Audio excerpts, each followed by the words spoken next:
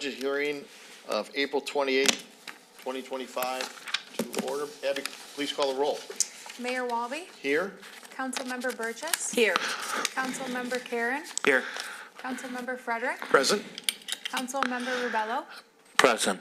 Councilmember Rusi, Here. Councilmember Vitale has asked to be excused. Move to excuse. Councilmember Vitale. Moved by Mr. Frederick, supported by Mr. Karen to excuse Councilman Vitale. All in favor, say aye. Aye. All opposed? 6-0. Please rise for the pledge.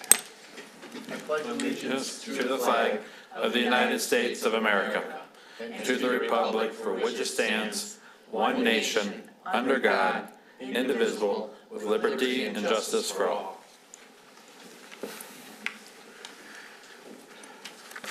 Oh my gosh.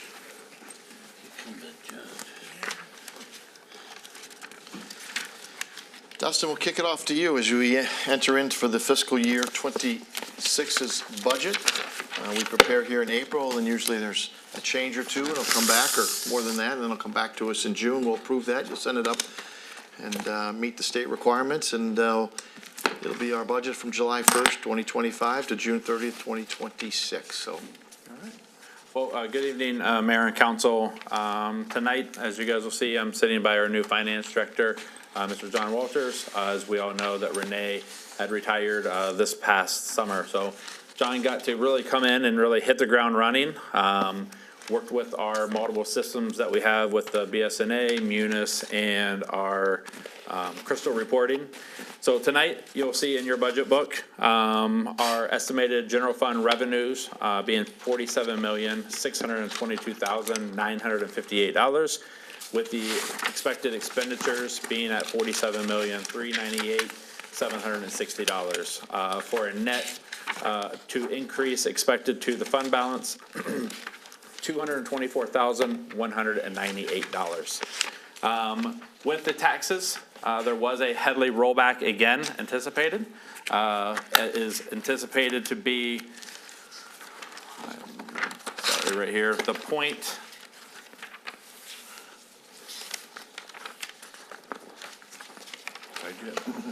The 0.98 factor. So there was a slight rollback in the taxable value with the Headley Amendment and Proposition A. In the budget, you'll also see, I know it was noted in one of our council meetings, is there going to be any additional full-time staff? The answer is no. We're actually looking just to stay status quo. There'll be no new full-time positions in any of our current procedures. I do know that we have talked about if the SAFER grant does come available, that is something that will come back in front of council. As of right now, as we all know, that has not actually even been publicized yet. There is rumors that the FEMA grant could possibly be coming live, but we have not seen anything, and nothing has came in front of us with the SAFER grant as it is currently stated.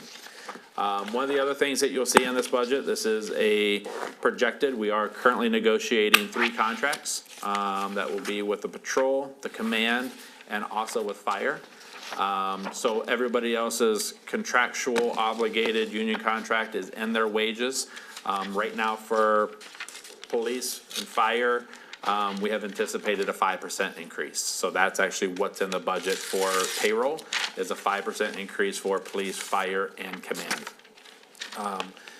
We also, as we discussed at our last meeting with the bond council, there is a line item in here for the police and the fire. That is approximately for $300,000. That covers interest and the bond payment. That is just an estimate. As we know, that has to come back in front of council, and that is all going to be based on the rates of today's market when that comes, as well as whether we go for a 30-year loan, 25-year loan, 20-year loan. So that number could change, but we are estimating right around $300,000. Talking to Pat McGow, the anticipated payment is looking to be about $250, $260. That's with the current bond rate estimate with a 30-year loan. Now, if council decides to go less than 30 years or the bond rates change, they have been changing pretty wildly over the last couple months. There have been some dips and some valleys in those loan rates. So when we get those information, we'll have a little bit detailed, but that is in this packet and in this budget.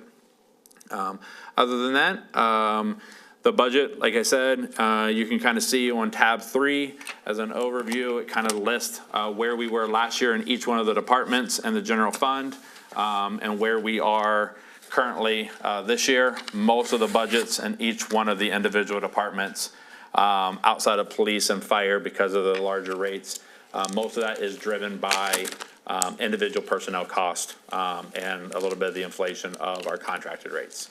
Other than that, that'll be the overview, and we can get started with court when council is ready. Mr. Karen. Thank you. Just question before we dive into the court and individual departments on the revenues. The ones that really don't, for the departments that aren't going to be coming up here tonight, but, so under page, skip that section. Page 78 of the revenues, we do have charging station revenue.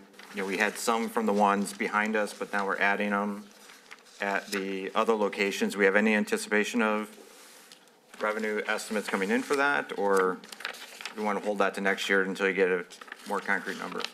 The goal to kind of be conservative, hold that until we have the actual concrete information, add that, and any revenue that would come in would just be beneficial to any budget amendments that we might do later on in the year. Do we have the, basically the contract of what that would be, like what, how many cents per kilowatt hour or whatever? I don't, but I can get that and provide that to council. Okay, thank you. Yep. And then also on this one, under committees, it's a little, maybe a little more, under Historical Commission, we got $2,000 of revenue for Historical Commission, but then there's also $2,000 of revenue for Historical Commission. There's also $2,000 expense, but the other commissions, we weren't doing that. So, like, for example, beautification doesn't show a $6,000 revenue that they're getting from the city, and we don't show the expenses for beautification. But we showed Historical Commission the $2,000 for both, and that's particularly for the plaques that they're Correct. doing every year is what that's allocated for. Yep. So if you can take a note to just kind of look into that. And the last thing that's general, and maybe when CDI's up here, Liz can help with this, but under CDBG, you know, we do have, it lists as a interfund transfer for CDBG, and then we do have a CDBG revenue for the senior center, which would be for the bocce ball courts, but we don't have one for the Kite Monroe Playground, which I think is also supposed to be $150,000, supposed to be CDBG. It is, it's in Yeah, under, the expenses in here, but I didn't see a revenue transfer in. Maybe that's within one of the other transfers. it's in one of the other transfers Okay. to the thing. It's not to the specific department like it is for the senior center. Okay, so maybe when Parks and Rec's up there, we can explain why. Yep, okay. Okay, thank you. And then, if council doesn't mind, since we started talking about the committees, I did have a couple of things I wanted to go over with the committees, if that's okay before we get started then. Sure. So with the committees, we do have the allocation that we have provided, and I know Councilwoman Rusi had brought up the funding for the cultural committee. I also had a question in regards to the beautification commission and kind of some of these allocations. So we have our beautification commission. They have, you know, dealt with all of the beautification of all the landscape beds. We have met with that board numerous times, and there's some additional services that they would like to be able to provide and some additional work that they would like to be able to provide in some of the areas where the flower beds are and redoing some of the signs that we have. So my question to council would be, our cool cities, Memorial Day Parade, special activities are all getting the 9,600. Most of those do have significant fund balances. I would like to maybe see if we can take those down to 9,000, but up the beautification committee to 9,000 as well. They are a large committee. They do a lot of work. It is the beautification for our city.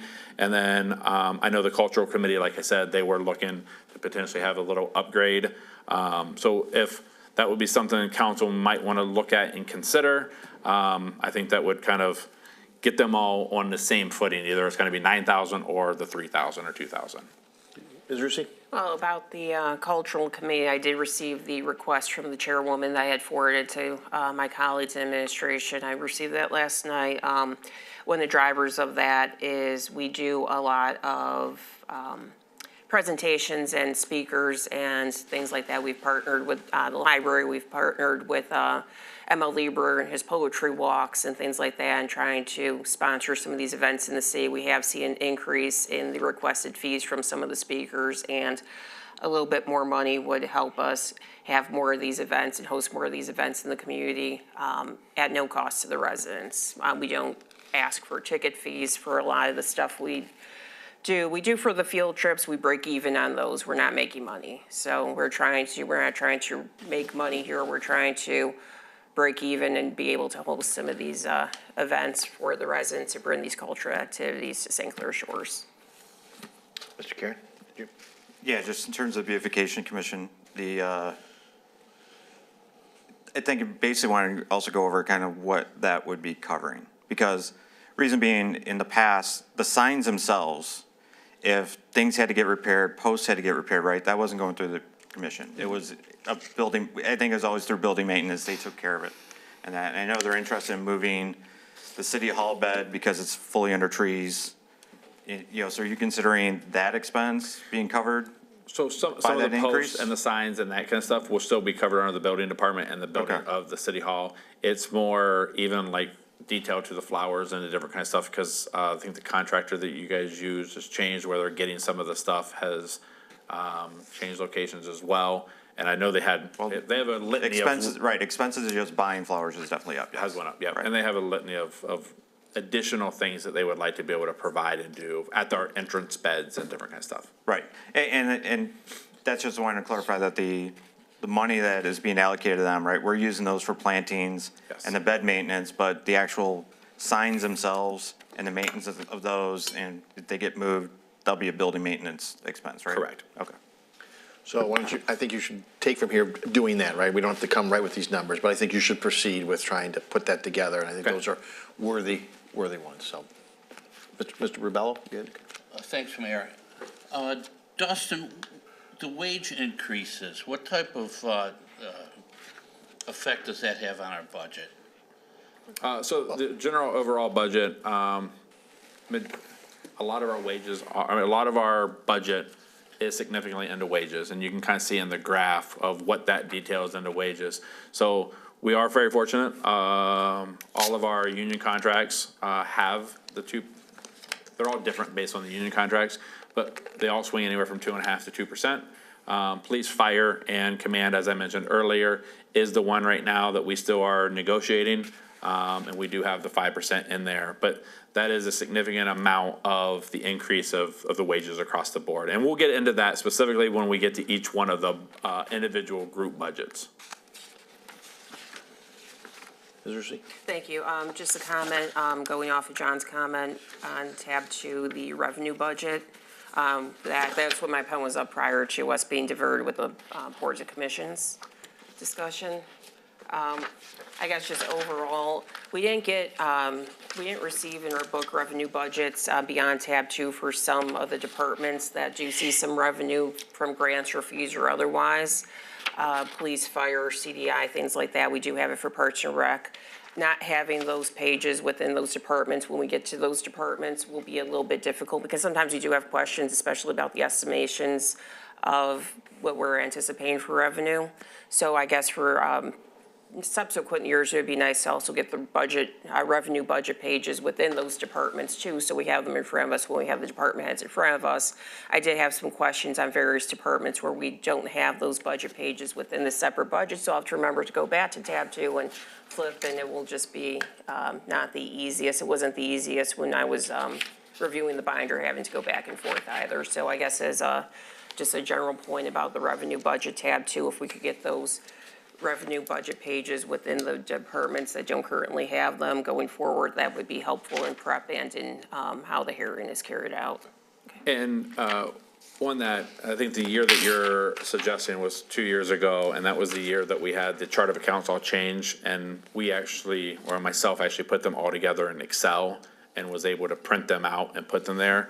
Our current reporting system to individualize outside of revenue is a little bit challenging, and we'll try to work on that, and that's one of the things is trying to really work on BSNA and upgrading our BSNA service so we don't have to actually have 3 different accounting principles to get us the same result. So I would love to be able to provide that, and I think that's what we'll work on too in the future. We do have it in Parks and Rec, not to the same detail as in tab 2, I don't think, in some of the some of the subsections under that. So we do have it in some of the departments and the funds definitely, but, police, fire, CDI especially with some of the fee, the anticipated fee estimations, it would be nice to have those in front of us when we have CDI up here in case we have questions about, permit fees or things like that, so. Yeah. Okay. When the program was set up, they set it up that way from the very beginning, so the whole background of the model of setting it up, because recreation was its own ancillary Right. account, wasn't part of the general fund.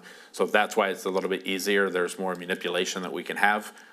But that's one of the things that we would love to be able to see moving forward, and I think you guys see it in our capital projects too, is trying to get BSNA upgrade to the cloud, which is the new system, to be able to provide the same thing that we're paying Munis to I do mean, now. even if we could just insert the sections from the tab Cut and 2 and paste, just, yep. cut and paste, I Yep. think that would be worthwhile. So we will do that. Okay, great, thank you. Mr. Frederick? Just a quick question on the committee balances. You've got Aquafreeze and chamber concerts with a negative balance. Are we not doing those? Is that why we're doing, or is there no carryover down to the contributions from the city, or? Well, I mean, they're always raising money. I will tell you the Activities Committee on an annual basis provides money at least to. These guys, the- Aquafreeze? And not to the Aquafreeze, but to the chamber concerts for sure. We've handled that for a number of years. So I think they're just very close all the time. All right, so that'll come out of activities, and then Henry will raise a little bit and it'll come out of activities, yes. and Aquafreeze will be just on its own if we're doing it, because we didn't do it this year, right? So, No, we did. Oh, we did. We We did. did one day. Correct, right. So we tried to, it was an expense, quite a bit of an expense in '24, and so we tried to lower that, right, and had it for the one day, so. okay.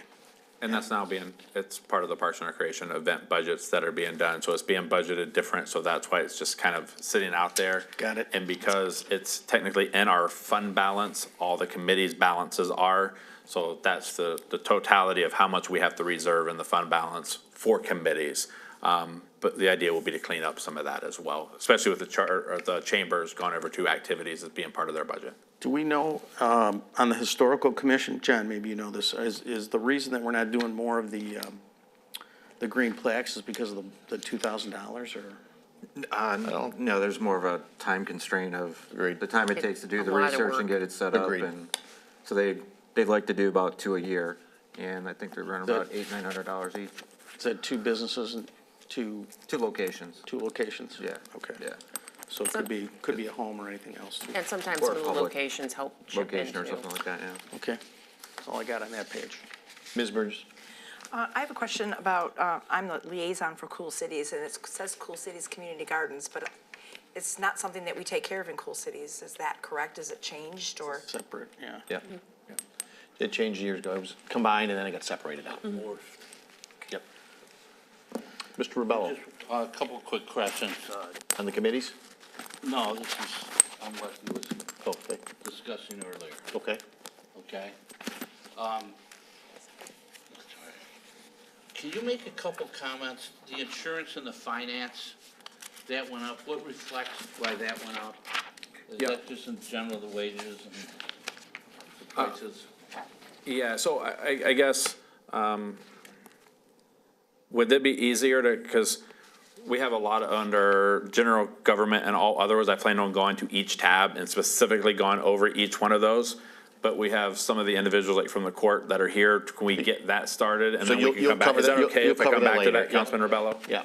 So Sure. Okay. Let's start going down the list. Capital projects, okay. So, but, again, just the final, at least on the committee, will provide us an update. We'll make some changes with that, but we'll work on that and I think achieve the goal that we're all looking for here on the committees. With that, we'll bring the court up. Judge, Andrew, how are you this evening? Good.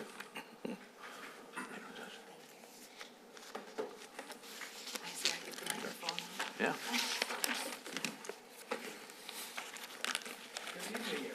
Good evening. Hello. So since this is live, remember, please, we want to use the mic. It is, so it's important that we picked this up for television, so thank you. That includes John. Good evening. The court has presented a fiscally responsible status quo budget, pretty similar expenditure-wise to last year.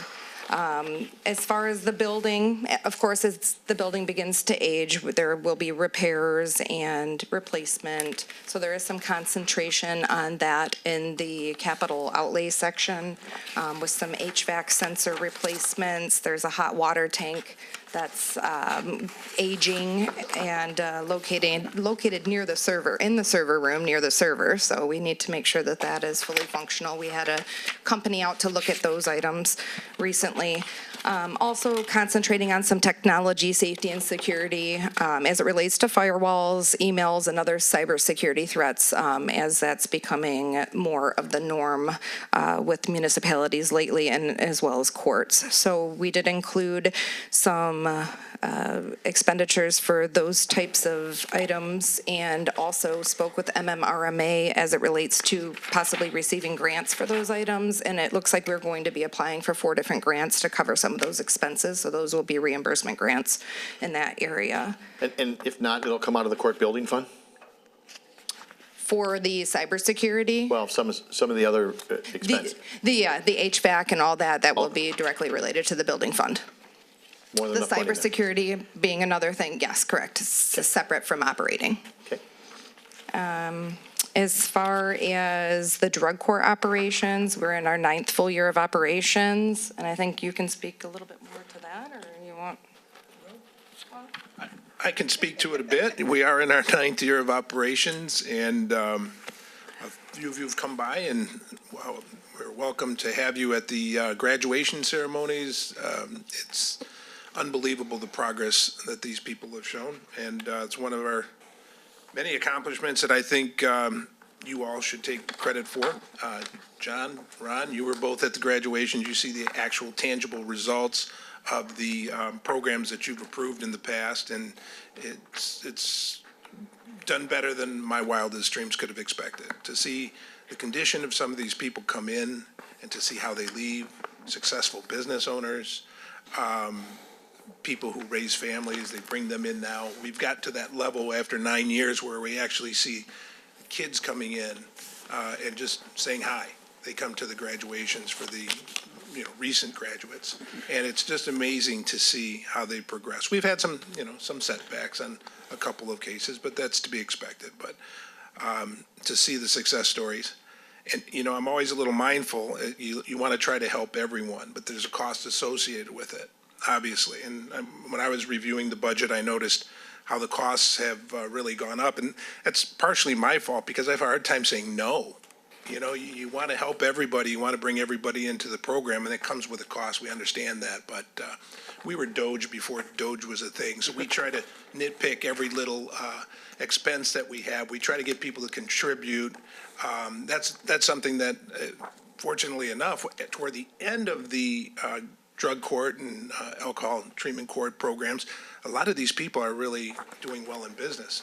They can pay their way, so that helps too. So we're looking at different ways to further the program. Plus, we're also coordinating with the county. Hopefully, we can get some of that opiate money settlement directed to the places where they're needed the most, which is drug courts. It's just a natural consequence of the opiate epidemic that we had. So very pleased with that. As far as other matters, we have been really a leader since the onset of the MyFile or e-filing, and we've had plenty of courts. In fact, just recently, this past week, we had another court from another area out training as they were going live. So we've been able to do that, and we're hoping to volunteer once criminal is online and save us some money there, because the state does provide that platform, and it does allow for workflow. There's just a lot more efficiencies within the workflow with that. So we're pleased with it, very much pleased with it. And I think that's a good overview. If there are any questions. Mr. Frederick? Yeah, just a couple of comments. Drug court, over the top, man. When you see those people getting back into society and kids coming who hadn't seen their parents who were involved in that in a long time, so putting families back together. So kudos to you guys for that hard work.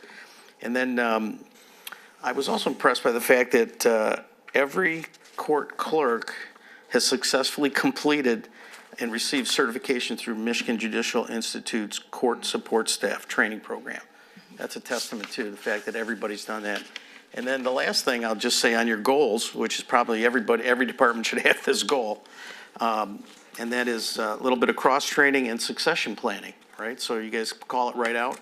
And I think that's extremely important as we move along here to make sure we've got people in the pipeline that can, not only do their job, but maybe do up job a little bit. So as people move on, you got people in place. So just good stuff. Appreciate what you guys do over there. Thank you. Ms. Rusi? Thank you. Just, I guess, a couple of comments and a question. It's nice to see you guys continue to be on the forefront of embracing technology to make your jobs easier and also easier for people to interact with the court. 9 years of the drug court is amazing. I always hear really positive things about that.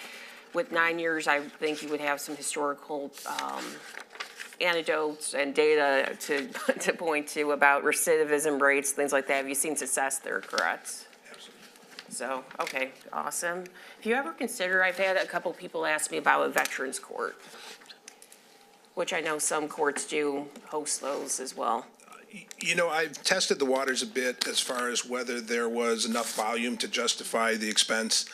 We do have a circuit court, veterans court. We also refer to 41B rather, in their veterans court. So there are resources available that we can use. Fortunately, we have a concurrent jurisdiction plan in order now, and the state court administrator's office has made it a lot easier for us to share services. That's awesome. So we don't have to reinvent the wheel.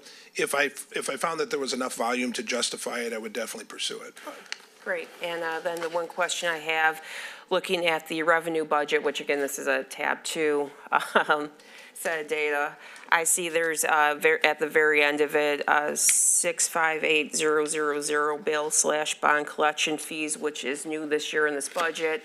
Was it previously allocated somewhere? I mean, just when you see a new revenue line item, you want to question, okay, where is this coming from? Yes, that is directly related to the bond forfeiture accounts, where money is a pass-through. So when it's posted, it's either given back, sometimes it's forfeited, so it's in and out.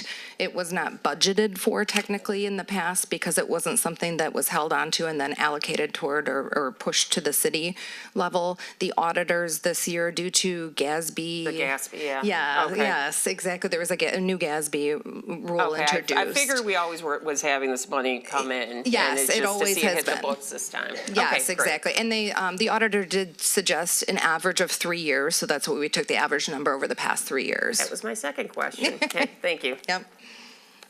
Mr. Karen? Thank you.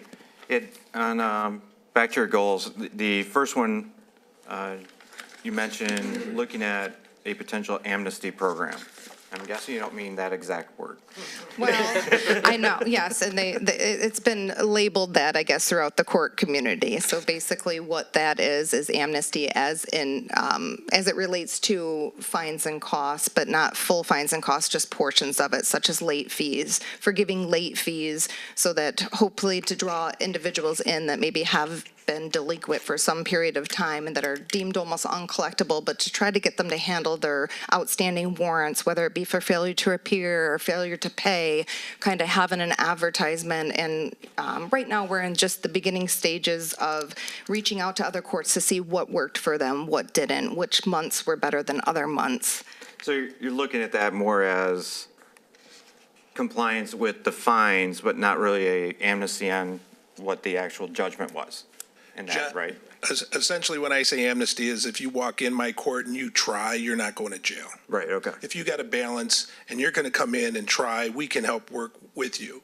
If we have to pick you up, we have to use our fine police officer to pick you up and bring you in. You might not leave on your own. But if you come in and you show us you're trying, you're not going to jail. Okay, great. Yeah. And thanks for explaining the drug court increase as well, as I did see that, but it's a great program. And, commend the court and basically the several members of the court and staff that participate in that to make that as successful as it's been. So that was a very key part. And also appreciate you guys all trying to stay on top of new technology with e-file and that, and be a leader in the state. So greatly appreciate that you're doing over there. Thank you. Thank you. Mr. Rubello. Thank you, Mayor. Just a couple quick questions. To you, what are the biggest problems that you would have in your court that are the toughest things to overcome? Is it the collections? I would say always collections. It's difficult because we have a duty to the city, we have a duty to the state to make sure that people who are found responsible of crimes or civil infractions pay what they owe. So that's difficult. But we also have to be compassionate, and we know that a lot of people Right. don't have the money. That's We sort of we a- started different programs to try to get people who are typically afraid of the court to not be afraid to engage. So we did the driving while license suspended court. We've done the amnesty programs in the past where we encourage people to come in and get it taken care of. That's the hard part, you know. We've always had an adversarial relationship in our legal system when it comes to criminal cases and that type of matters. We want to make the courts more usable. That's a difficulty that we have. Yeah, it always seems to, walking that tight wire like that. Yeah. And to go along with that, I always sort of wondered what the ratio is to what people owe you to what's still an outstanding balance. I don't know if, it doesn't have to be, the exact thing. We could get you those numbers. We've ran them periodically, and we send them to council on occasion, but it's probably a good idea to continue to run those numbers to see where we're at. And unfortunately, the state doesn't allow us to suspend any uncollectible amounts, so obviously the total is skewed a bit. We can't just say waive fines. The state doesn't allow us to do that. You guys do a wonderful job, and I agree. I don't know who said it here, but the technology in there is just, it's outstanding. Yeah, Councilwoman Rusi, you say it's easier for us. I kind of hiccuped when you said that. It's not easier for us, but boy, it's a lot easier for the people who use the court. So, Theoretically, it's easier for you. yeah, it's a lot easier for those who use the court. I'm still kind of old school where I want to write everything out and have paper and pen, but this new technology with apps and everything I'm a online. paper person too, Yeah, I get it. Yeah. Thank you, Mayor. What, like this? Perfect, no laptop there. Thank you. Appreciate it. Thank you. Have a good evening. Police and DLEF, Deputy Chief McAllister. Tab 18, tab 36.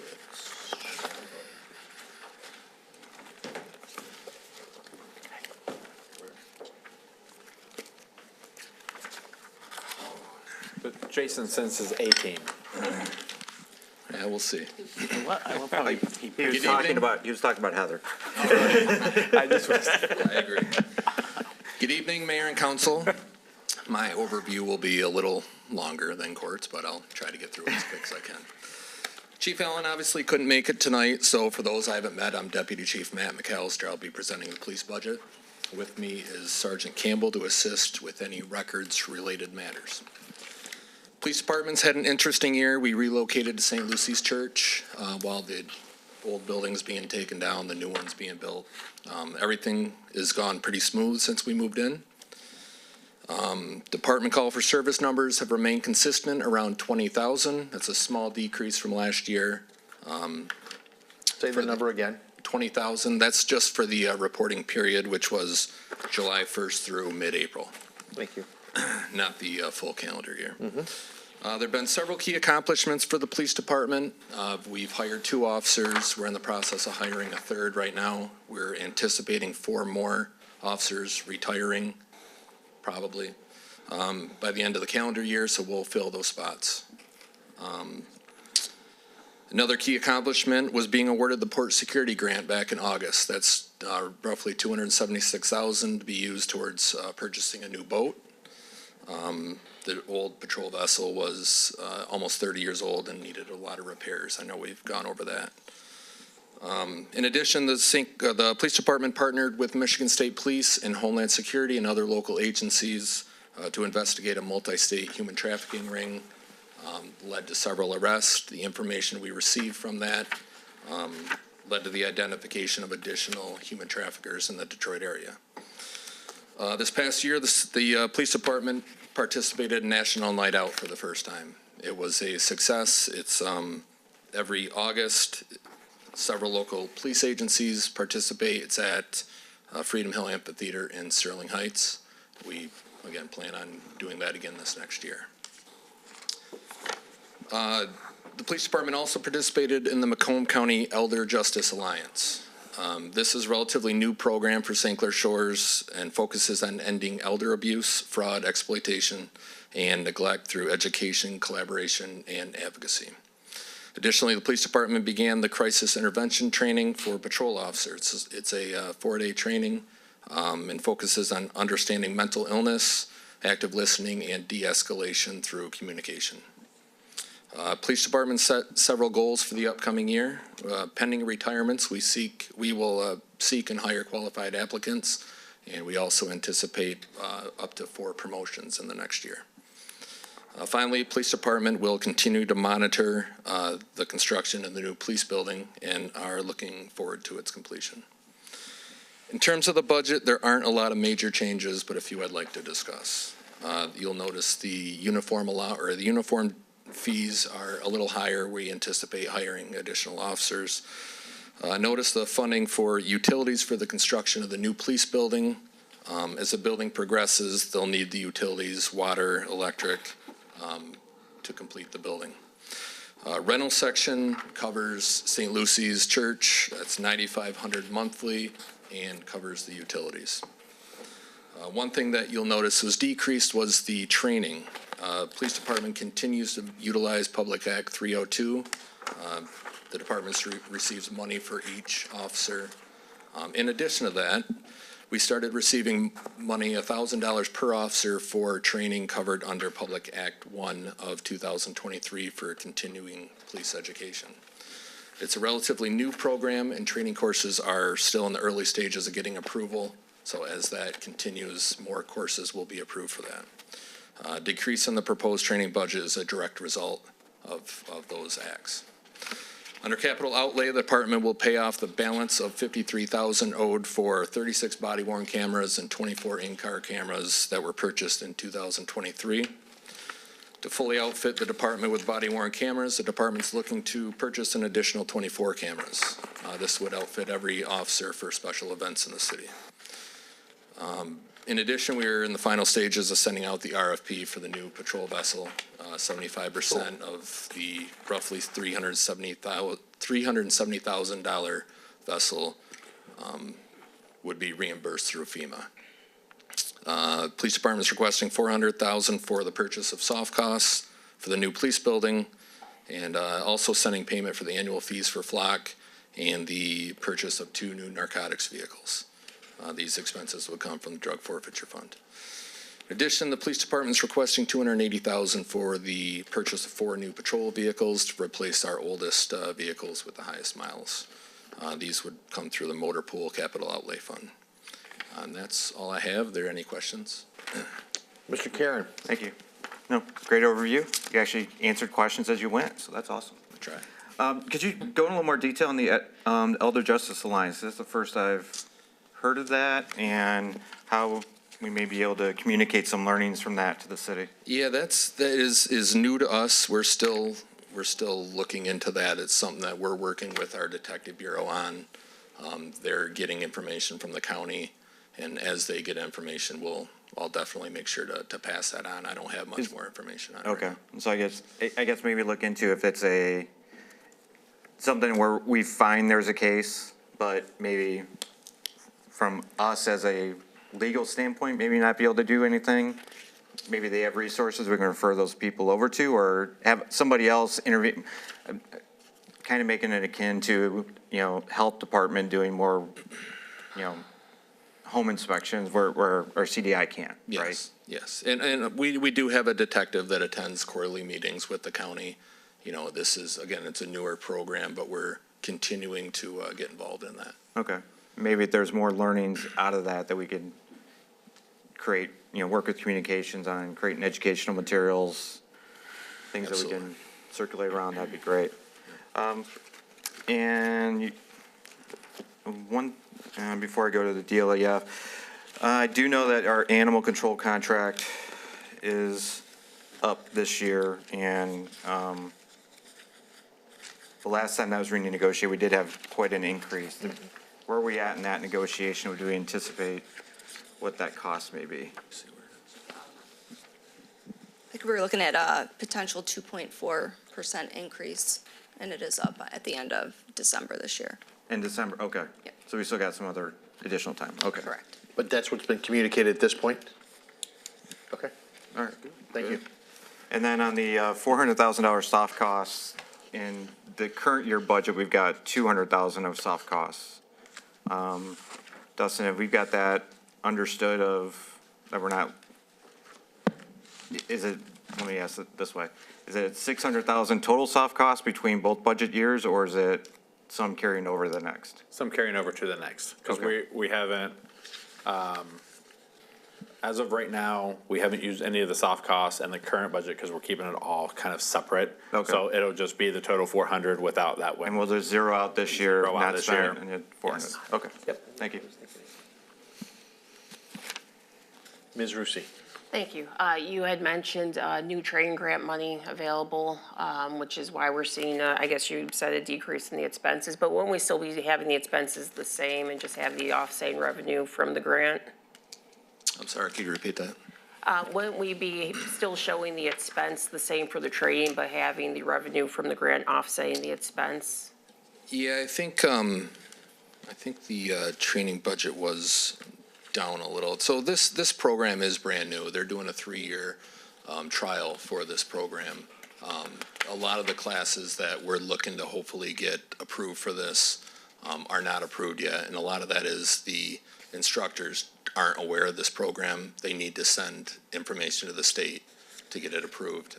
I could see going forward that more and more will be approved for this. And I guess speaking on behalf of Jason and having this conversation, it does look like the state might be putting on the training for the people and then providing the class, and then it's just a free class for us, but Okay, we so get X no amount of corresponding office. expense, it's not a reimbursement Yes. type thing, it is, they're putting the class on, they attend the class, it's not, we're getting money to send officers to pay for classes.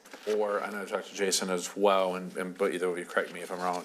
There's also the opportunity to where we could get trained to be the trainers. We could have the class, then we would actually receive the money from the From the state. Okay. For. But that's not set up yet, which is why, Correct. okay, my follow-up question was about the revenue budget too with the state money, so, Yeah. okay. That's if we end up training and we get ourselves where we're holding the classes, which I think ultimately is part of our goal to where we could host some of those, especially when we get a new building.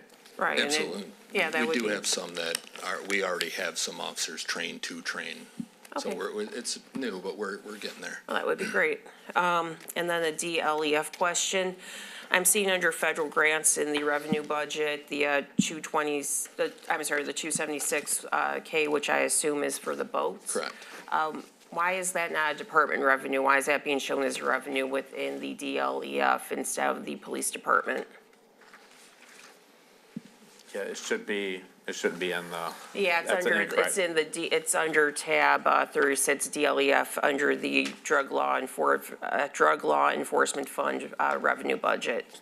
Okay, yeah. So I think right now is we have it, because we have it getting purchased out of the DLEF, but I think we'll change that to make it purchase out of the motor pool. Yeah, So it'll that- actually go to the motor pool, and the portion of the DLEF fund will then transfer to the motor pool to keep all purchases out of the motor pool. Yeah, because right now it's being shown as revenue, like it's going into the fund, which it's not. Okay. It's, okay, yeah, if we could get that fixed. Okay, thank you. Mr. Rubello. Thank you, Mayor. For the port security grant, Yes. so the 276, can that include anything other than a new patrol boat? I mean, the patrol boat's good, it's a great idea, obviously, for a waterfront community, I don't know. We already approved it, Dave. No, I know that, Okay. Candace, I know that, I'm asking him a question here. Thank you. The 276, does that go to anything other than a boat? No, that would only go towards the purchase of the new police boat. Just the police boat? Yes. Okay. John already asked a question about the animal control. You know, our number one priority here, most of us, is getting a new police station up, and I hope that helps you out. a lot as far as, you know, mentally, and it's very better for you to be able to do your job and so forth. And I just want to touch on another thing here, is the pending retirements. How many do you have going on? We anticipate 4 additional retirements, minimum. There are other officers that could retire, but probably a minimum of 4 by the end of the calendar year. Okay, thank you. You're welcome. Okay, thank you, and we do appreciate, it's an excellent department, and the community appreciates your service and your dedication to the community, so we really do appreciate Thank it. you. More than happy to serve. Thank you. Stay high profile, love it.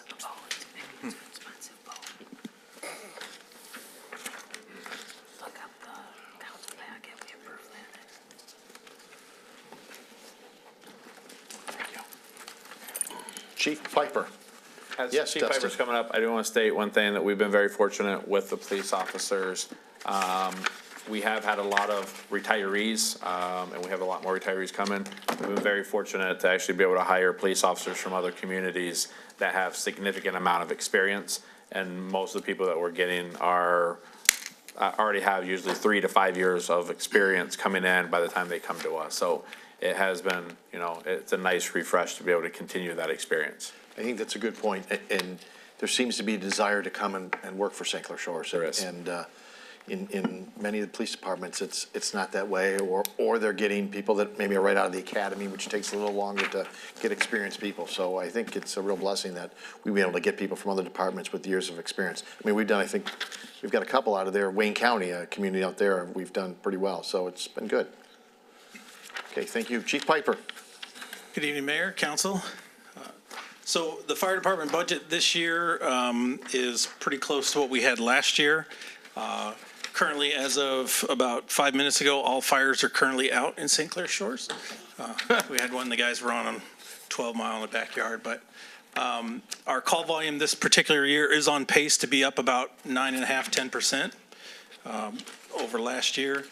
And the only big item we currently still have in the budget is out of the motor pool for a new ambulance. Just that same program we've been trying to use on keeping the ambulances kind of the backbone of our apparatus purchases, and so it's time for another one. We got one that just came in physically in. It's going to be in service soon as the state actually signs off on it for us, and we'll get some nice pictures and an email out to the council.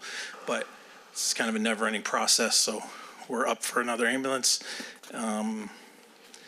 You've heard me give this speech a few times, so I'll turn it over to y'all if you have questions.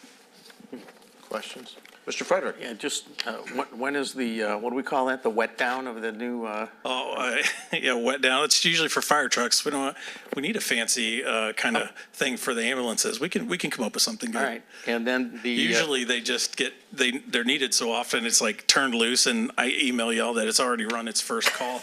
So, Like, we could plan something, but it might not be there.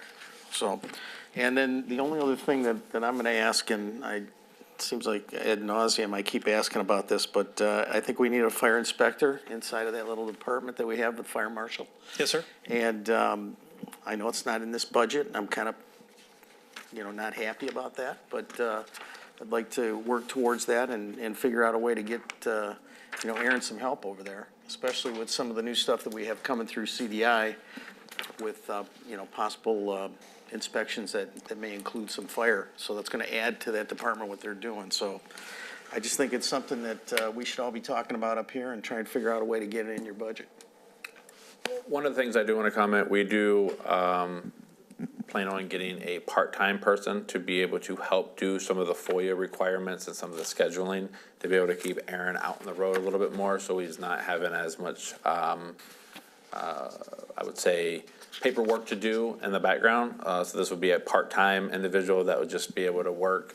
We're looking, 4 hours, 5 days a week, just to be able to kind of alleviate and find out how that works. Because talking to Aaron, having another inspector would be great. But, talking to Aaron, having 2 inspectors would be great as well. But one of the things as well is there's a lot of his time that is committed that he has to do that is very clerical work. And being able to take some of that responsibility away from him at a cheaper rate rather than hiring a full-time inspector that's gonna be, a much significant higher rate, would actually be more productive on the short term until we're able to come up with some more funding and no idea. And I appreciate the stopgap measure, and I think one of the things that we lack on a little bit is prevention.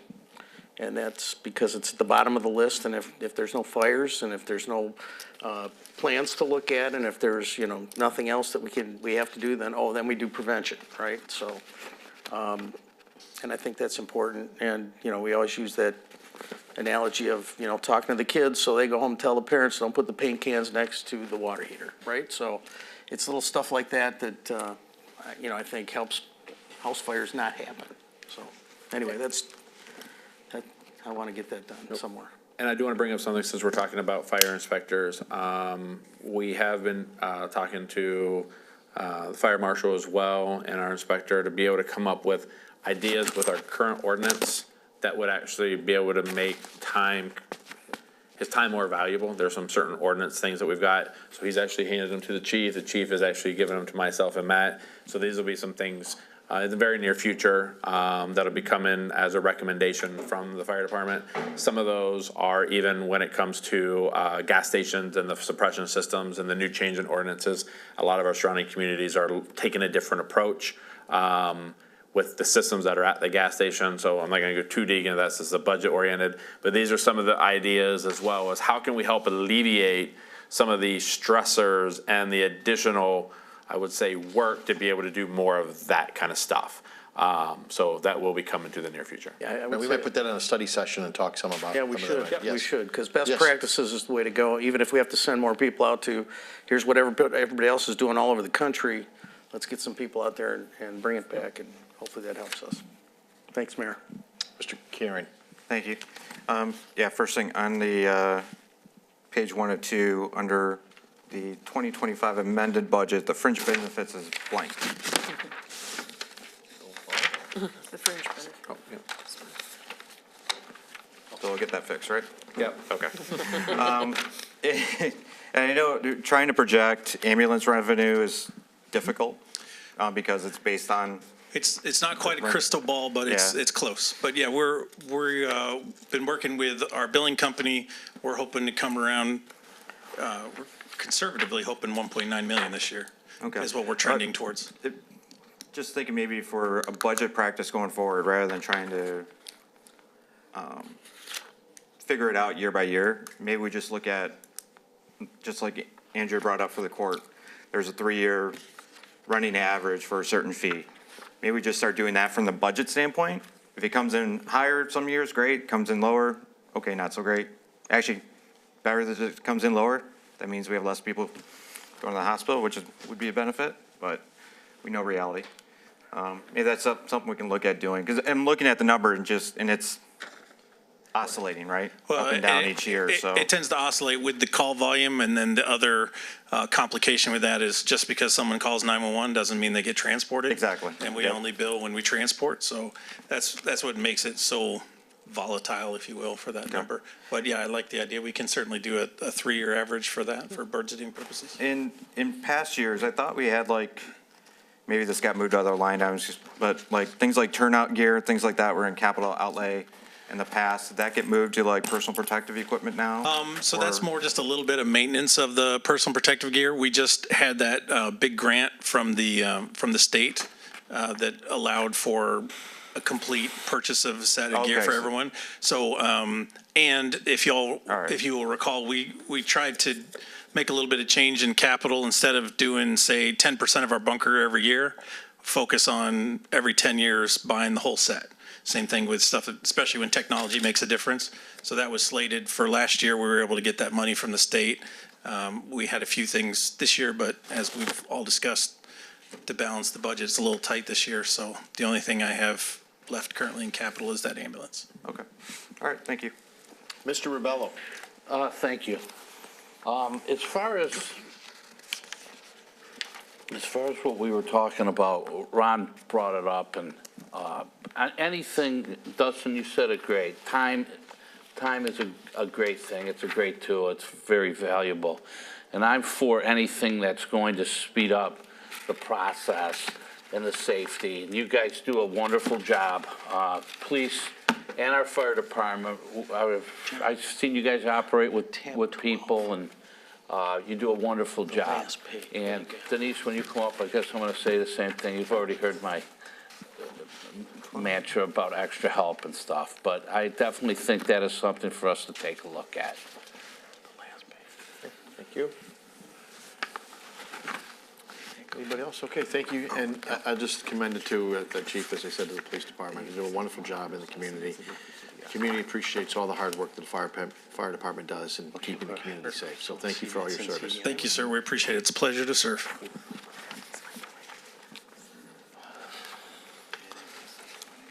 Well, police and fire going together, huh? All right, see you guys later. So where did we get it?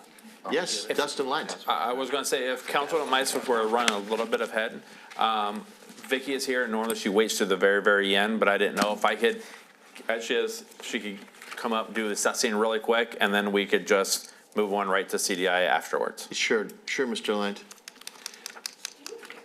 Maybe we should put the court, I've been here a long time, and the court's always first. Maybe next year you should tell the court they're last, Mr. Lent. Yeah, you Both, tell them. I will say- Go tell the judge that. Right, Go tell the judge No, that. I said Mr. Lent. So I do usually cover most of all the other general government. As you guys should know, Terry always stayed to make sure she could cover the assessing. Vicky has taken over those shoes and has done a fantastic job. And I know that, we had talked to her earlier, and she just wanted to know if she could come up. So since we do have a little bit of Oh, time. here she I is. would Okay, we got her. Let's go, Thank Dustin. you. Thank you, I appreciate it. There's really no big changes, it's just status quo. We're not buying any boats or anything. Might be fun for assessing waterfront property, but the only increases are really just because of postage, and that's the normal increases just because of inflation. Maybe about some of our accomplishments. Yes, please. Something new that we implemented, which isn't very often, so that's exciting, is we're sending letters out to new homeowners. And that isn't really a pleasant letter because it's letting them know what their taxes are going to be once they uncap. However, it is to their benefit, because a lot of homeowners are not aware, and their first shock to that is when they get their tax bill. Maybe when they get their assessment notice, they kind of know something's going to happen, but then they get that tax bill and they're really stressed out, and they're behind in their escrow at that point. So we started sending out letters with an estimate of what their uncapped taxes are going to be. We advise them to contact their mortgage company, make sure that they're escrowing the correct amount. And then we also ask them to take like an interior survey, because that is information that we typically were not getting. And we were when we go out and we measure, we leave door hangers asking for those interior surveys as well now. So I do think we saw a good response from that, from the March border review that just passed, because I think 90% of our calls are new homeowners that get that notice, and they're at our counter, and they're at that point they're upset. Who wouldn't be? And that was really down this year. So. I think that's good. I think that's excellent, providing that information. People's knowledge is power. So I think that's excellent. I applaud you for that. Mr. Bello, get your pencil up? No? Okay. Well, no, I got to tell you, I bought a house after, and I did say your name a couple times, because when I bought that house, the lady had been living in there for about 50 years, and I had sticker shock. But it's great that you're letting people know, and these types of complaints have gone down. So I think you stepped right in there and did an amazing job. As far as if people have complaints, they can just come and see you or write you. How do you, what's your best opinion of how they should contact if they have issues? Yeah, definitely by phone or by email. Or just come on in and see me. My office is right by the counter, so. I've always known you guys to be very patient with people when they're asking these questions, and there's they're in shock too sometimes when they get those, I know. Absolutely. Handle it It's great. personal, so. Thank you. Mr. Karen? Thank you. Yeah, the fact you're sending those letters out is an awesome idea that you guys took on, because I'd asked you for some data a month and a half ago or something like that, roughly about that time. I wanted to know year by year kind of how many properties were being uncapped and that, and Vicky got me gods of data by the end of the day. But actually, it's like 1,500 people, 1,500 properties are being uncapped every year in the city. And that, so that's 1,500 times that's happening. And I think this last year, I don't see, because normally it's around March where we start seeing the social media posts of, oh my, our taxes just went way up. And we're like, we haven't done anything. And it's the escrow companies. That's when they're sending out their updated notices, update calculations, and they're saying, well, yeah, your taxes, that you owe the escrow company went up. And they think it's from us. It's like, it's just how the calculation went the last couple of years.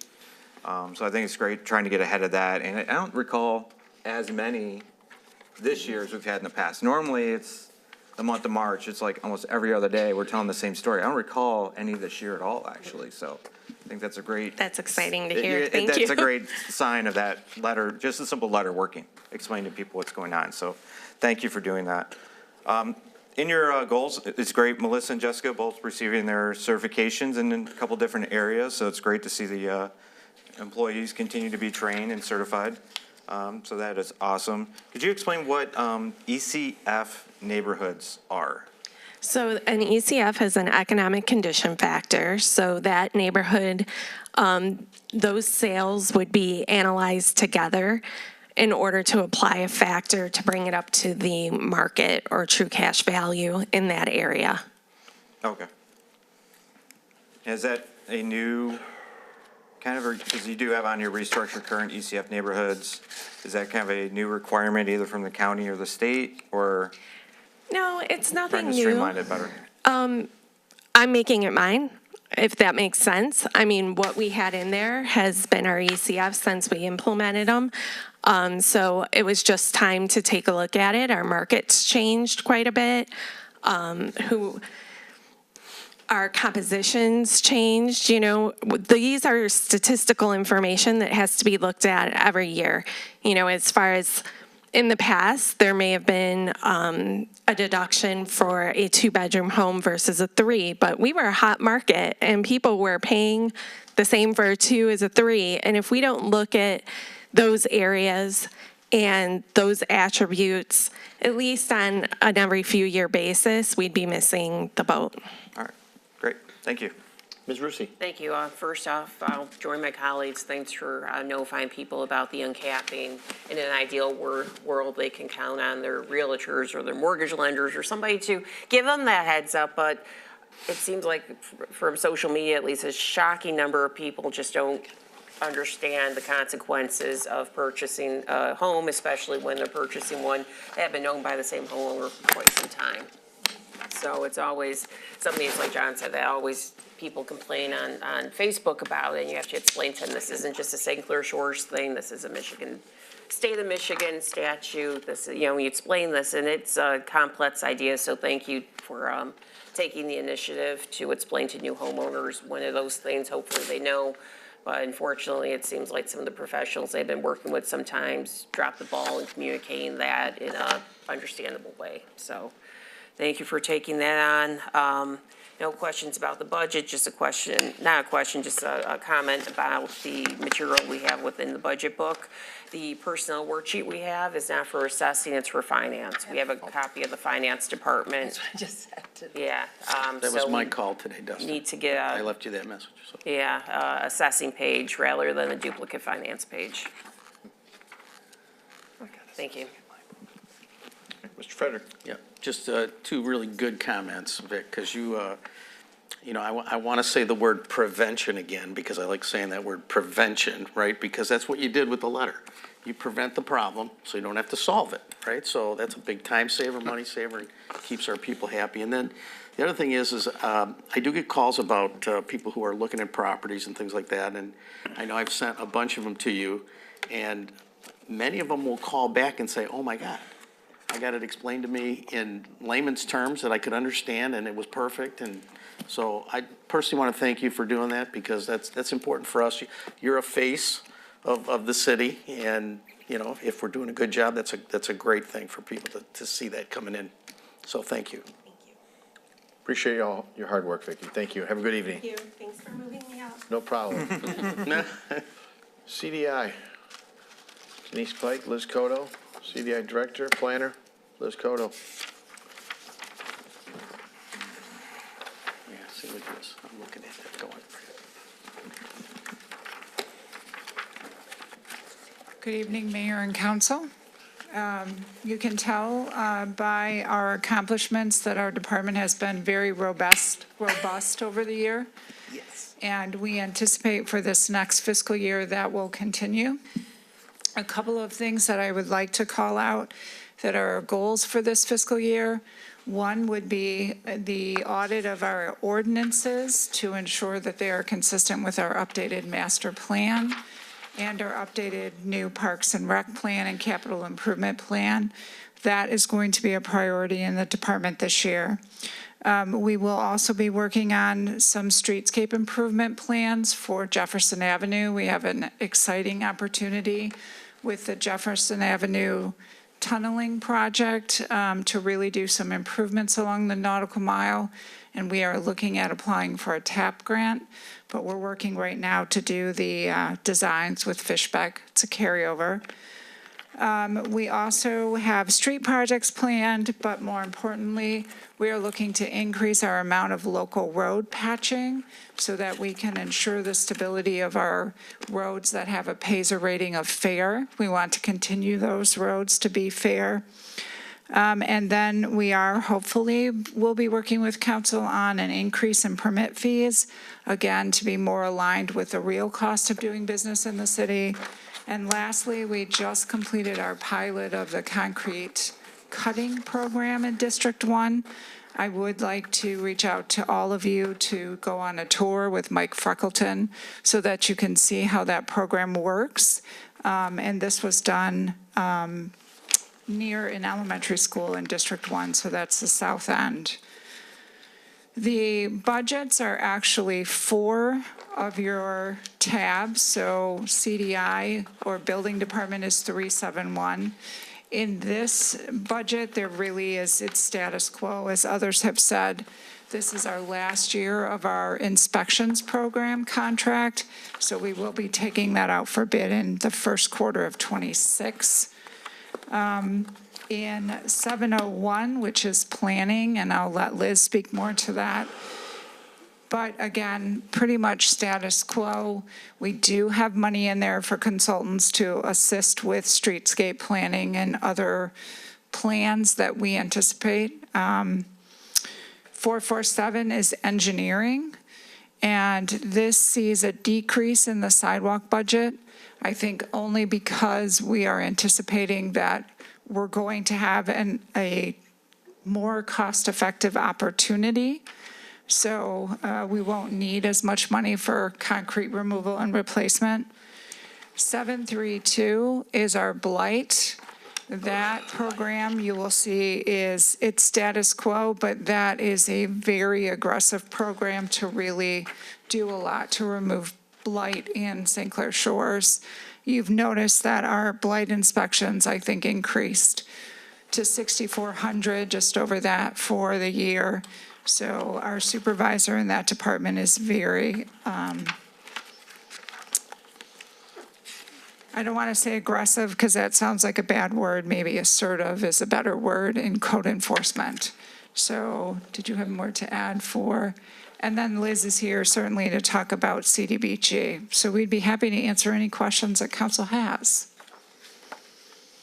Mr. Karen? Yeah, let's start with this CDBG. So in the revenue side of it, just how are we accounting for we're removing CDBG money, like for example, in the senior center for the bocce ball courts, cover 150,000 going to Kite Monroe, but that's apparently just in a transfer, but not as a separate line item. So just how are we managing that through that that the same type of information is being sent to each department, basically, so it's consistent. So I guess if you go back to, and it'd probably be easier to kind of pull it up into revenue on your tab 2. And John, correct me if I miss anything, or same thing, Liz, if I'm missing anything here. So underneath revenue, under CDBG, you will see underneath the planning department, there is, or it's probably under, sorry, they don't have it under planning, CDI fees. Which page is that? 2 of 8? Yeah, I'm sorry, I'm trying to look for where it says, okay. That animal highlighted. Yeah, Page 4 of 8. No, so like so the CBDG center on page 4 for the senior center. Thank is you, yeah. one.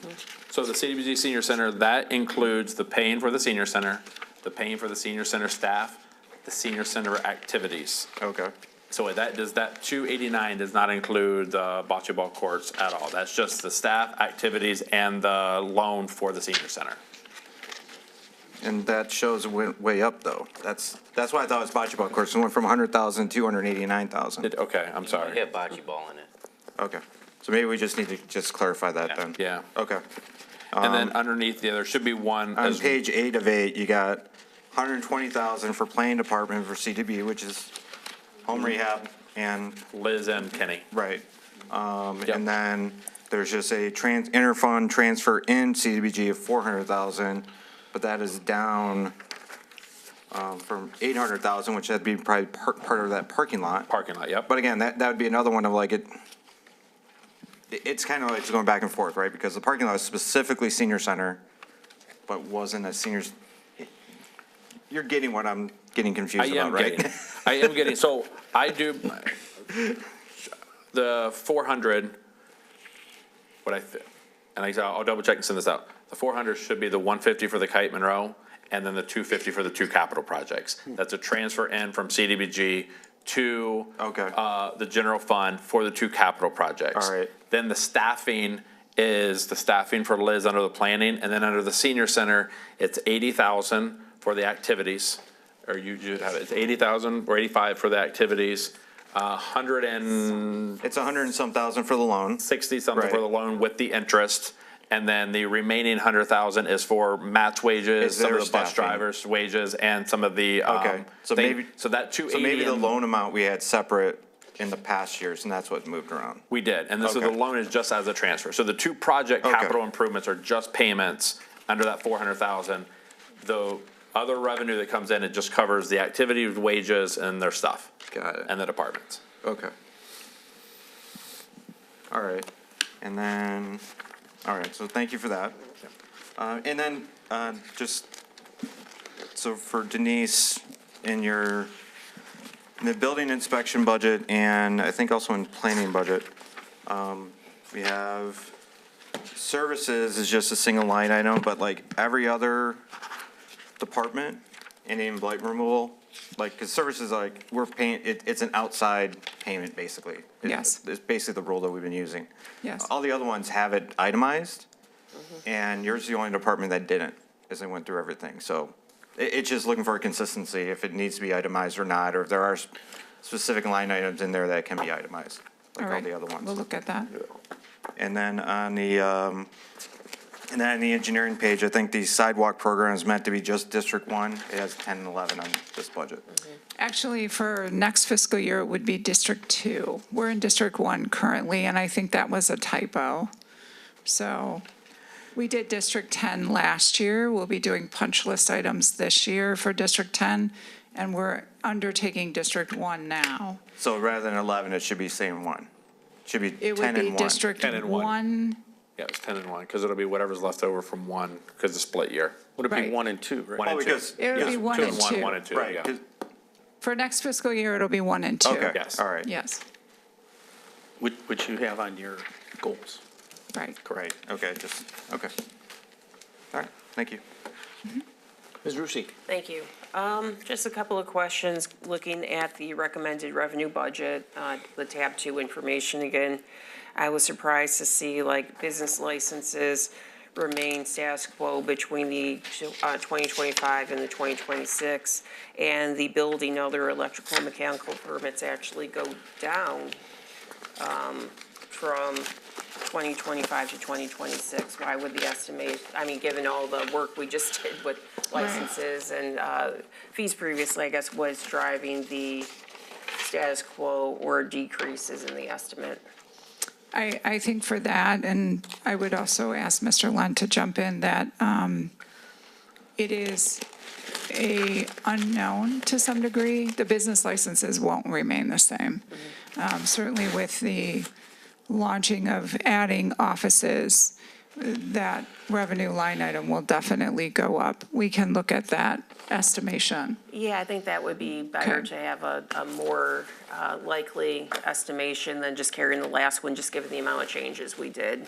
I know we don't know for sure, and that's why it's estimation, but we know Sure. how many Yes. buildings are out there. We know how many people we mailed letters to. We probably, I could see us ballparking something a little bit closer than just carrying over the number from last year, given all the changes that we've made. We'll revisit that. Thank Okay. you. And just one other question then. I was happy to see a goal being the, going over the auditing the current ordinances, just make sure that they are not, I would hope just not just consistent with the master plan and the other plans, but also looking for anything that we could do better. More, some of these ordinances are quite more reflective of 2025 than 1985 or whatever the last time was they were. Absolutely. So, I mean, what ordinances, I guess, do you foresee being currently inconsistent with the plans we've been passing? So we have several that are in development right now. We have a non-owner occupied ordinance that's being updated for council review. We are working on a food truck ordinance. We're working on updating the driveway ordinance. We have some language that is not consistent with like the building code. So accessory structures, we have some issues there that we would like to address with ordinance revisions. Commercial vehicles, yes, absolutely. Yep, that's been a topic of discussion for a little bit. Sign ordinance is another. Sign ordinance needs a lot of updating. It would be nice to, and I know we have, Yes. me and Ron have worked previously on a sign ordinance subcommittee. If we get a draft from administration, we could always reconvene and start giving input on the draft. I don't want to have a subcommittee where we try to reinvent the wheel, you know, but it would be nice to have a basis to work off of and provide input that way. And I think Liz has an excellent basis of a sign ordinance that she wrote a few years ago that we can just take out of the drawer and update that again and get that in front of council. Yeah, I'm sure there's been additional case law pursuant to the Gilbert case that really upended all of constitutional sign law in a Yep. wonderful way. Right. And I know other states have been updating their ordinances, and those ordinances have been litigated. And I bet there's been, I think the last time we discussed, we were wiping down tables with Lysol because COVID was just right there before we all went home with COVID. So it's been a while. I assume there's been some movement with other communities as well as the courts that would be beneficial to look at too, while we do ours. Absolutely. Okay, great, thank you. Mr. Rubello. This is sort of, I guess we've all asked you these questions before, probably all of us, but always one of my concerns is there anything that we're looking at as far as, or do you think it's just, it's fine how we are sitting right now? How quick that we get out to the businesses? I guess it's, Liz too, I know you work with the businesses too, and so does Denise. If we can speed up the process of when we can get out there and look at what the businesses are doing as far as they need permits and things like that to get their businesses open. And I guess I'm just throwing that out there. And if we have any ideas or anything like that, is there anything? Well, I think there were a couple of things that we spoke with you and Councilman Frederick about, and they relate back to prevention, which is getting the information out, right? So what do you really need to do when you apply for a certificate of occupancy? Yes. just so that people are aware of what the steps are. Also, in the development process, we are taking a look at how could we revise our development review process to be more efficient. So there have been some recent cases where someone applied and maybe didn't have all the information, but we were able to secure that very quickly. So those two pieces of written kind of, an FAQ or a guideline, so to speak, those are things we're working on currently that you, council, have asked for. We also are working on, and Roseville is actually doing this, but for their inspectors, a program called Route for Me, and that will email a permit holder a window of time for their inspection. We have seen that make some permit holders very happy because they will schedule an inspection and the day before they'll get a window of time that's not 6 hours. So everybody's really happy about that. What it has done is unintended consequences is it slowed down maybe another sector who are used to roofs. They call the day before with an open roof. The system doesn't work that way, so we're trying to mitigate and address those. So we are working at some proactive ways to inform, educate businesses. Largely, the onus of responsibility still remains on the business or the contractor to call us and say, this is what I'm doing. But if we can have information that is readily accessible, that will, give them, here's what to tell us when you do call. So it's one call and not 5. Right, I just had something like that today, and I actually threw Liz's name out there to come in and see you because he's got a plan for a business that he wants to change.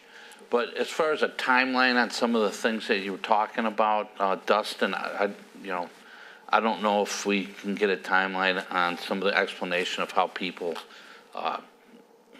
can talk to the city and their plans and what the guidelines are for them.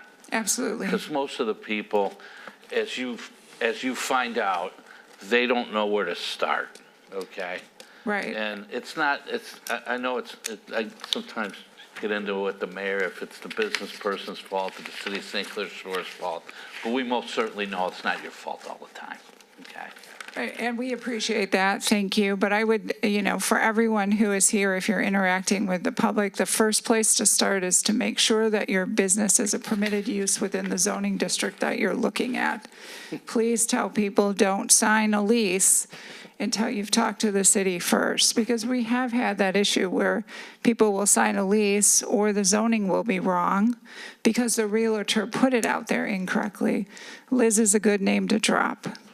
You can drop mine too. I dropped it a few times today, by the way. So, And I guess to answer your questions, Dave, too, I mean, I do feel, seeing other communities, talking to other city managers, our turnaround time actually here is actually relatively quick. One of the biggest issues that we do have here, though, that I would say is a little bit unique compared to a lot of other communities, is a lot of our businesses are more the mom and pop places.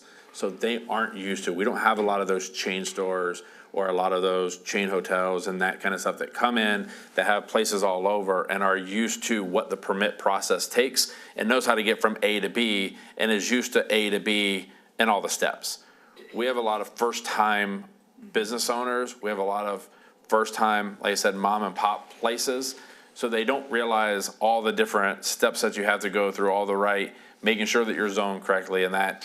And as well as when you're trying to create a building, a lot of times you have to go through an architect. And individuals look at it and they price. I mean, they're mom and pop, they're looking to cut every single corner, and they get an architect that may not be able to stamp his own plans and has to go somewhere else.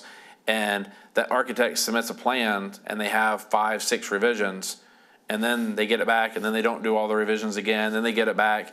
That process of going back and forth takes time, where the developers who are used to this know that, and they know that, hey, we'd rather pay the money at the very beginning. So what we've also started to do is when we're turning back and we're telling the architect, hey, this plan has these corrections, not just sending it to the architect, but sending it to the architect and the owner. So we're actually saying, we're telling our story too, because now what happens is the architect is getting the plans back and the business owner's like, well, this is taking 5 weeks. They have no clue that we've already sent it back to the architect and now we're waiting for him to come back. So we're trying to keep that transparency. We're trying to, just like we did in assessing, we're really working on that communication and those pieces of the puzzle to take away some of those hurdles, because it's not necessarily the time, it's the education of the process. And we're trying to really educate those individuals when they come here. So I think sometimes where there's frustration with this is if the architect does it wrong, okay? And then they have to, there's a period of time that passes, they get it back right. They turn it into the city and it sort of goes on the, maybe I'm wrong here, it sort of goes on the bottom of the pile instead of, then there's this period of time where they think that, okay, I've sort of did this one time already, the way we wanted it to do it, we got it wrong, and they'd like to put it back right on the top and keep the ball in the air type of thing, but that's not necessarily how it works. And it's not, because it makes it hard for us to say for a bad architect that has to keep coming back, they get to keep bouncing back in front of the line. And I'll also say, by going to the bottom of the line, we get through our plans relatively quick. We have the inspectors in a lot, they're looking at everything. It's not like it's taken, months to do that. They're getting back up pretty quickly and we're able to go. And so it's just a process that we go through and trying to educate them that an architect will truly save them a ton of money if they can get it done the right way the first time. Okay. Well, if we can get the timeline as far as, the directions how to do it, it'd be great. Thank you. Sure. Ms. Burgess. Yeah, I just had a business owner that is putting a new business together here in St. Clair Shores. It was very frustrated, and what you've said tonight, like, if I could convey that to them, that, if you can come up with those, because they were talking about how, they thought they were done, and then the inspector came out, and the inspector says, nope, you gotta do this, this, and this. So then they go and do this, this, and this, and then the inspector comes back out, and they're like, well, you didn't do this, this, and this. And they're like, well, you were just here 2 weeks ago, and you didn't tell me about this, this, and this. So getting that detail down, because a lot of these people, they're, like you said, mom and pop stores, and they don't know the whole alphabet of what they need to get done, and that's what frustrates them. And then they're complaining about the city. Then they're talking about it to their neighbors, and it's just a frustration because they were a little bit clueless about how to start their business, which doesn't put it on your fault, but to them it is, because they're frustrated at this point. Sure. We'll get that list. Thank you. Mr. Frederick. Right, and to add on to what Linda's saying, now you add in a leaseholder with a landlord who's responsible for, this triggered a wall and whatever, right? So I know it gets a little crazy like that. Couple questions. Code enforcement. What is the percent of our code enforcement that's complaint driven? It's pretty high, isn't it? It's very high. I mean, generally it runs about 95% is complaint driven. Okay. But our inspectors are tasked with, when they're driving around and finding things, that we're noting those as, Okay. not compliant as well. All right, because I did get a rather lengthy call from somebody who was following our guy, and he was just saying, oh my God, he's just writing up everybody, so it's like, I thought it was pretty high, 95%. That's good. In terms of our Paiser ratings, how often are we doing that now? What's the time frame on Paiser rating? Paiser ratings are done every 2 to 3 years, I believe, is the standard. So Are we cascading through the city, or do we do the whole city? We did the whole city last year. Okay. Yep. And then you're definitely going to want to, this is a Chris Vitale question, because he called me just before. He says, talk to me about the horizontal saw cutting, which you mentioned that there is some. Yes. And that we can actually go look at it. So definitely give him an invitation to go see that. And then, to Dave's point too, I know that sometimes we overbother you guys, and I apologize, and you guys are very patient with us, non-CDI professionals, right? So I know we talk a lot to businesses out there, and usually we're getting the call after they've already gone through a portion of the process that wasn't really satisfactory just to them, right? Right.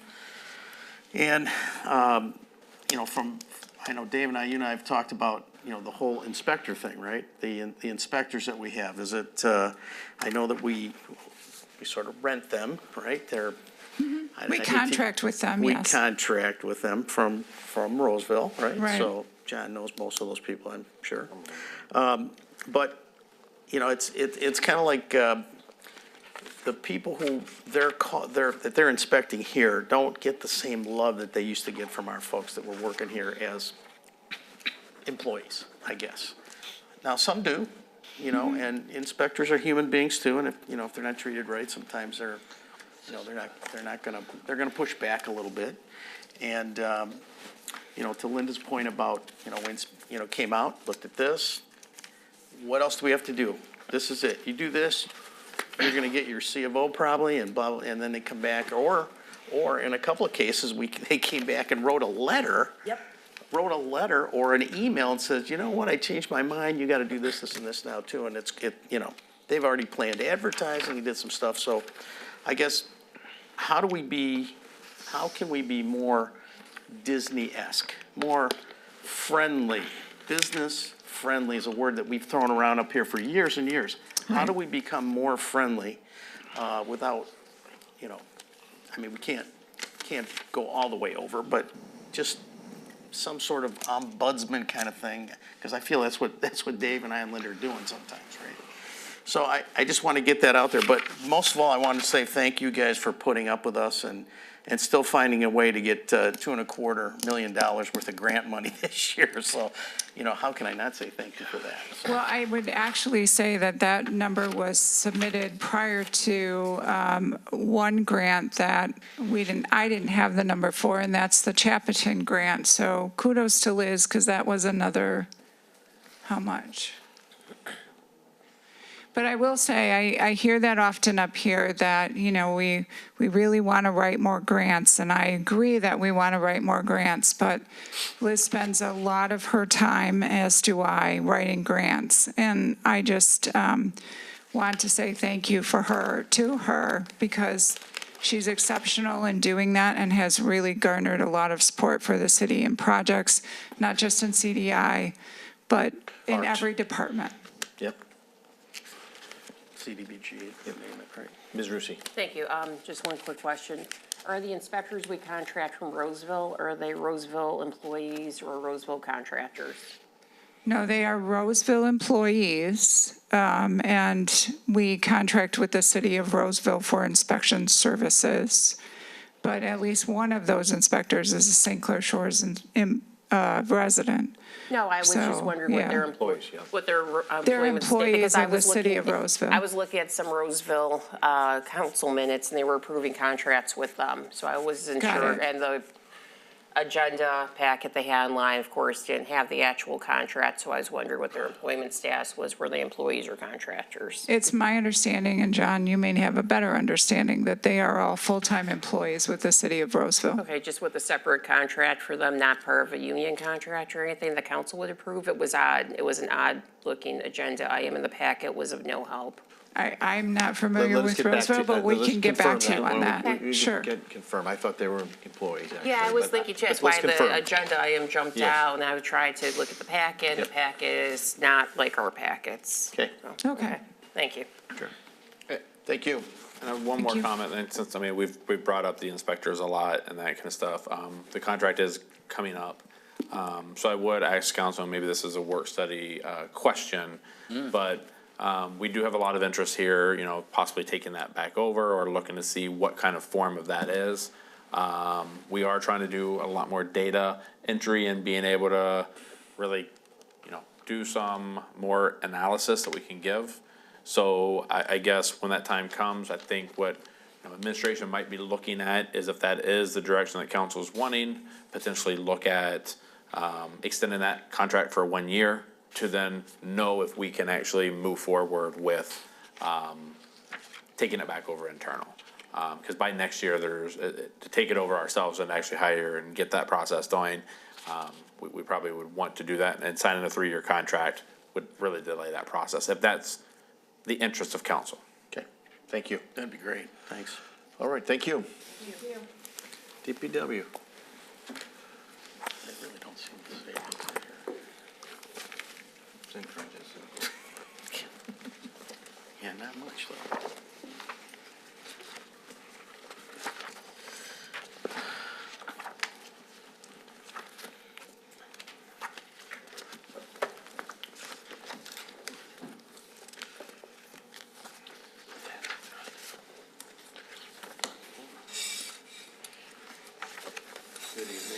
Evening. Good evening. Here we go. Did you just want me to start going through department by department? Okay. The first one I have on my list is DPW admin. This particular account is my position, office manager, DPW supervisor, and one of our clerical positions. The budget for this is split up between the different utilities. And this year, the only change, it's a small project, but we have some exterior lighting on the outside of the building that needs some work. So we're working with building maintenance on getting that done. The next department is sanitation, or I guess now rubbish. Mr. Kier wants a question on that, sorry. And on your capital outlay project, so you got exterior lighting for this year.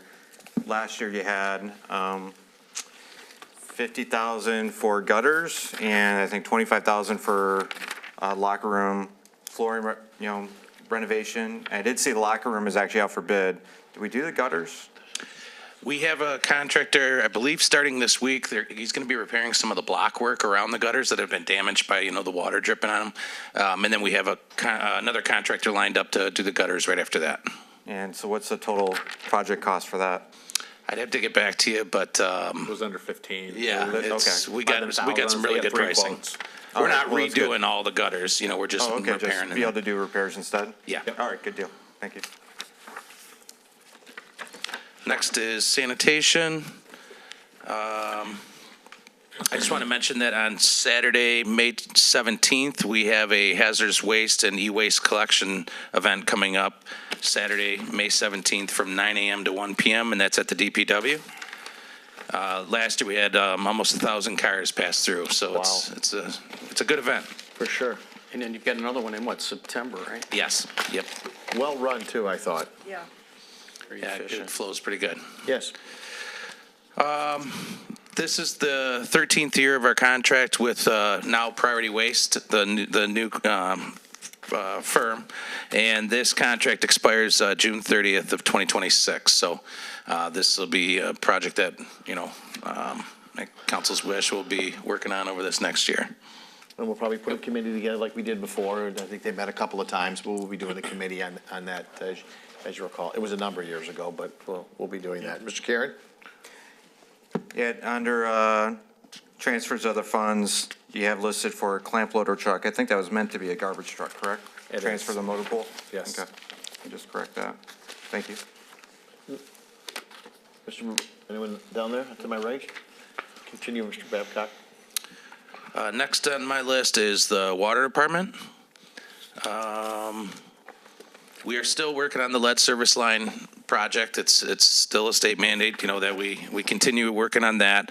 In 2024, we replaced 7 lead service lines, and we know of 15 currently lead or galvanized that are still out there. But it's a project that we still are actively working on. We also have a contractor using a machine to excavate a small hole next to the shutoff to determine what the service line material type is at homes that we're not 100% sure. So that work continues. We have recently opened up bids for our water meter replacement project. We were putting the information together and we came up with some questions for the contractors.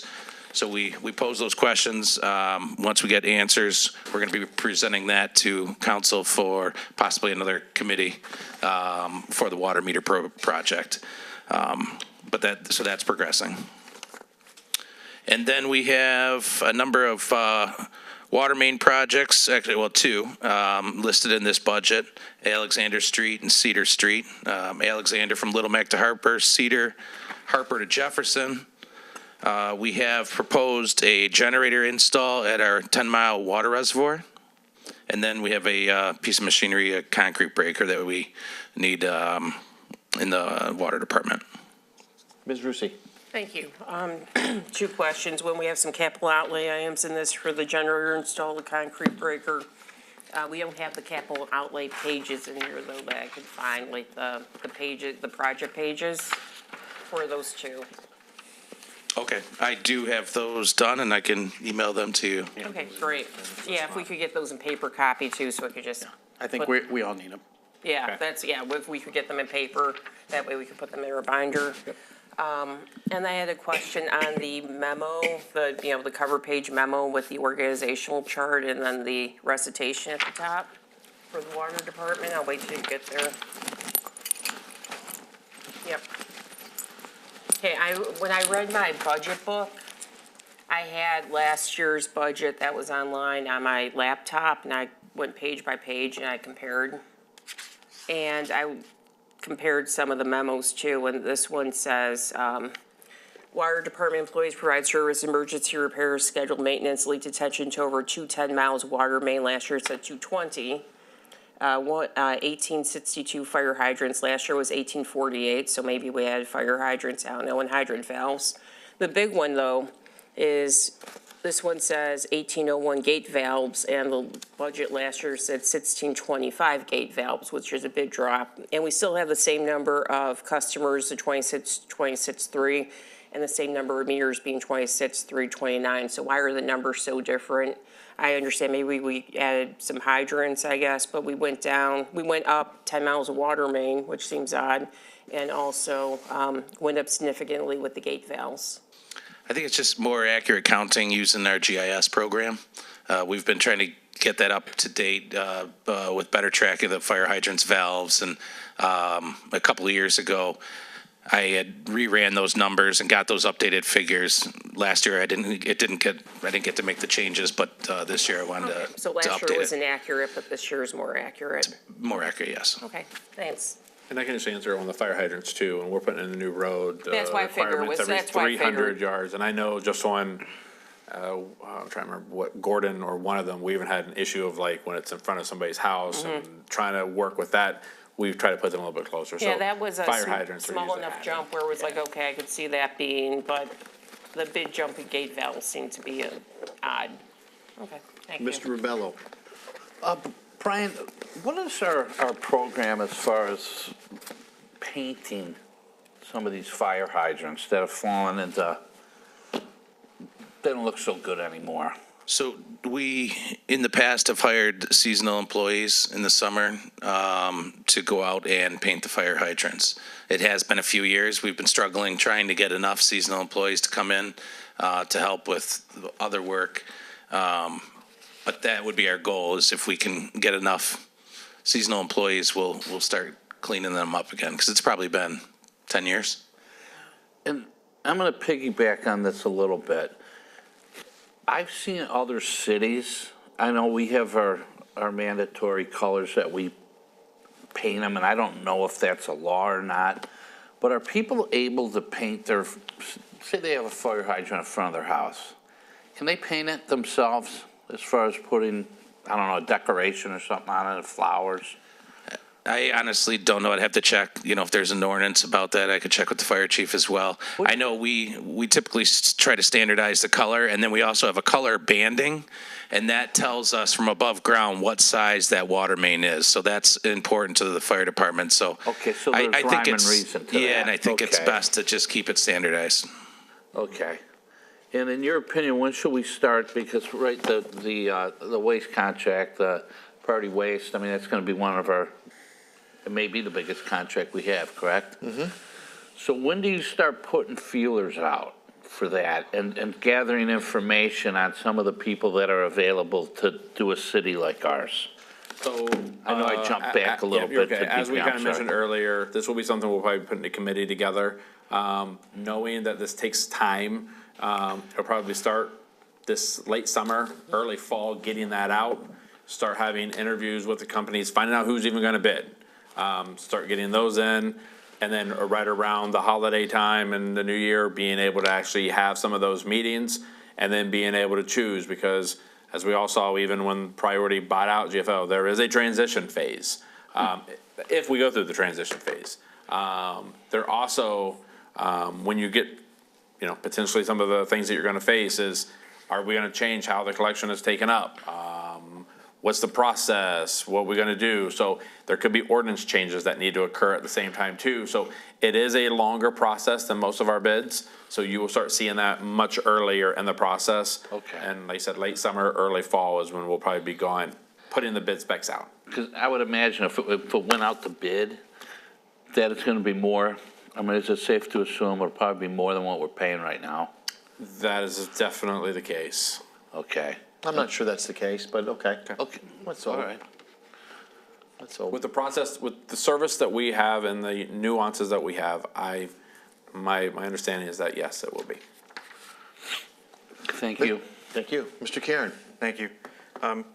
First, Brian, under the water fund, under repairs and maintenance, there's a BSNA water bill software line item that seemed a little odd to be under repairs and maintenance and water fund.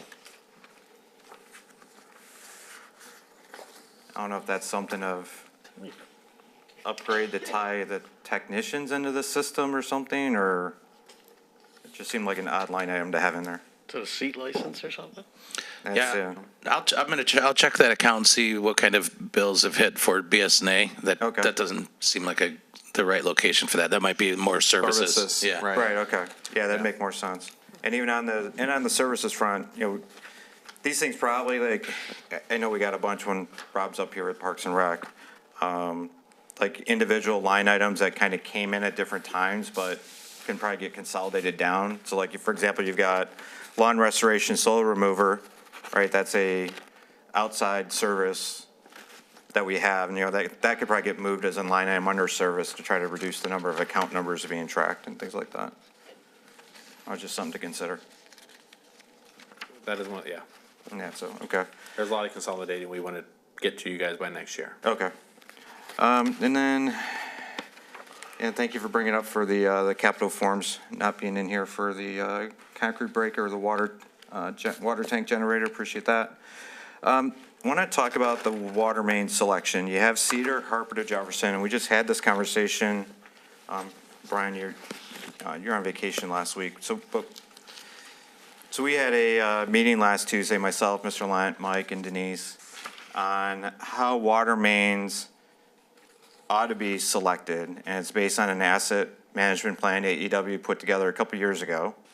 However, we're not really following that plan, because last year we had 12-mile, or in this current year, we have 12-mile from Harper to Little Mac being replaced.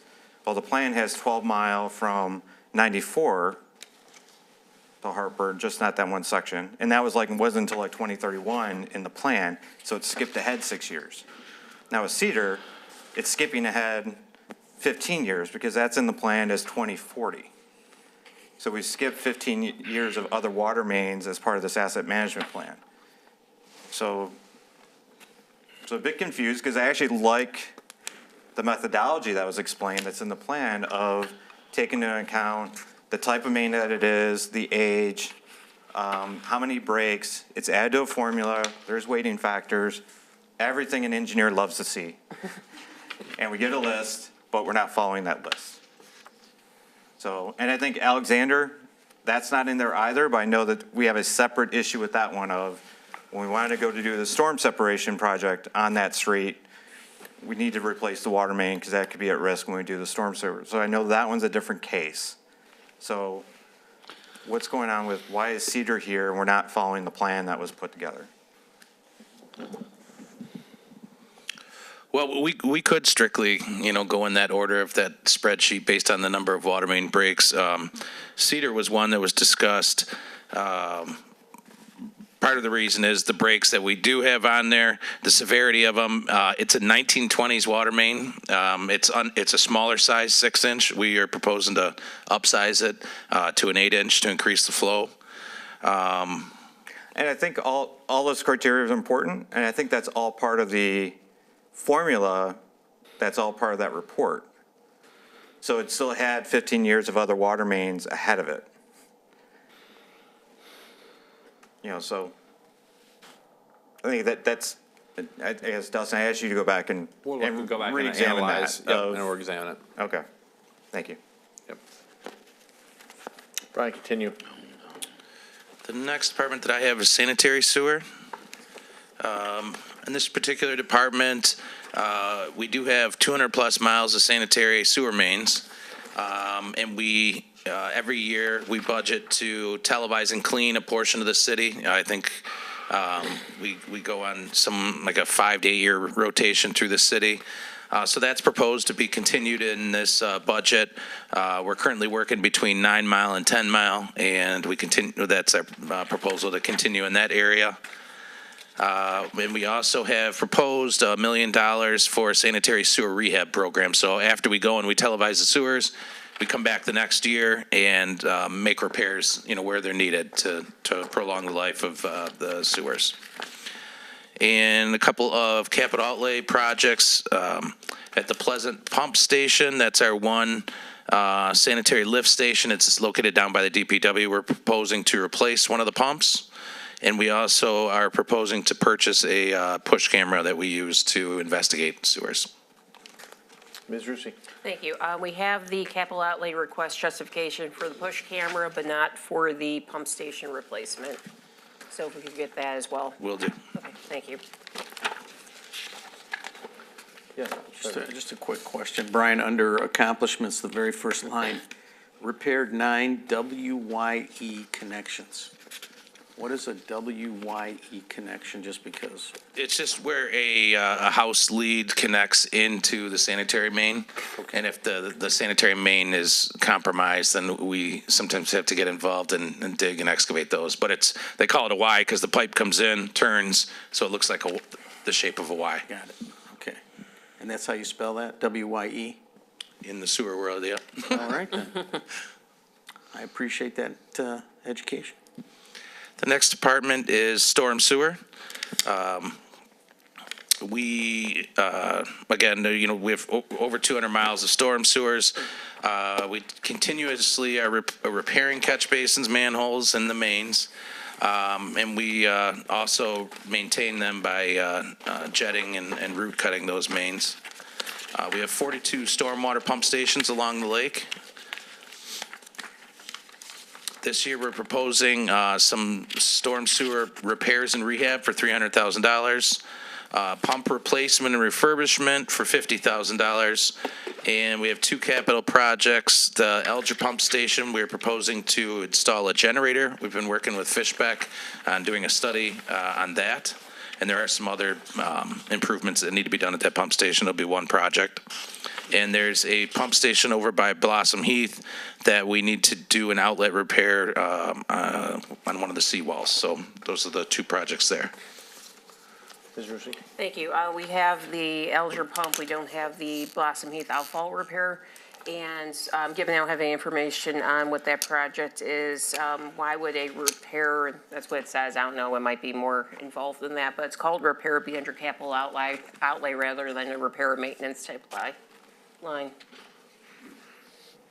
Yeah, so it is kind of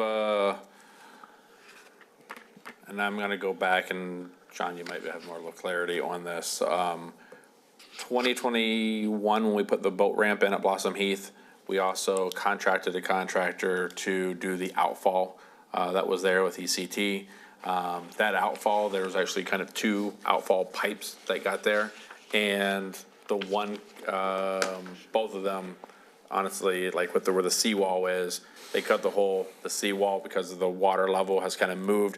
The one's completely covered up, and it's redoing, so we're gonna have to put in a cofferdam, drain the water there. The benefit is we're actually able to fix the boat ramp at the same time. That's the idea, is to fix the boat ramp and the outfall at the same time. It'll be recutting, re-drilling into that area. So it is more of a maintenance because there is one there now, but it is completely covered up and obsolete and needs to be fixed. So if it still sounds like a repair though, not a replacement, so I'm not sure if capital outlay would be the most appropriate For sure. categorization. Yep. You might want to check with the auditors or something yeah, about that. check the auditor. Okay, great, thank you. John is saying that item would have to be capitalized though because of the project.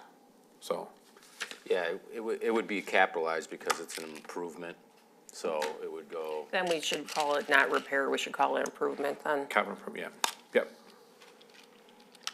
Again, it's hard to judge because we don't have the capital page, so. It's very similar to like a street. When you take your street out, you're kind of replacing the street or repairing the street. It's still capital because of the capital contingencies of the street. Okay, so yeah, let's call it improvement, not repair, and get For that sure. capital sheet.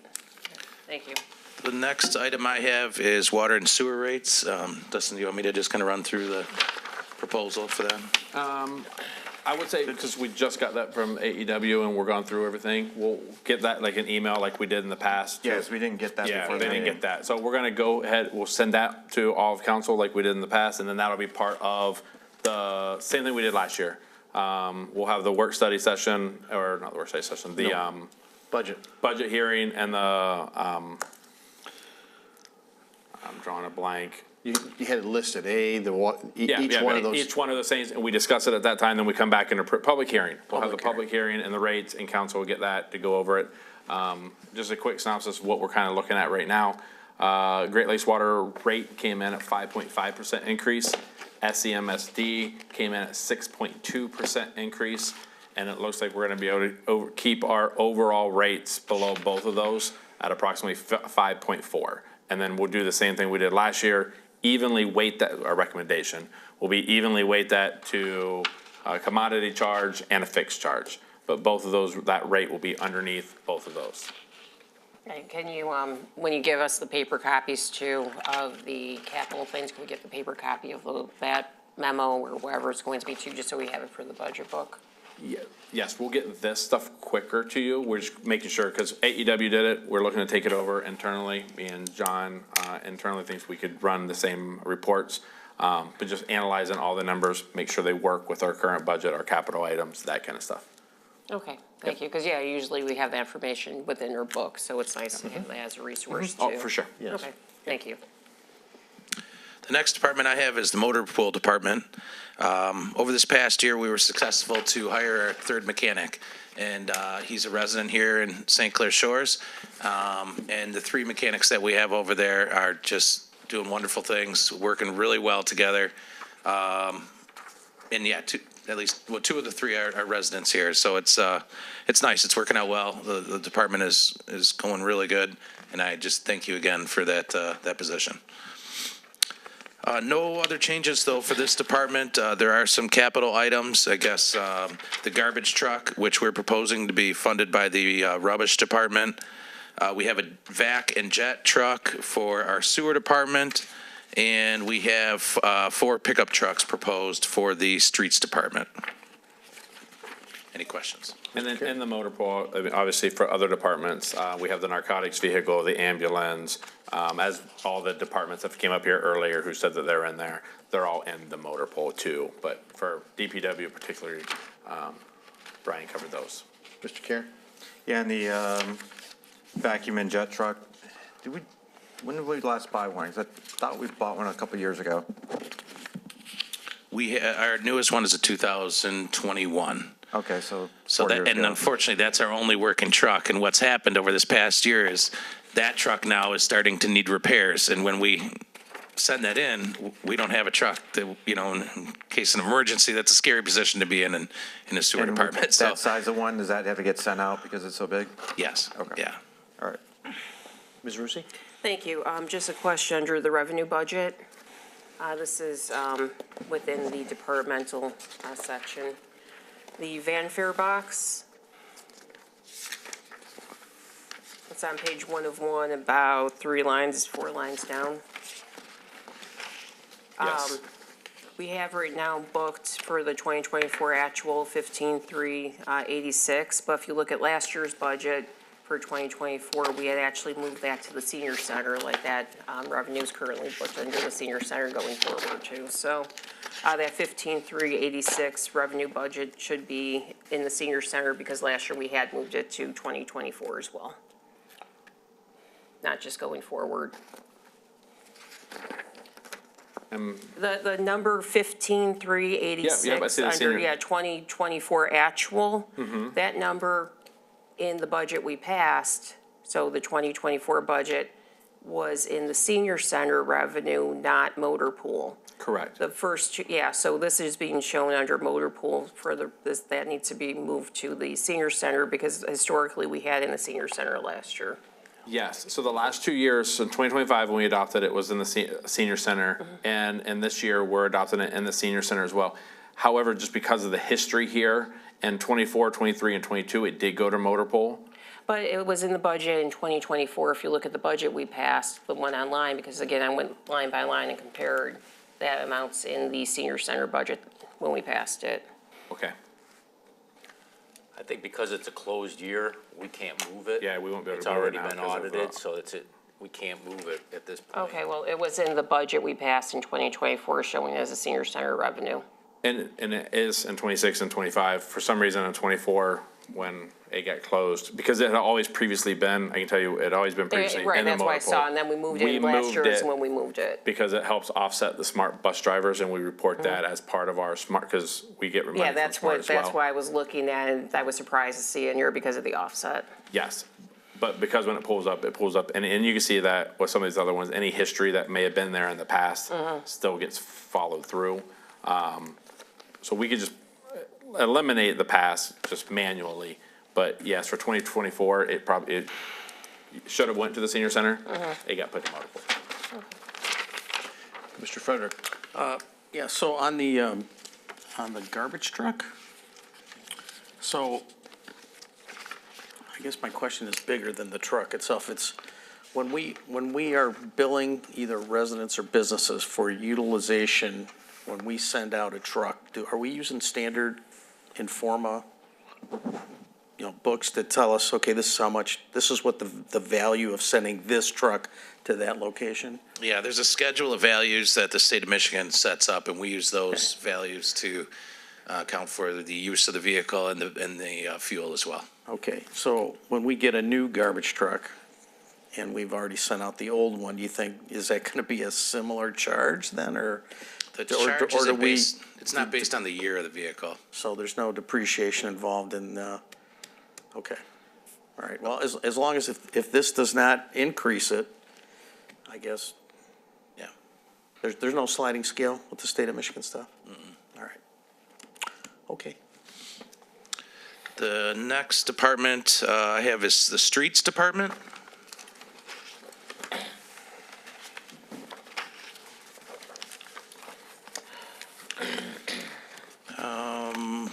A new item under major street funds, we put a joint sealing line item in there.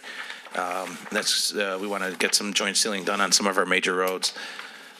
We also have the paving of the intersection of 10 Mile and Little Mac with the county in here. Greater Mac from 12 to 13, a portion of that project is proposed to be funded here. And a bridge repair on Jefferson over the Milk River. That's on the major street funds. Local streets, we're proposing a reconstruct on Playview Street from Harper to Jefferson, and a small bridge repair project on the local streets. Ms. Rusi? Thank you. In the streets department, tab 31, one of the goals, repair gutters and downspouts around DPW complex. That was a goal in last year's budget. Okay, thank you. And also, the Greater Mac, 12 and 13 was in last year's budget too.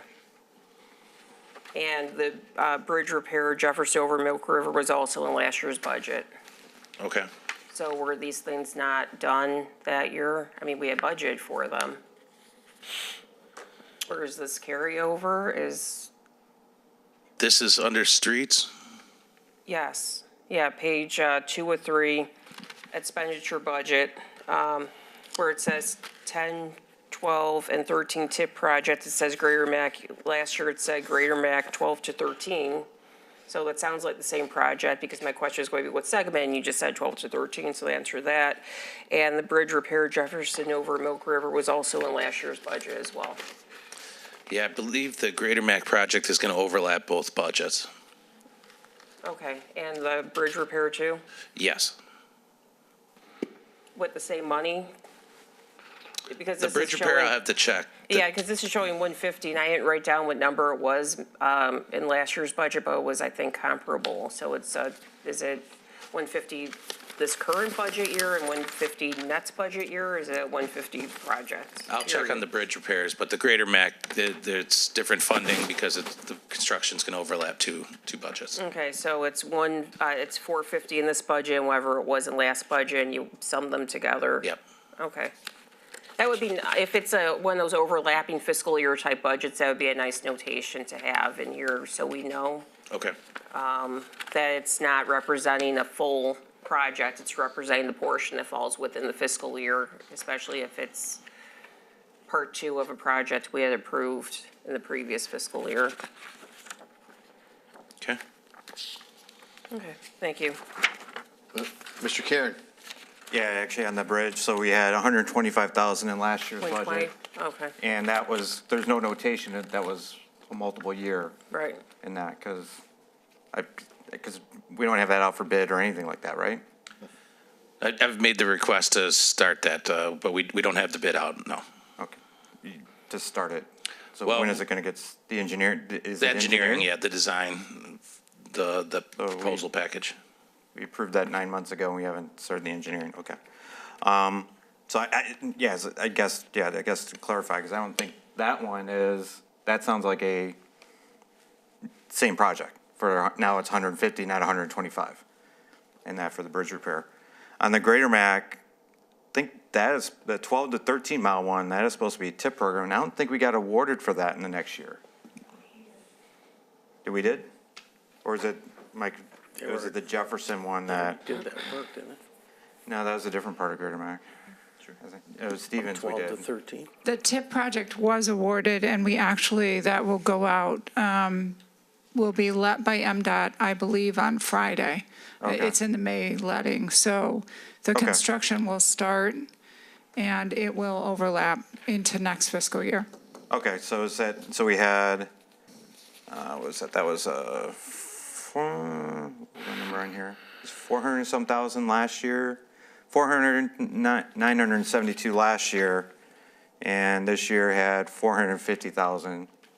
So it sounds like it should just be the 450,000 for this year. So the last year's budget covered the design and engineering, and this coming year's budget will cover the 20% that we will, that is our responsibility as part of a TIP project.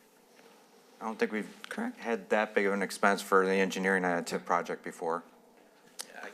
We can go back and get you actual numbers. Okay, if you can get us a detail on that project, that'd be great, to get that clarification.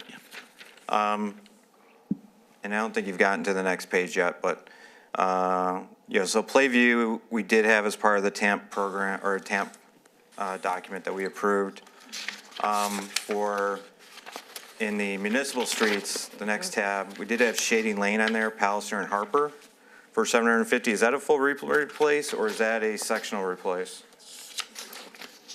Full reconstruct? Yeah. Okay, because the issue there is that when we go back to the TAMP that we approved, that was not even mentioned, that road. We had several other roads that were mentioned as what would be next after Playview, so I guess it's another one of going back and confirming what we had planned. Shady Lane, I think, was a late entry because of some stuff that happened there. Wasn't in the document Kip signed. Kip actually, the one we have online, Kip actually had to sign it.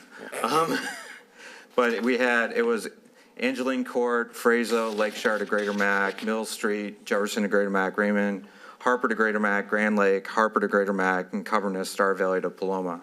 So there were several other streets that were ahead of line. So I guess, again, getting back to where we have a plan, but then something new pops into the plan. Okay.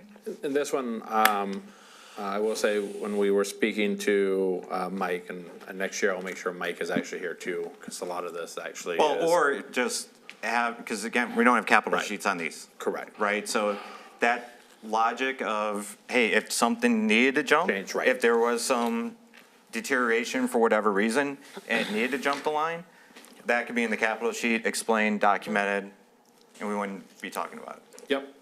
And I know that, like I said, talking to Mike, that this was an ad from Mike saying of potentially a lot of complaints that we've gotten, plus the Paisley rating when he went out and redid the Paisley rating. I'm not sure if that jumped after the TAMP program that got submitted.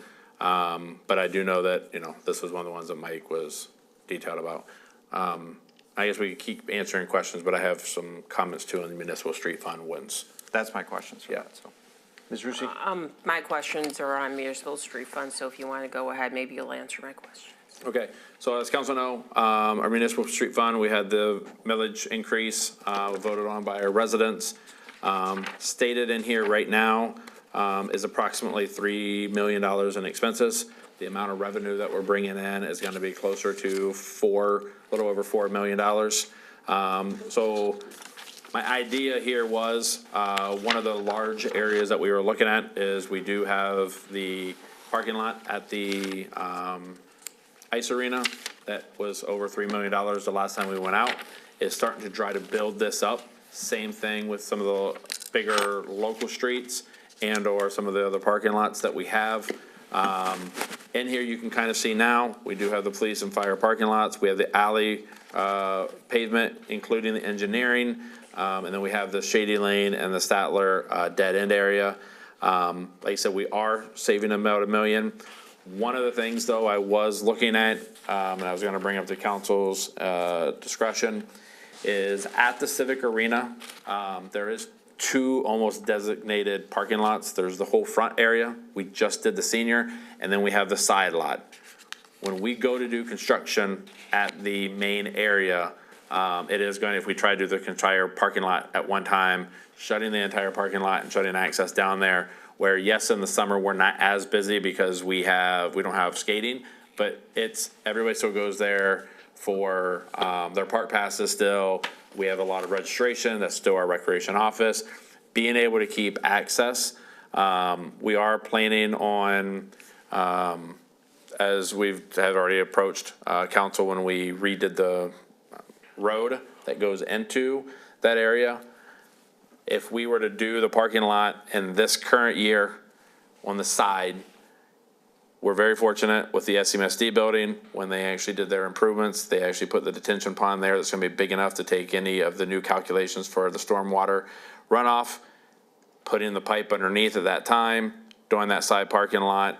I don't have the estimated price currently, but I'm thinking it will be under $1 million for that little section. That way, when we are saving up money to do the larger section down the road, we've at least still have access to that building at all times.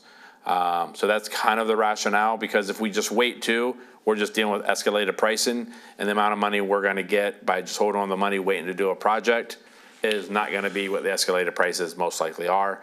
So I would make the recommendation, I know it's kind of a last minute add, but if council would like to see that, I think strategically that might fit into the improvement plan better. Other questions? Ms. Rusi? Thank you. So my question was on the expenditure budget for municipal street fund, that page. Last year, there was not the construction line item with the projects underneath. Instead, we did the transfer to local streets and funded the projects on now local streets. I understand why we wouldn't do that for police parking lot, fire parking lot, and alley, because of how the millage language is written versus the local street fund. Why not, though, transfer the funds and move the projects for Statler and Shady Lane to local streets, like we have done in the past? So the reason I believe that we were doing that was just because the municipal street fund wasn't really building up a fund balance, because it was really just to do streets, as in what local streets is now. But now, because council in the last millage improvement had in their parking lots and alleys, that money in local streets cannot be utilized for alleys and parking lots. Right, and that's why I know. So keeping them separate, you can always do the projects out of the municipal street, but it didn't really matter.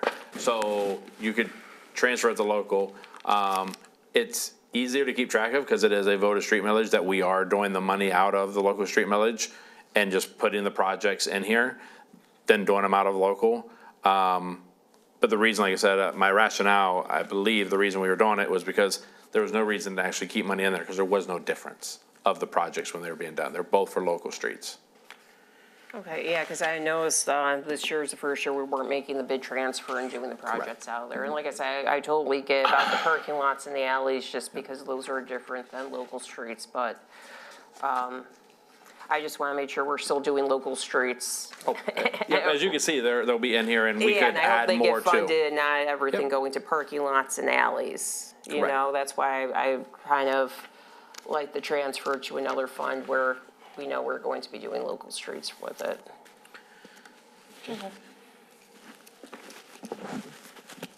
I think that wraps it up. All right. Mr. Frederick? Quick question, or just a comment. So, Brian, I know I tell you this every year, I think, but, you know, forestry works hand in hand with streets. So please do not plant any trees under any power lines, even if there was one there before, if we can at all not do that. All right? Okay. I'd appreciate it. Mr. Kieran? Thank you. So Dustin, just to clarify, you're going to add the half of the, or the west side of the Senior Civic Center arena to the municipal street as a project for this next fiscal year? That is correct, if that is okay with council. You bring that to us in June with the addition. Are we engineering Okay. that as a road then too, all the way through? It'll be that whole portion right there will be done. I know the side thing, but I'm talking about the road. Are we actually gonna engineer a road with a curb and everything all the way? It had a curb currently. But I'm It saying, wasn't a good even one. into the other parking lot, It's tore up now. Yes. Yeah, Okay. it's like that now. even the bigger parking lot. It'll stop just a little bit before that. Yeah. Yeah, it'll stop before it gets into, All yeah. right, so that road is not all the way to It is not, Stevens? it is not. No. It'll end at I this. know it doesn't, I mean, people use it like it's a road that goes Correct, to Stevens. but it'll end at, if you're coming from Lake Pleasant, it'll end at the second island. Got it. Yeah. Yeah. Okay, good. Okay. And then, Brian, back to the, under the goals, you know, you got on there for the Arboretum about planting new trees every year. Could you work up some language about how to maintain them the first couple of years they're planted? And that, so that, kind of have an idea of what the arborists are going out there to check on, so they can we get them to survive, because I think that we got to replace like 8 trees this year, and that they didn't make the last couple of years, so try to get some more preventative treatment out there. That'd be good. Nice job, Good. Brian. Way to go. Mr. Rubello? I just wanted to address one issue. When you're planting trees on the boulevard in front of the businesses, what is the protocol for that? What if somebody opts out that they don't want a tree that maybe have died because they think it blocks out their building, their windows, their signs? Do they have an option out? Well, we have for a number of years had the option of not, you know, usually when we're doing a big planning project, we'll send out letters letting people know that a tree's going to be planted, and if they don't want one, to contact us. We don't plant too many out in front of the businesses, you know. But if you did, they're notified? They may not have in the past, and if there's, maybe you and I could talk, you know, tomorrow or something if you want. But for planning projects moving forward, yeah, they're mailed a letter letting them know. Thank you. Brian, thank you. Thank you. Appreciate your department. They work hard. Tough job in the sewer and the winter. storm and the winter. It's a tough job, and we appreciate residents. I mean, when the water doesn't work, they need water, so it's a blessing to have them come out and work hard in that. So we appreciate all the work you do. Library. Good evening, Stephanie. Stephanie, where's your entourage tonight? Did they all bail? Well, one is on vacation and one is playing euchre. Okay. And so I told them they Priorities. did not have to come. Let me tell you, this is the first in decades we haven't seen him play, and that's the truth. Yes, I will say that last year we did overrun and it was pretty late for them. So I told them that I feel their support from home. Good call. But this year, I wanted to mention a few accomplished goals that have been on the list of goals before I came to the city. And one of those is revising the library website. So with the help and collaboration with communications, Aaron did a wonderful job and then passed that off to an employee that came back from a long-term leave.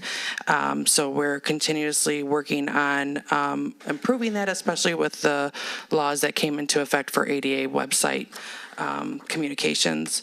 Also with that, we did enroll Lakeview schools in our virtual library card program, so they were the last school district to join us. So every student gets and staff member gets a virtual library card, so all of our offerings online are available to them, which does include free tutoring.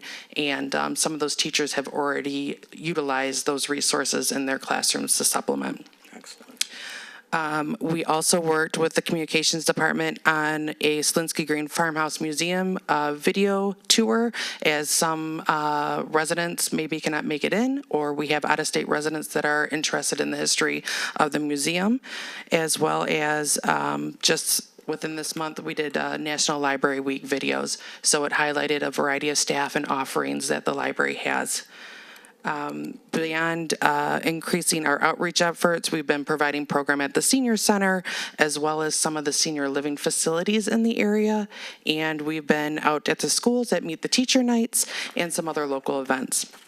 So today, the budget that you see before you is similar to last year's with a few changes upon request of council to see where we could reduce some numbers. Like Dustin said during one of the council meetings, that we reduced some areas that we felt we could safely do so. One of those being the cleaning service as well. We are down for renovation. I do have a staff member that does have a full-time job somewhere else, so she will not be with us during the time that we're in renovation. So we have a little bit of a staff reduction. And then we also looked at our collection materials. So we did decrease that by $85,000. And in doing so, we're going to be looking at the most popular items that we do need to get for our residents, and rely on the support of the cooperative to help with those items that we're not going to purchase.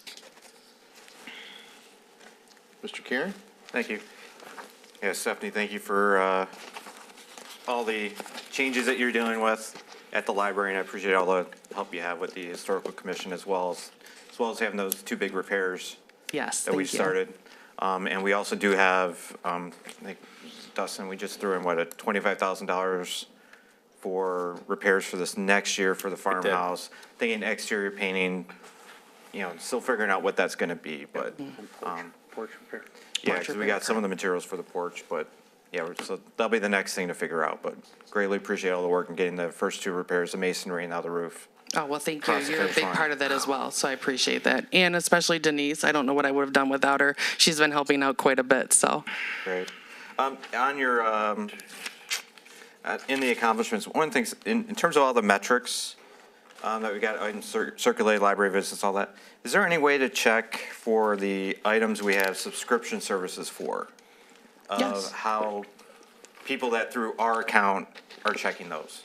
Yes, of course. We actually do that for the library board, so Ron does see those numbers on a monthly basis, but I can definitely make sure in the future I can separate them out, or if you'd like to even see them before that, I can submit those to Dustin to have those available. Okay, I appreciate that. Or they could be on a library report at council. Yeah. I'm just saying. They might have thought John maybe wasn't listening. It would just kind of help because He's going, no. we've got more expenses going towards those subscriptions. And Of so to have course. the metrics in the budget also Yes. match of, hey, what those expenses are, right? And you will see an increase in the Overdrive, which is our online services for ebooks and audiobooks. And the reason for that is due to renovation. Right. We expect a lot of people to get on to those and would like to offer more offerings in that area. All right, good deal. And the only other, so I know for last year, we put $1.5 million in, which was the grant. But we know the project's gonna be more than that, and we're pulling together all the other funds for that. So should we have something in for this year's budget for that balance? It's more of a Dustin question, yeah. So we actually have the expenses in this current year's budget too. So we'll have to either, one, do a complete carryover. Did we do an amendment on that? On the 1.5? The 1.5 is in last year so if you look even in this year too, it says the 1.5 in your expenses under capital outlay. Yeah. So it was in last year's budget. Obviously, we're not gonna be spending any of that in last year. So the idea was to actually do a carry forward and then do a budget amendment once we got the total amount. Because we're We gonna have have. some expense, right? Because I think any of the architect fees coming out of the 1.5 million? They are right now. Okay, Yeah. so you do have some that'll come out and we'll just carry over the balance Correct. in that. So we have an estimate of like what we think that separate number is going to be for this year's budget? I can get those numbers to you because we have received funds from our capital project funding to offset those numbers for expenses. So I can pull that together and also get that to you, Dustin. Okay, thank you. Ms. Rusi. Thank you.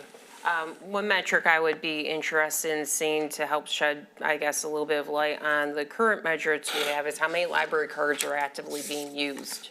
Because I know we know IM circulated library visits, but I would like to know how many individual people that are utilizing the library over, the course of a year. I know my fiance goes and he checks out a bunch of books and he loves books on tape.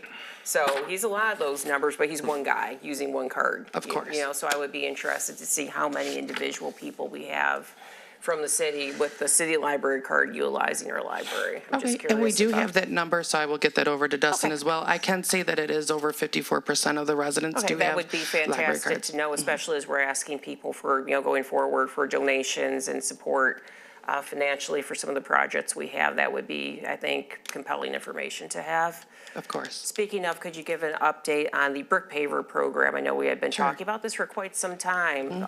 So I contacted Matt from the golf cart course first to see how the project was done on their end. And then he referred me to the company that did the brick pavers. So I got in contact with them, created a flyer.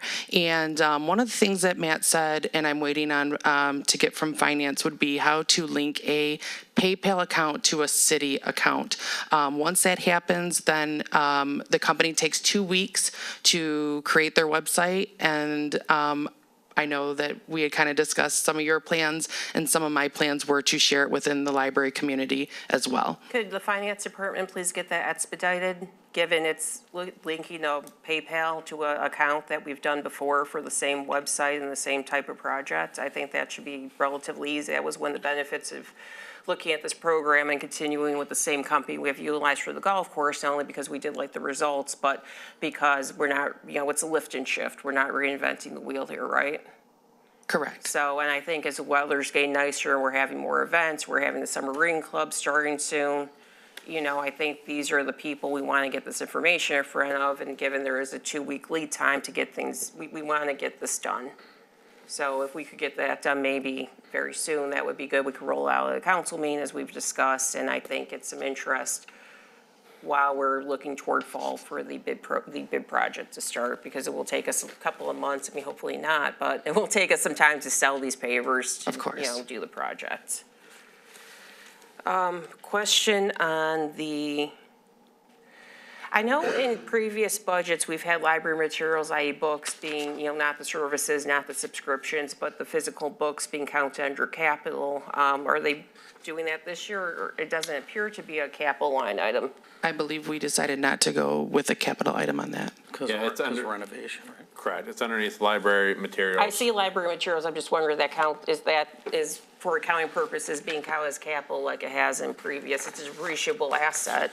Especially given Gatsby 2021-1, the guidance there about counting as a depreciable asset, i.e. capital, something that even if it's a small item, if it's a similar objective you're buying in the aggregate, like books or like little computers, the aggregate is what justifies a capital accounting. So I think we probably want to look into that and make sure we're doing that correctly, because we have done that in the past. And even if it's a smaller amount, look at Gatsby 2021-1, the guidance they're providing there. I think it's pretty in line with continuing to do so, especially now that I think that's the direction the government's moving in with accounting.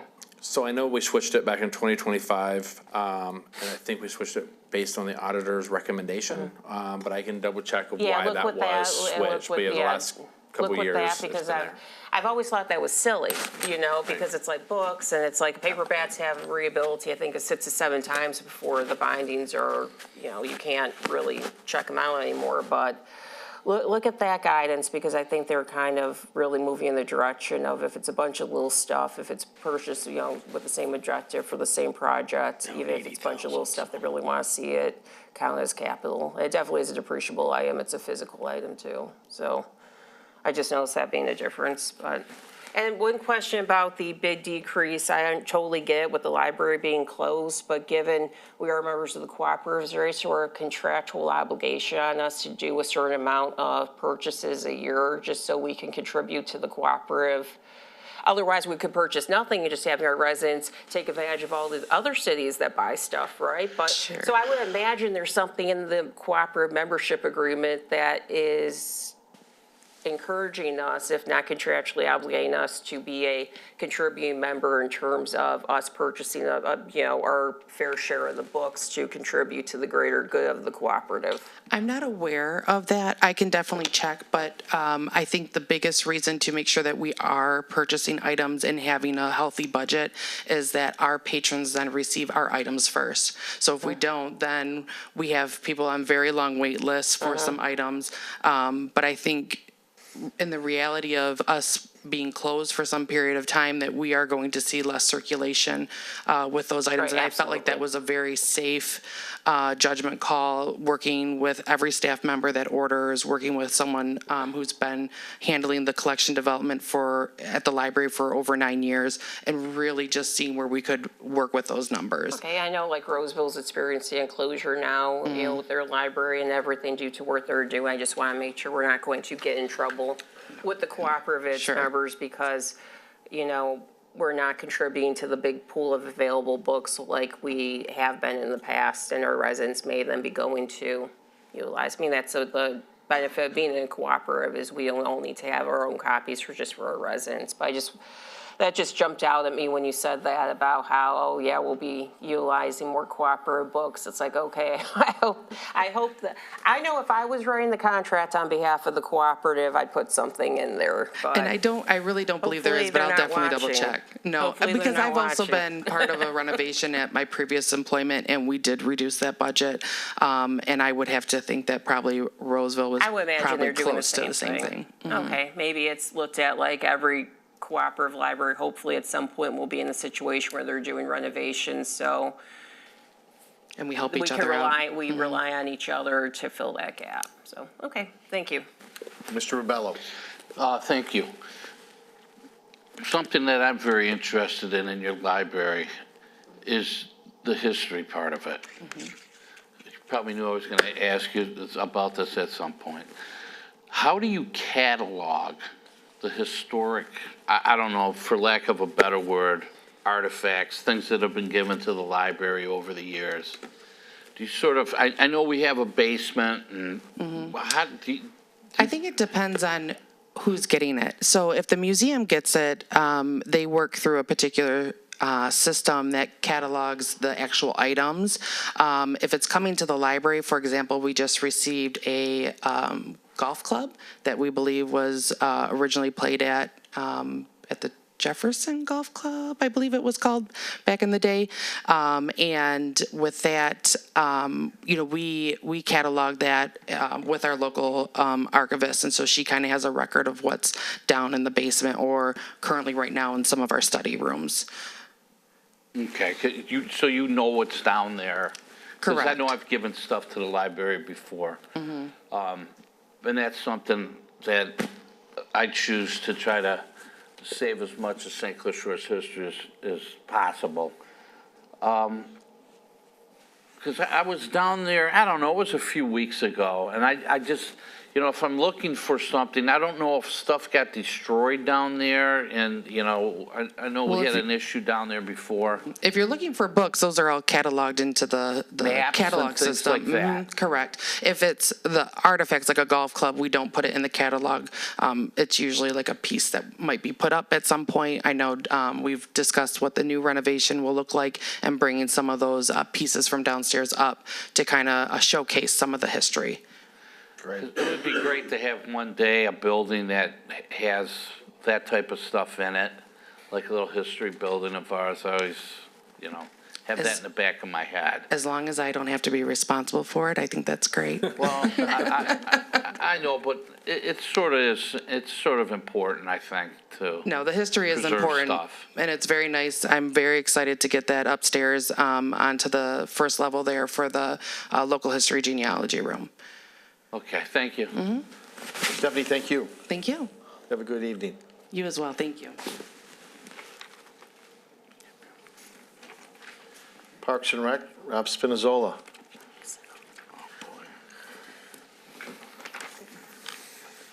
Check out the dress code. I was going to say, I've been here a long time, Mr. Spinizzola. I never saw the department look so good. You got Jason Harms.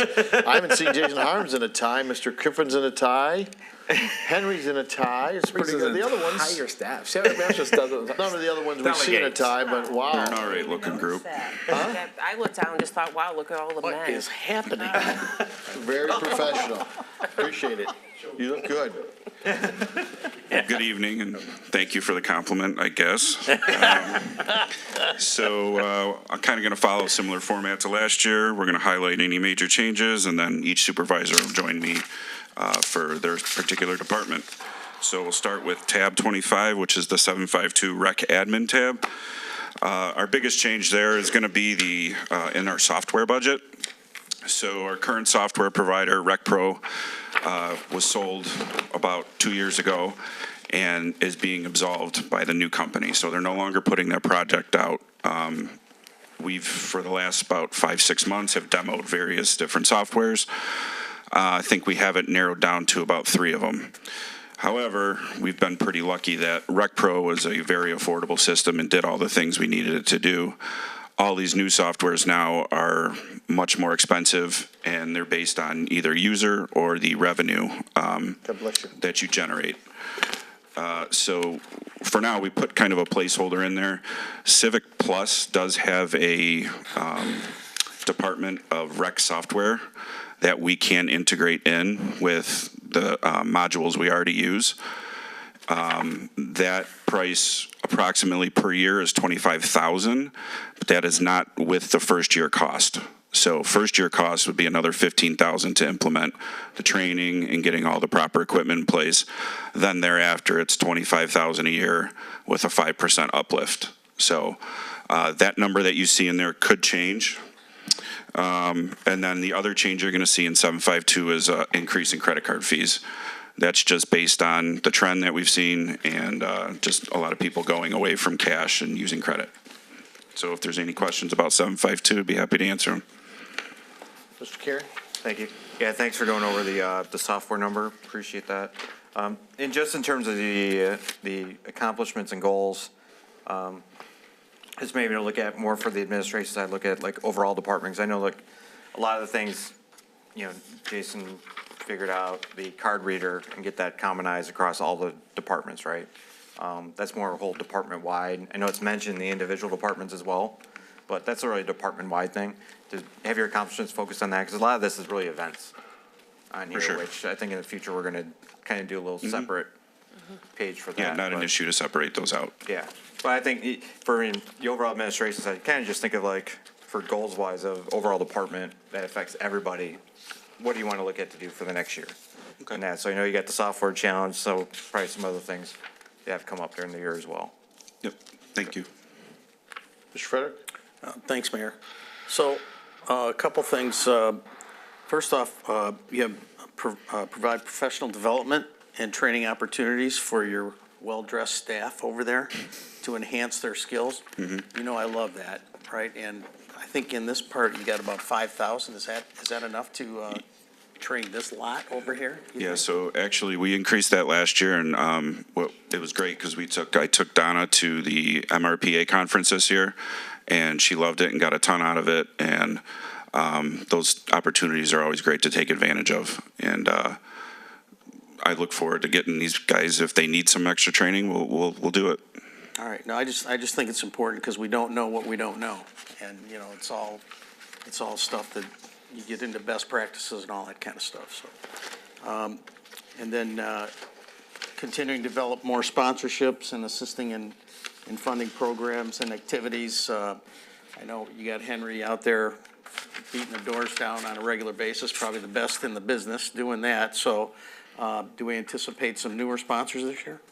Yeah, I would say so. We've already gotten a few newer sponsors. And yeah, Henry is out there day to day finding funds for us to be able to provide these events and activities. So yeah, we do have a couple new sponsors on board this year. Yeah, and we'll roll it out for the summer concert series, but we for sure have a new one for summer concert series. Yeah, sure. So You're right, he's always out there. All right, well done. Ms. Rusi? Thank you. About the credit card charges, do the people who decide to utilize a credit card to make the payments covering those? Or is that something that the city is subsuming? At this point, we're absolving that cost, and it has been discussed if we would want to start putting in, Yeah, like whether the- it's a the fee or fees, a yeah. percentage. If someone utilizes a credit card at City Hall to pay their water bill, they pay the credit card fee associated with it. You know, if they choose to pay with cash, a check, other route, other means of debit card, there are those fees associated with it. So given it is a, choice of the person to utilize it versus the other methods of payment they can to avoid those fees, that might be something to look into, because we always say, as to the city hall fees, we don't think the general population, the general taxpayer should be assuming, the cost of you deciding to use a credit card versus another means of payment, because it's more convenient for you. I use my credit card, I got it right here. I use my credit card all the time, and I understand that if I'm utilizing that at a place, there might be a fee associated with it, because it does cost the place I'm utilizing it at a fee to take that, and you know what, at the end of the day, it's a lot more convenient for me to utilize that than I realize that, than having to go to an ATM and get the money out and keep the money in my purse and pay, So instead of having these, this hit your budget and you subsume it as an expense, we're not doing that at City Hall. Yeah, and we can, like I said, we did discuss it, and we can look in putting something that, and we do have an ATM right there, but then they'll have to decide, do they want to pay an ATM fee Yeah. or just pay the credit card charge Well, mine's fee? Comerica, so I just stop right there and, I want to, but that's something, because you know what, it's hitting your budget as an expense, and that's something that might be more equitable for the person actually utilizing their card to pay their small fee versus it being subsumed by the general tax-paying St. Clair Shores resident, and have that money then available, another 30 grand available for you guys to do things with that will benefit the entire, group in, of people in St. Clair Shores. For sure, yeah, we can look into that. Okay. Mr. Ribello? Yeah, thanks, Mayor. I was wondering about the ATM machines too being on site, because I think those are handy. I want to thank you, okay? I don't get, one-on-one in front of a bunch of people, because your department is certainly, I guess it goes for all you guys, certainly is the face of St. Clair Shores in this community, and personally speaking, has brought nothing but good accolades for our town, and people think quite highly of the things that are going on here, mostly from, the Parks and Rec Department has a good reputation, and has made us all sort of, has put us all in a good light when people think of St. Clair Shores. So you're doing something right, because people are coming to this town, and a lot of it is because of some of the things that we're doing. So, and this goes for Henry Bowen, because I know he's out on the street too. So I want to thank you for making, I'll speak personally, for making me look good when the topic of St. Clair Shores is upon us. Thank you. We certainly try our best, and I know this group tries its best, and we have a lot of people who work part-time for us and put hard work into it, so we appreciate that very much. Thank you. Next. Okay, we'll go to Ice Arena, which is tab 26, I believe. So there you're going to see an increase in temporary labor. Part of that is due to higher minimum wage, as well as trying to retain current labor. We do have a small increase into compressor repairs due to having some replacement parts we might need. The only capital you're going to see in the arena budget for this year is the grant money for the matching for the bathrooms. And I'll take any questions. Ms. Rusi? Thank you. I see a goal is to create a civic arena website. Would that be as a component of the city website or a separate entity? So You're breathing right into the mic. Oh, that's what that was. Darth Vader. I thought Rob was having an episode for a second. It wasn't that hard of a That's a question. quick way to get out of this budget, isn't it? Take the mic off, Dave. That's a good idea for later, though, you know? So that's kind of been an idea that Brandon, Abel, and Marie have had for a long time. If you look at a lot of other ice arenas, they do have a dedicated page, very similar to our golf course. It has SCS its own Golf. page. I wouldn't say it's anything we're super committed to, but we put it in there just kind of as a placeholder, and maybe it's an idea that's something we can talk about in the future. I just wanted to say the one thing to keep in mind, and that's when the issues, the library had a separate page, and then the one person who knew how to update it and was responsible took an extended leave, and it was stuck in amber and crystallized for like 9 months where it wasn't able to be updated. So if you went to look at it to see what was going on in the library in summer, you still were greeted with the Halloween events and whatnot. So just if you do have a separate page, separate from the city page, make sure, I guess, our communications department is, you know, aware of it and how to access it, and that stays up to date, just in case. Yeah, and we recently lost someone in our office who did a lot of that, and we're in the process of training someone new and getting them hooked up with the communications department to kind of go over all of Okay, that. great, you just want some duplication of responsibilities, because we saw what happens when it just falls on one person, and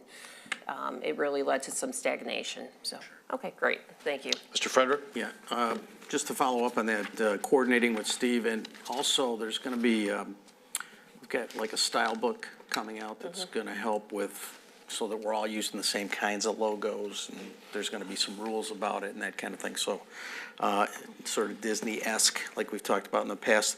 All right, so tell me, what's a glow skate? So back, I don't know, I think about it as roller skating because that's what I did growing up, but you at Skateland or wherever it may, Great Skate. All right. You basically turn the lights off and they got the flashing neon lights and disco balls and all that going.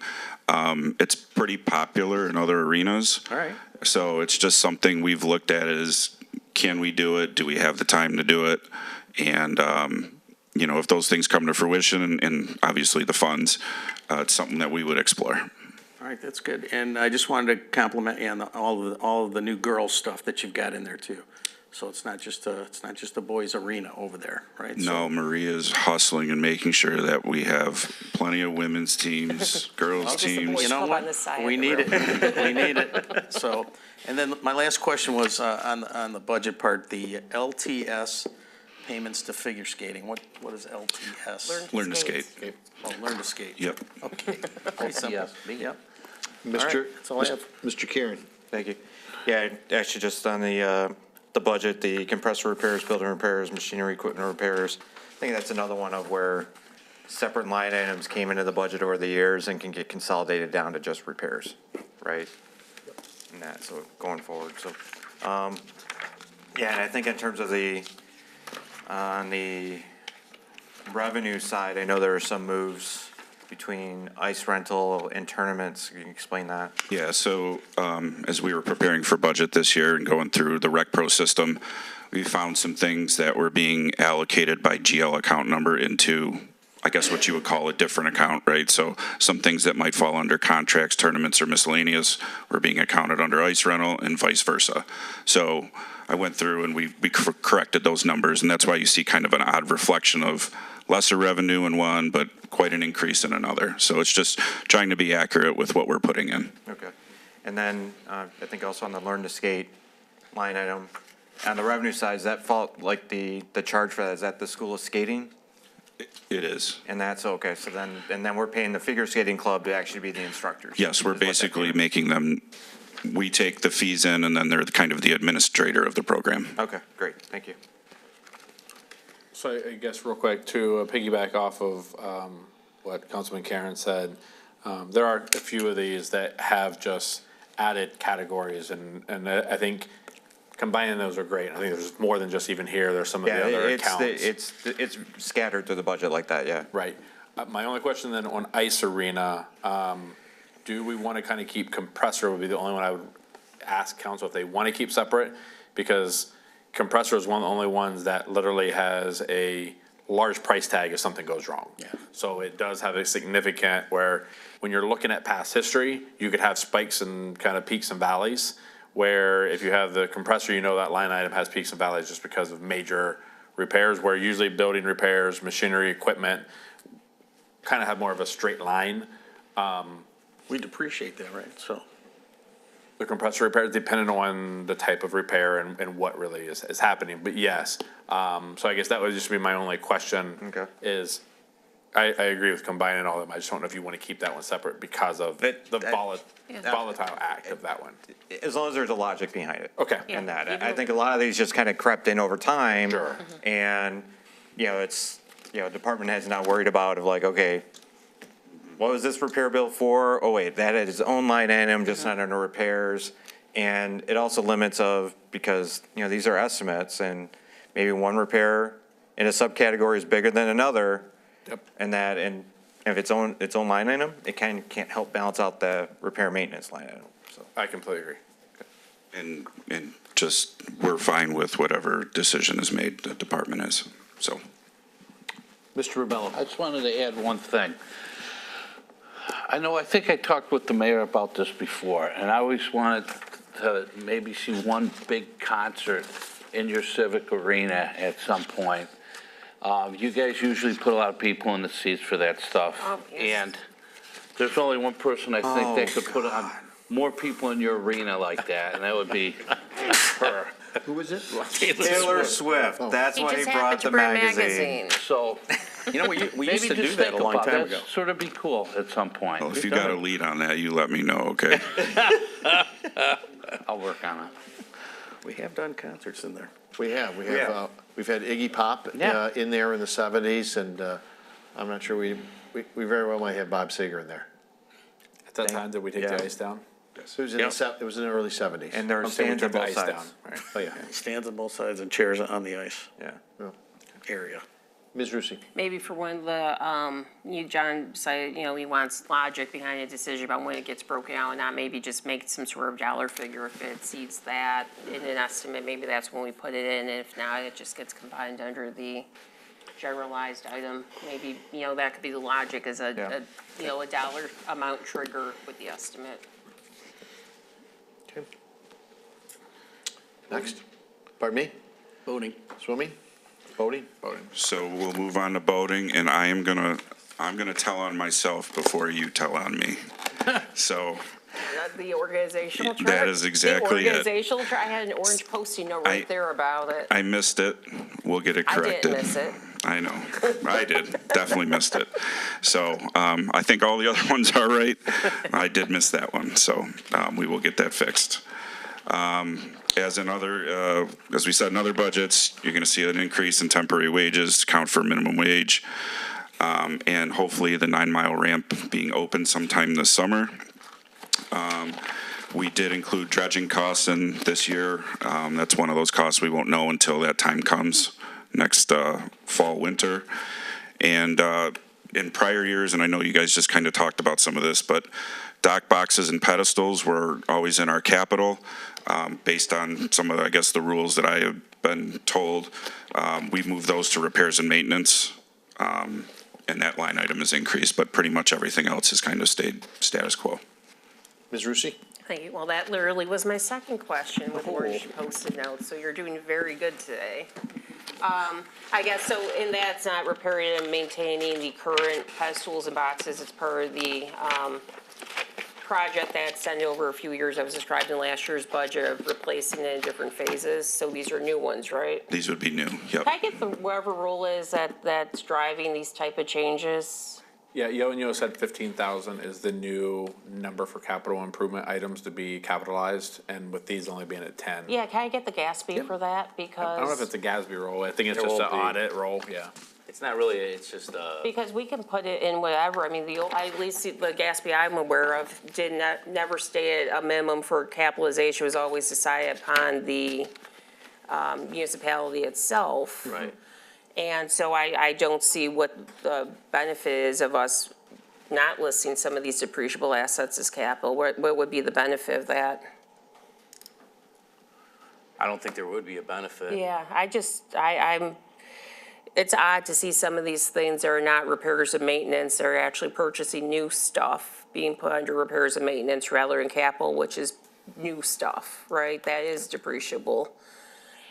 I think just from, and Renee's not here to kind of quote, but when we went through the last audit, it was so many items that were like at 10,000, and she's like, that's a really low number for a municipality, and that the lowest other ones that they even have is 15,000.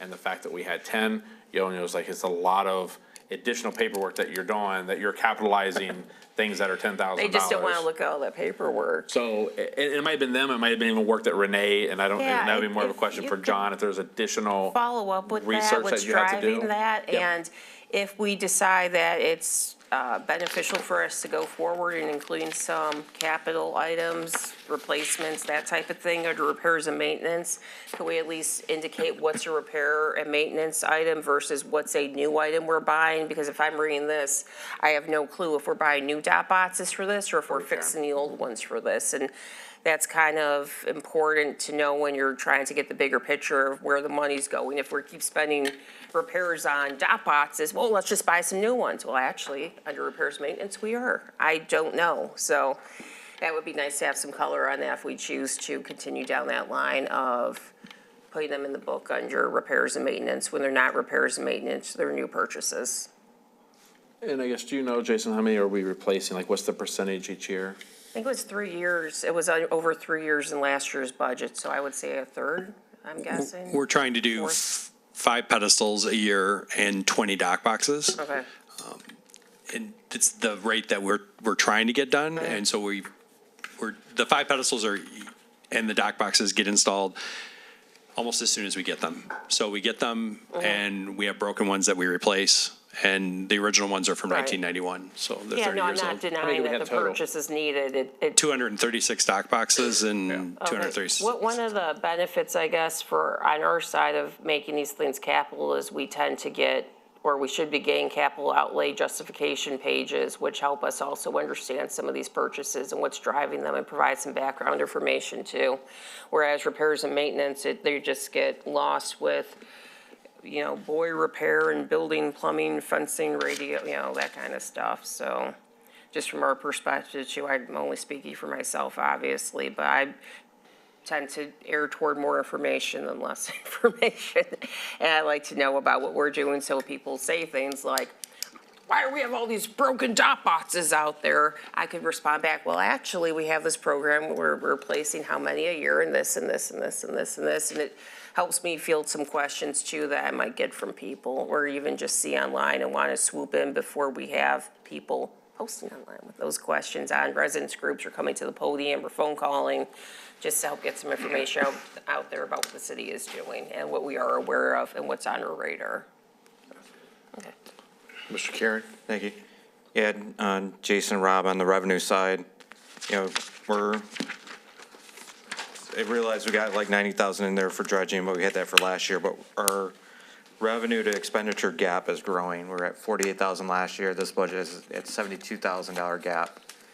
And it also shows that anticipated revenue for Lock St. Clair is actually going down 20,000. So we talked in the past of how do we, you know, I know we didn't do a rate increase this year.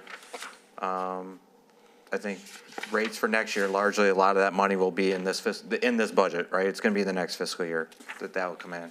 So if we got a plan of looking at what the rates are going to be, and also if we're going to be doing a dredging surcharge specifically for Lock St. Clair going forward, or what's the plan there? Yeah, I think for rates, I think between Jason, myself, and Jeremy, we try to do a rate study every year as best we can. The boating community is very private about their rates for whatever reason. They don't put it on their websites. So we do got to call around and try to fish for those prices. But we have, and we can definitely bring a rate study next year to talk about. It's also based on what it's costing us. Because I struggle a bit more with the boating because what's 235 wells at Lock St. Clair, right? So by having a gap there, I'm subsidizing something for just 235 people.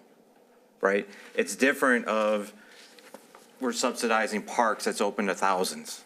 Right. And that, when it comes to boat wells not bringing in what they cost on a yearly basis, we're subsidizing for a very small number of people. So that's where I have a problem in that. And I always felt of, going back years, especially with Lock St. Clair, when we had the rec revenue fund and how we always had to subsidize it because we're paying out the bond payment. And the goal was, once the bond payment was done, that the marina itself over there would be self-sufficient.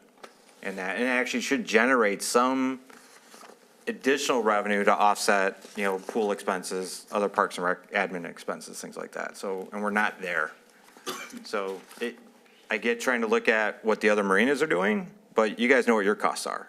And guaranteed your costs are cheaper than them because city pays your insurance, you don't pay property tax. They do. So your expenses have got to be lower than what they are. So at least figure out how to get break even.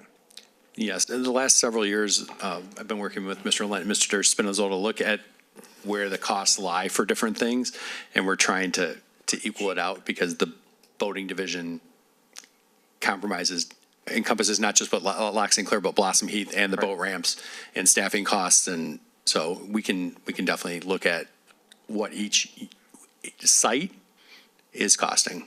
Okay, thank you. Mr. Rubello.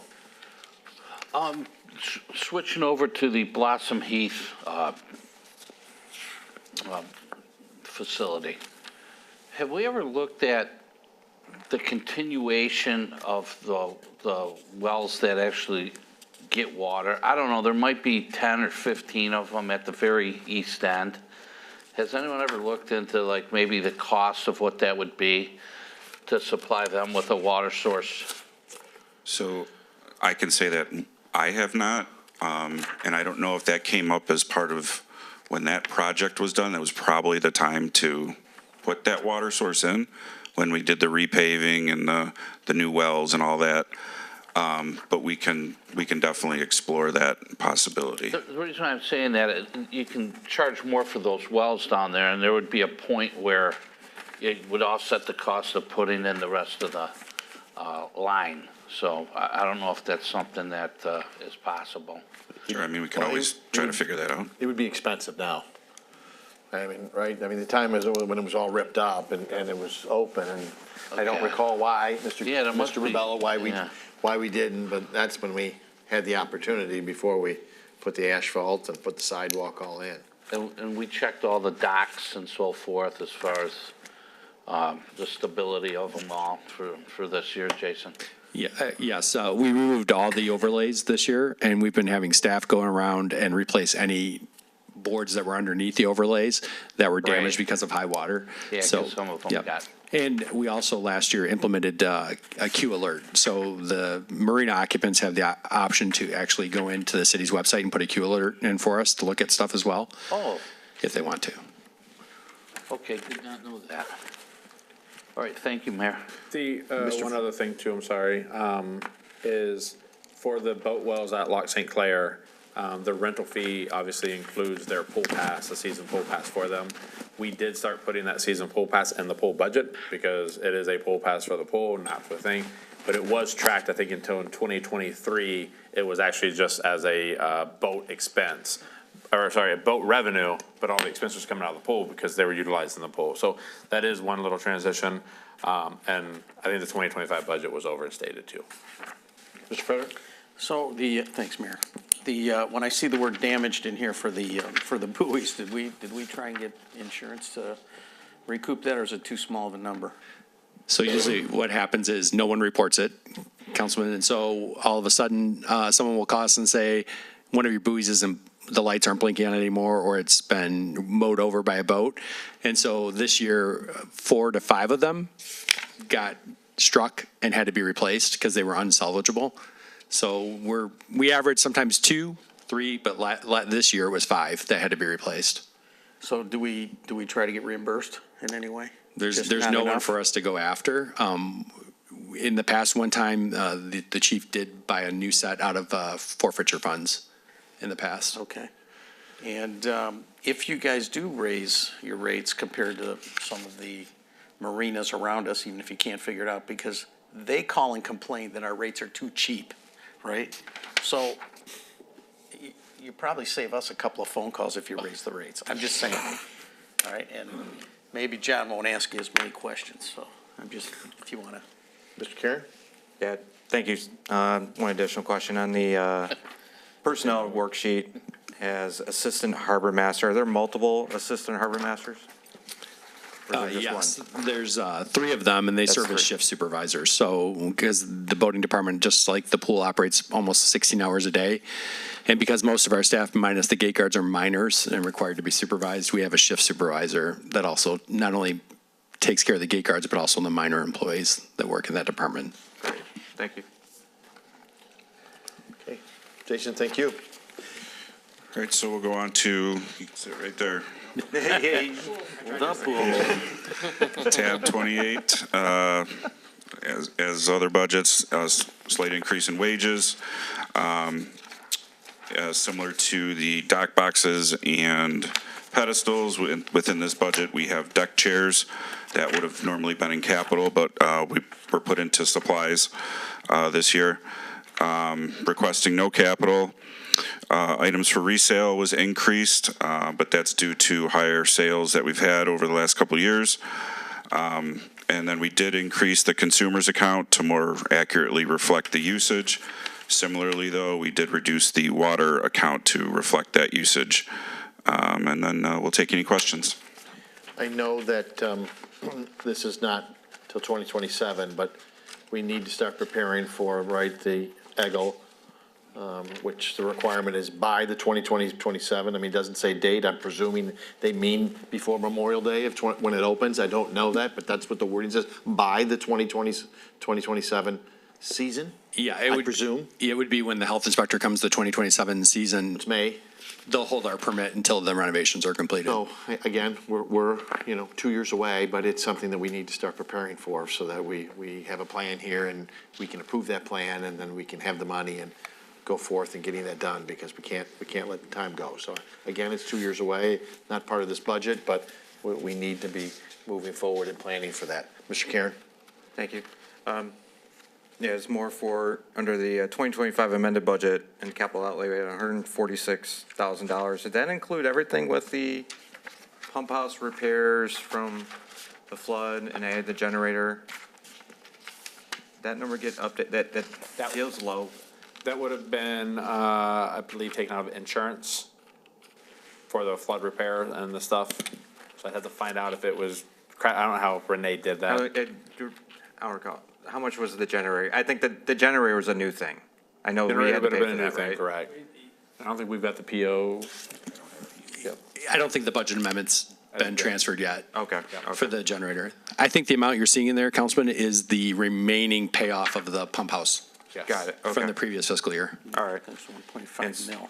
But, and we're not expecting any of that to carry over to the next, this budget, right? Because all those generator, everything's gonna be in prior to the pool opening up, is the intent, okay. All right, thank you. Mr. Mel? So we'll bring up our park supervisor, Tom Mel. We're going to move on to parks, tab 29. No real large line item changes in this budget. Tried to keep everything as close to last year's budget as possible. For capital, you do see a small, well, I say small, but $50,000 in for the Blossom Heath boat launch and the Kite Monroe Playground, which was originally slated to be paid out of the grant that we're in the middle of over there with the lights. But due to the funding being allocated many years later, that original funding is not enough to complete lights, playground, and such. So, any questions? Ms. Rusi? Thank you. One of the goals for veterans, I just want to expand the concrete in the North Walk for concert vehicles to access the stage area. Yes. One of the goals, would that be, I know I've emailed you some resident issues with the North Walk, that would solve the issue, right? Correct. That would be doing the path and then a small area too, because that area just gets destroyed by vehicle wear and tear. It's pretty bad. Yes. I've corresponded with the resident over the past year or two about that. I know you had mentioned you were asking the Activities Committee to be involved in help funding some of that. Is there? any Yeah, update so on that? we're still working, I've been working with Dustin and the Activities Committee, trying to figure out how we're going to do those allocations, but both admin and the Activities Committee are aware that this is something we want to move forward with. Okay, good. So we will be pursuing this Correct. this fiscal year. Okay, cool. But the Activities Committee is still evaluating the pavilion for one, so they haven't agreed to any of these, but we know we have some large items here and trying to figure out which ones we can assist at. So I'm not sure it ends up being this or possibility because the pavilion's got some issues, et cetera. Pavilion or band shell? Band shell, either one. Band shell, okay. Band shell, yes. Okay. Either one, yep. So, Well, either way, I'm glad to Yes. see because, you know, it sounds like this would be easier for the vehicles and the other usage as well as for the people who walk and utilize it as a walking track too. Correct, and that's where a lot of our just even maintenance vehicles come in and out of, vendors for the various events we have. So yeah, it gets a lot of vehicle traffic. Uncle Coast cleanup. Yes. Yeah, it's an important access road. Okay, thank you. Mr. Karen? Yeah, just under your capital outlay, we got the Blossom Boat Launch under parks. Probably better that goes under boating. Boating. Yeah. Yep, agreed. And I think it also goes back to Councilwoman Rusi's question, you know, of definition between capital or repair. Because all we're looking to do is pull out the stone and put in concrete as a repair, right? It's not adding any additional value outside of doing it right, you know, it wasn't right the first time. So again, back to what that definition of whether it's capital or repair for something like that. Mr. Frederick? Thanks, Mayor. I know we have in here for goals the break wall boulders. And I know I brought up at one of the council meetings, it was to put another row in versus just relocating the current ones so that we don't lose what we already have up towards the sidewalk if the water ever comes back.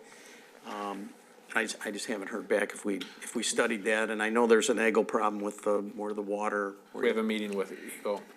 Tomorrow morning. Tomorrow morning. Wow, okay. So.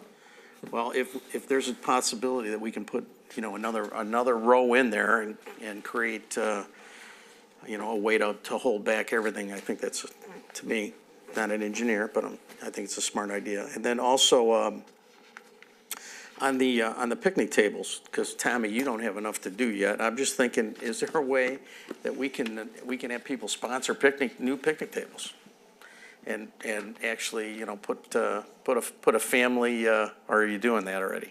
No, we're not doing that at this point. I would probably want to research into what that kind of table looks like. I'm not so sure we'd want to do like a wood table for that, Right, right? you might have to do a heavier table that's, Yeah. that you don't have to paint, right? Yeah, it Something. would have to be either the recycled plastic or, And it'd be heavier to move, probably. yeah. So I can do some research into it to Okay. see if someone's got a similar program. Yeah, I'm just thinking there might be a way to get us some picnic tables and. Again, it's something the activities look, right, I mean, we have some money here, so we're trying to allocate, figure out where we can do to help out, right? We're at that park quite a bit, meaning at least veterans, right? Absolutely. And doing something there. And under Blossom Heath, it says there's a maintenance and fertility program. I believe, it's fertilizer program, is that what that is?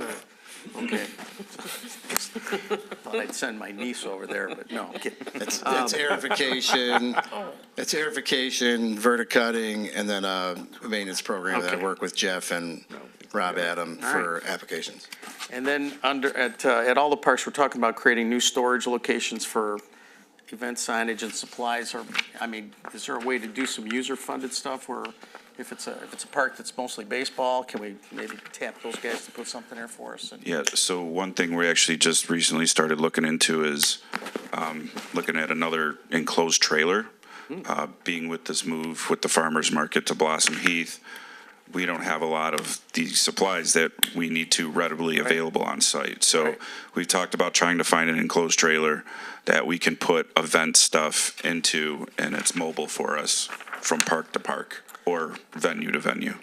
And I know in previous years, we had talked about additional bleachers that could be moved like that as well, that are on wheels or whatever. Have we looked into that, or is that a?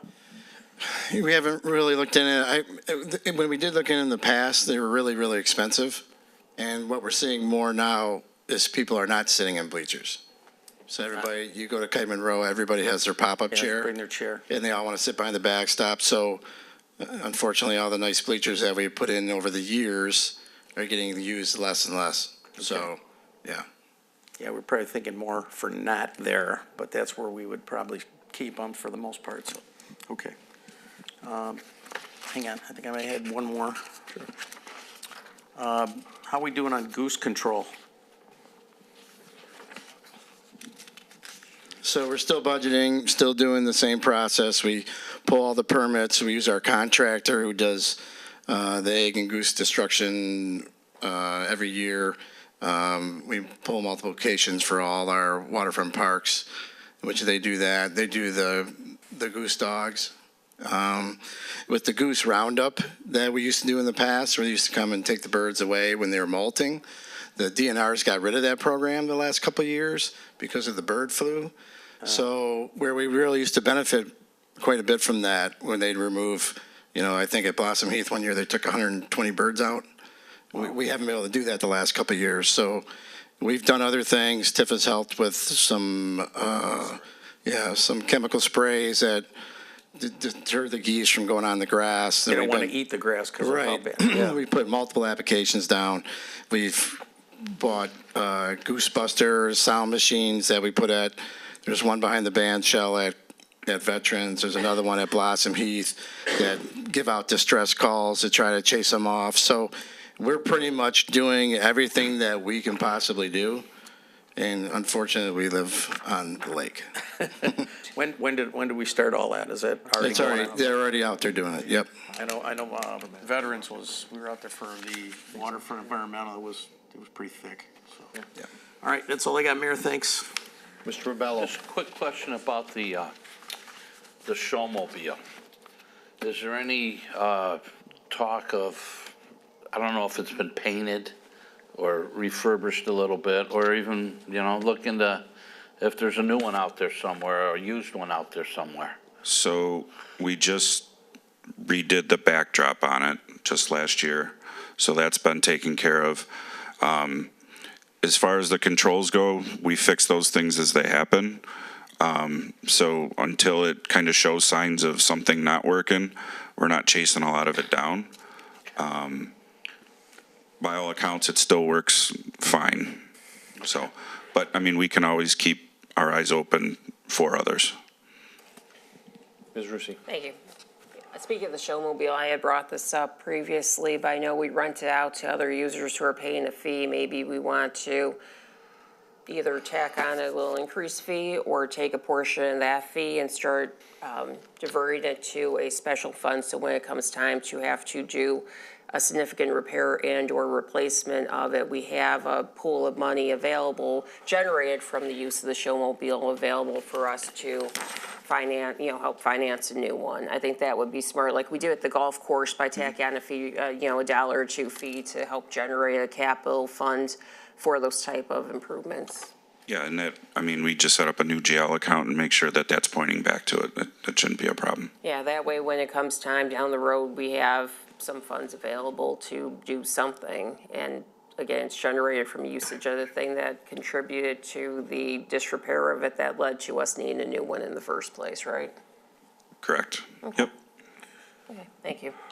And one other item, I know it's not in the budget, but for council, myself and Mr. Spinizzola have been approached by an organization for a sizable donation for a possibility of pickleball in the north end of the city. So we don't really have we're working with them and seeing if it's a possibility. So hopefully we'll maybe get something back to you. Again, it's not in this budget, but we've been recently approached by them. Where so at? Fantastic. it'd probably be in the area of Kite Monroe. Oh. Because I know we did turn a couple of tennis courts into pickleball courts over there. Yeah, it's not, you are correct, but it's not what is, I think, required or meets the criteria that now they use, especially when you look at Civic Arena in that area, but. Yeah, with the size of what pickleball courts are compared to a tennis court and the fencing around that area, it doesn't play well to what pickleball is. So a lot of chasing of the ball, and it's just not as enclosed. That's why when we were talked into Yes. spending the money on converting them, it was a wonderful idea. Yeah. So it's just funny being up here and hearing it's not. Well, it was years ago, and it's certainly got, I've been here, it's the fastest growing sport for 15 years, so it wasn't like it was a brand new sport then. It It still was. is, though. Well, That's why we converted it, because Yeah. people play it. well, it doesn't work. Doesn't work. People are getting So- too much exercise doing it. So, we'll hopefully get more, and we hope we get some final, that a sizable donation comes our way, and it'd be terrific, so, Nice work, that's awesome. thank you. Matt Babinski. So, senior center budget, tab 30. Not a lot of line item changes in here. It's largely dictated by CDBG, SMART, and USDA funding. One change is the repairs and maintenance from CDBG, where we increased it to reflect more accurately based on prior years.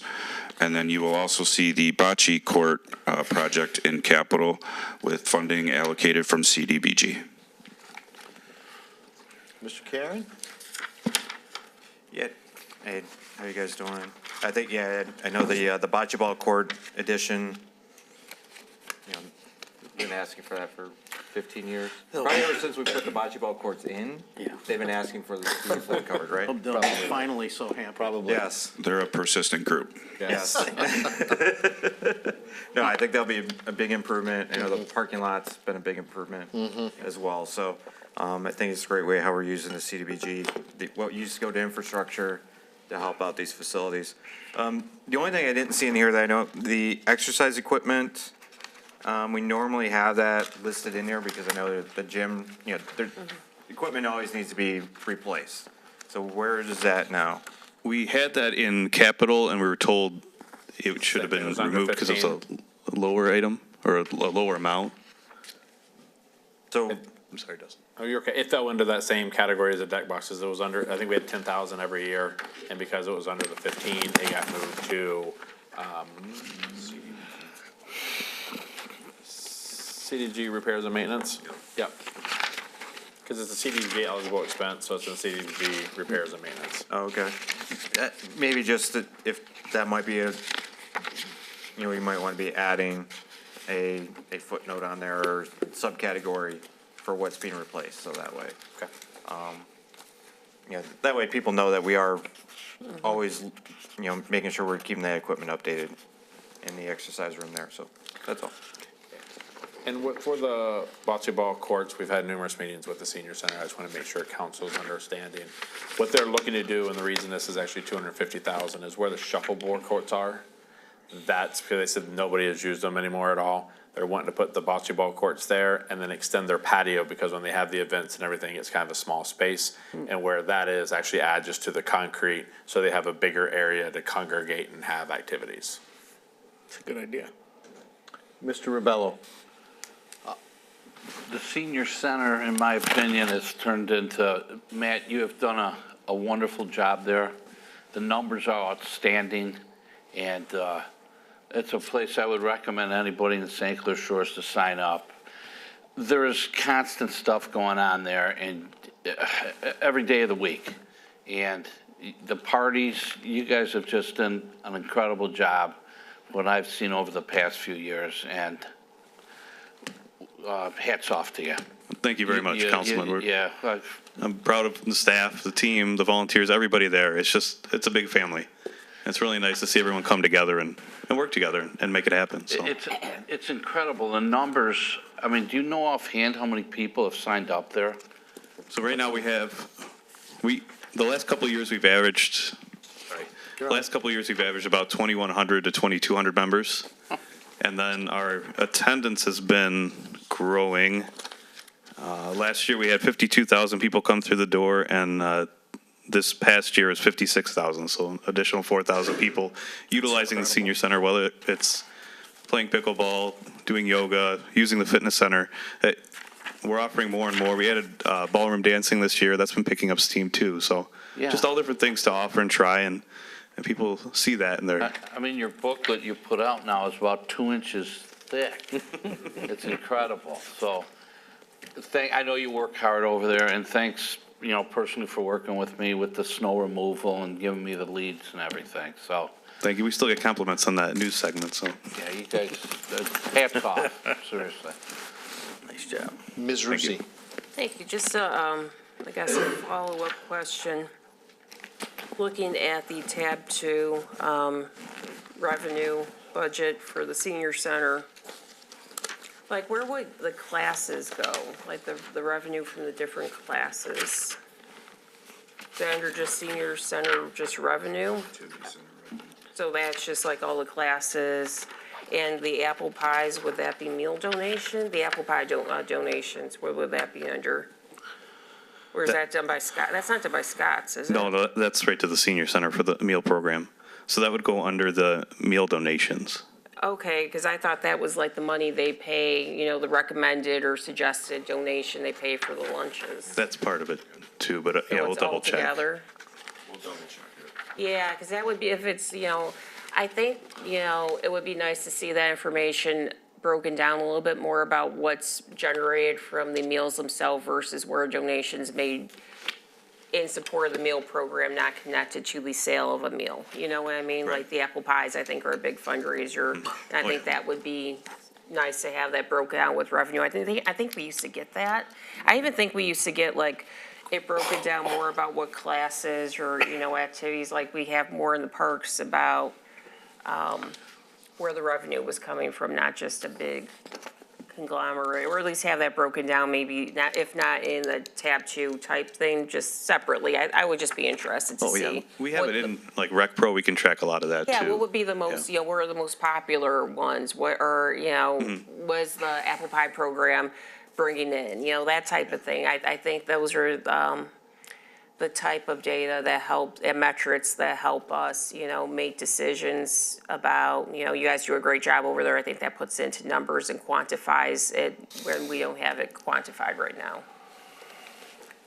Yeah, we can definitely pull all those numbers out of Rec Pro and send you reports on anything you need. Yeah, that would be just annually, or it would just be interesting to see what are the most popular programs, you know, so we know when, you know, what we want to promote, what we want to direct people toward, what we want to see maybe supporting it, if we have ideas about supporting an addition, you know, things like that. That would be good, I think. Yep, not a problem. Okay, great, thank you. Thank you.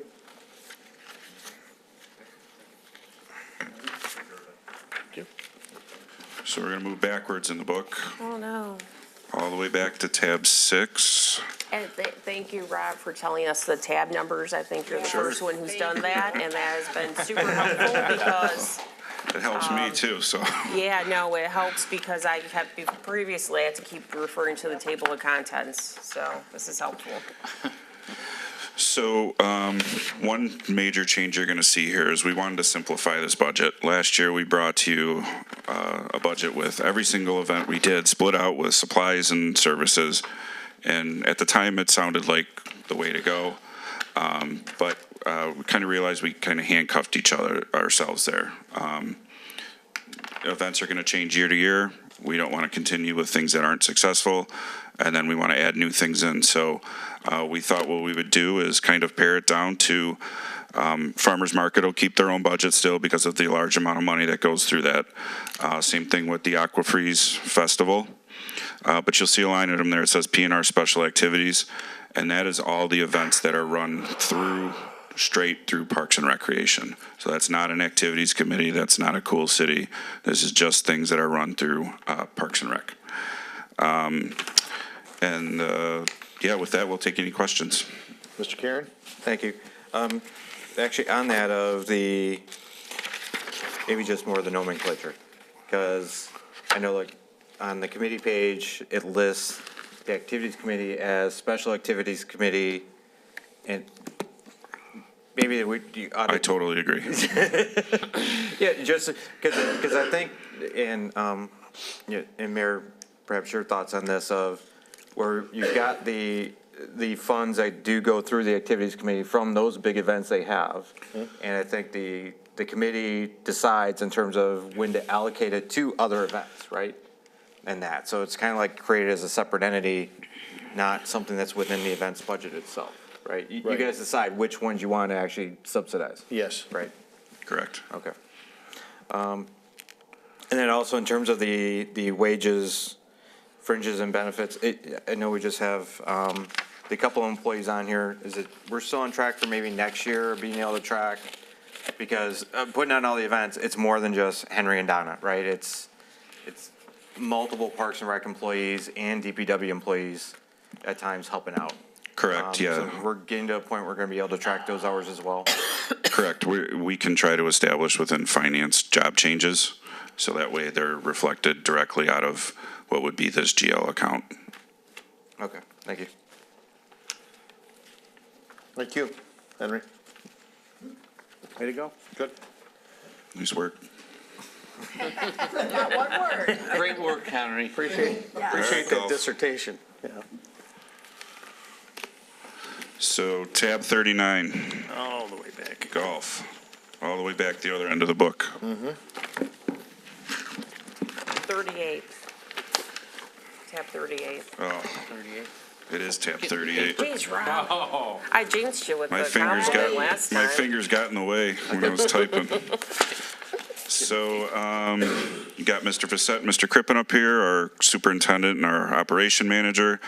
Again, slight increase in temp wages, similar to the admin budget. The credit card charges we did increase, which is another spot, as suggested earlier, we can look into trying to recoup those fees. We increased the electricity account to reflect the trend on that. And then a new line item in there is for the lease payment for the equipment that was approved probably a couple months ago now. And then one capital item we have in there is $150,000 for replacement of some cart pass. And then we'll take questions. Mr. Ribello? So you guys anticipate 2025 projected to having less rounds in 2024? Am I reading that right? I was just wondering why, because I know people love the golf course. We put it in there that way, and I think it's just more as a historical reflection. That's all that is. Okay. And 40, that's a lot of golf leagues. You guys do 40 golf leagues in there? Yeah, we could start a waiting list to have golf leagues come over. Okay, where does that rank like as far as this area, Metro Detroit? I would probably For the people that are coming through our golf course. Probably venture to guess we're right up near the top. Probably one of the top municipals for sure. But yeah, I would say rounds through, we'd probably be right up there for an 18-hole golf course. We can't even get another league in here. We can't get another one in. We cannot. We can't barely get additional play in at this point. It's so busy. Golf has really boomed in the last few years, so it's a nice thing. and I would say, Dave, too, when we're projecting less, it's not that we're projecting less people to show up and actually want to play. It's, we can't control the weather. And when you have a bad weather day, you wash out all the rounds that day. So that's why you're gonna see peaks and flow, and like, obviously this spring has not been Bad. the best to us at all, right? So we're already down quite a bit this year just due to the fact of weather. I didn't know you were like a Farmer's Almanac guy, so you're reading ahead? Okay. Spring and fall really dictate the rounds for Obviously, you guys are doing golf. something right, to be turning over this many people, so. Kudos to those guys. Mr. Frederick? Thanks, Mayor. So what you're saying is we need to buy that property on the other side of 94 and make another 9 holes over there? Is that what you're talking? No. Okay. Sure people would use it. Yeah, they probably would. So,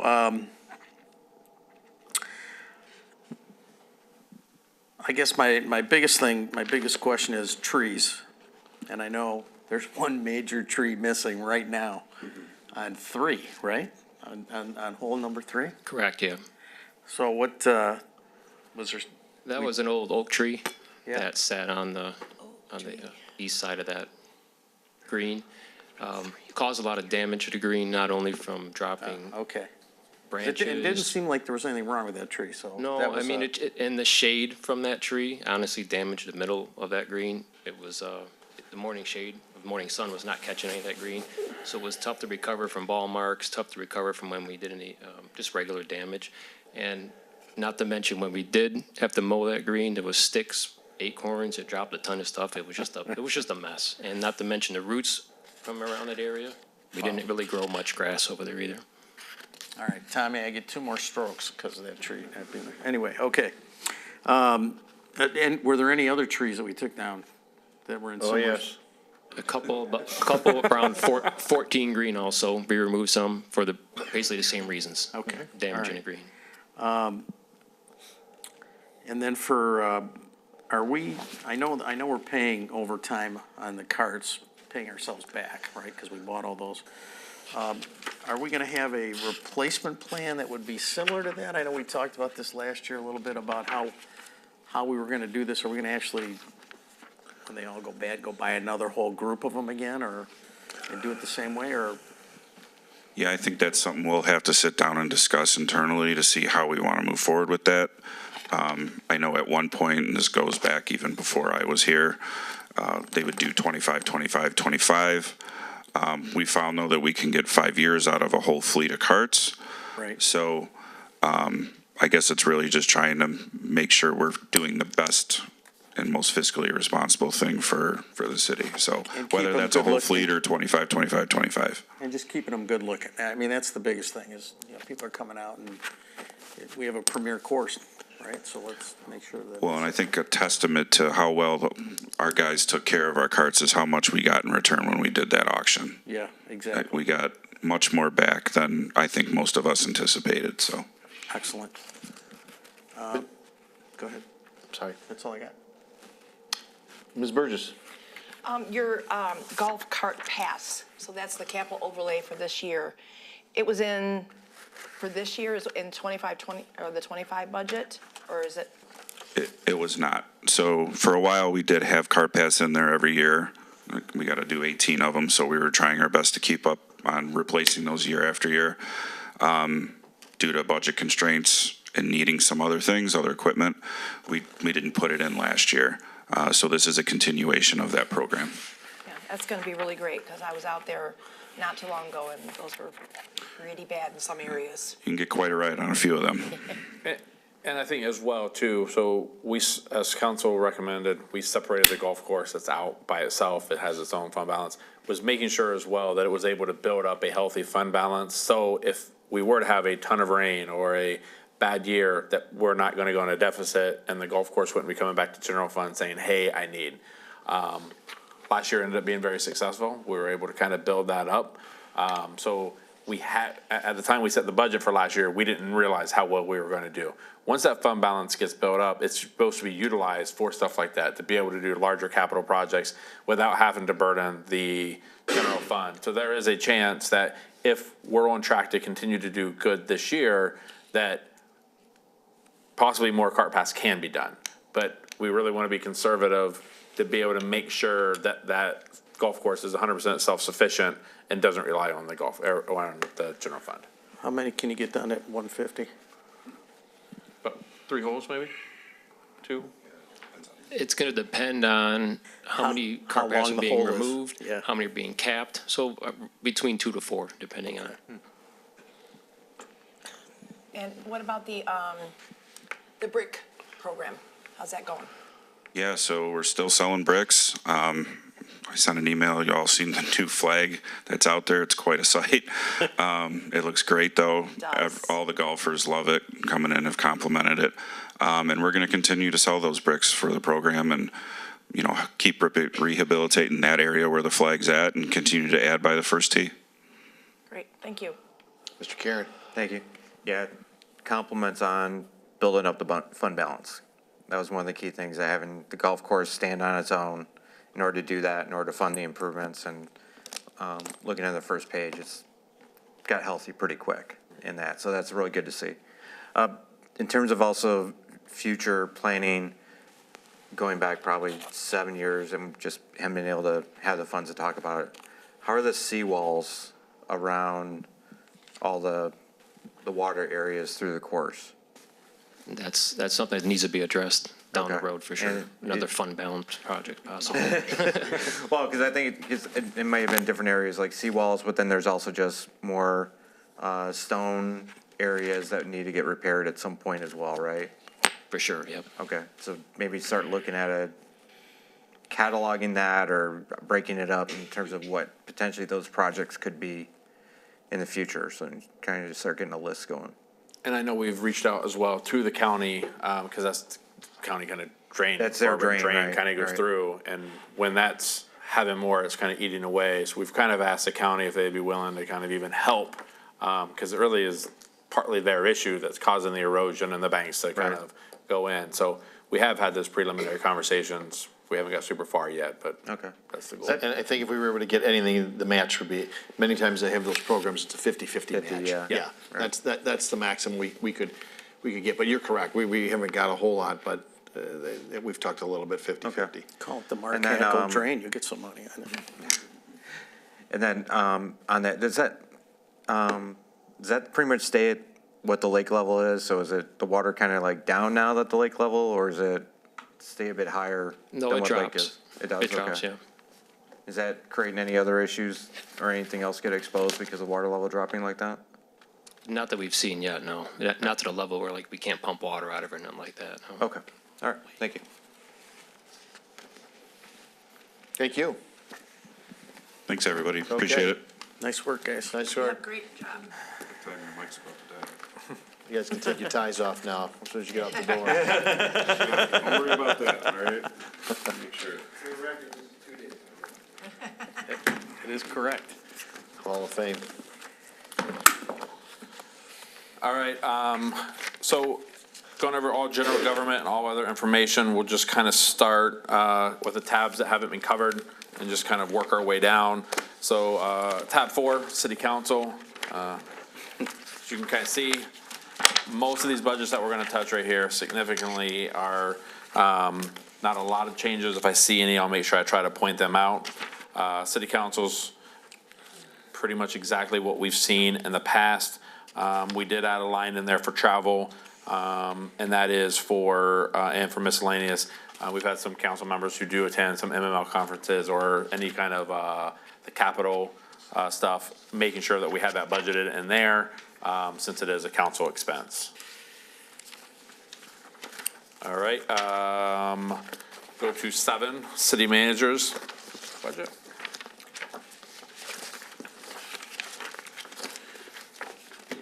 You can see the slight increase in wages, contractual, same thing with fringe benefits. Other than that, most of the line items stayed the same. There is a little bit additional for travel, and pretty much the same. Any questions? Moving on to the clerk's department.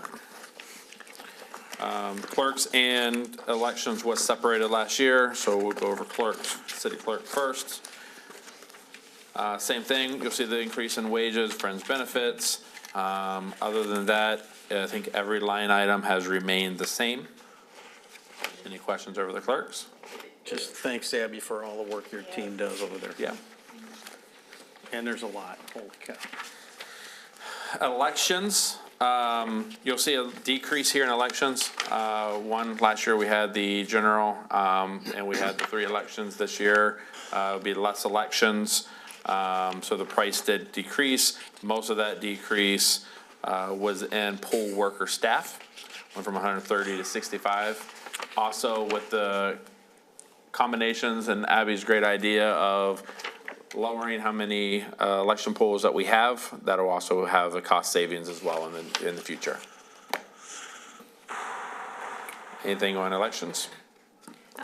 Kip, just Yes. because you're doing this doesn't Oh. mean you don't have to turn your head and see if people have their pens raised. Do you have your pen raised? I did have my pen raised. Ms. Rusi. Thank you, Kip. Okay, voting device, same thing. It used to be in capital. It's under 15, so now it's a separate little item, not being capital. Yes. Okay.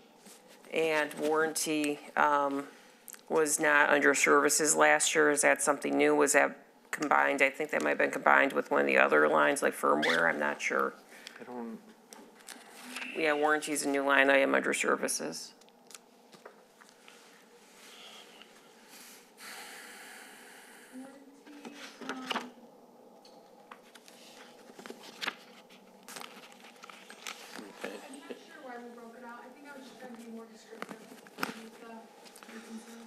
Okay, so it's not something new, it just is breaking out something that was last, okay, thank you.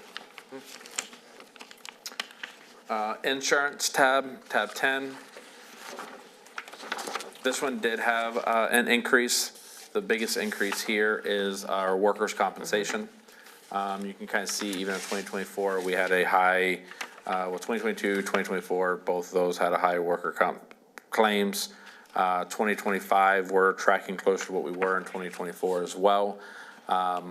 This is just being a little bit conservative. I do feel that we have this under a little bit more under control than what we did, but we can't, I mean, this is a pure guess. So it's really just more trying to guess with the 400,000 and our 3-year average right now isn't looking as good. Other than that, most line items are the same. Keep going. Okay. Tab 11 is finance. In here, you will see, obviously, there was a slight increase in wages and fringe benefits. Majority of the stuff here is pretty much exactly where we were. You will see temporary went up. That temporary has went up due to Renee being able to kind of still help out a little bit. However, I think that number is probably significantly a lot higher than what we are. Renee has actually been able to enjoy her vacation much more than what we anticipated. Retirement. Sorry, you're right, retirement. Retirement. I know she still helps She's in a Florida, lot, so but every it's a time when I do talk to her retirement. and she's in Florida telling me what she's doing, I'm really jealous and I think of vacation. So her weather is much better than ours right now.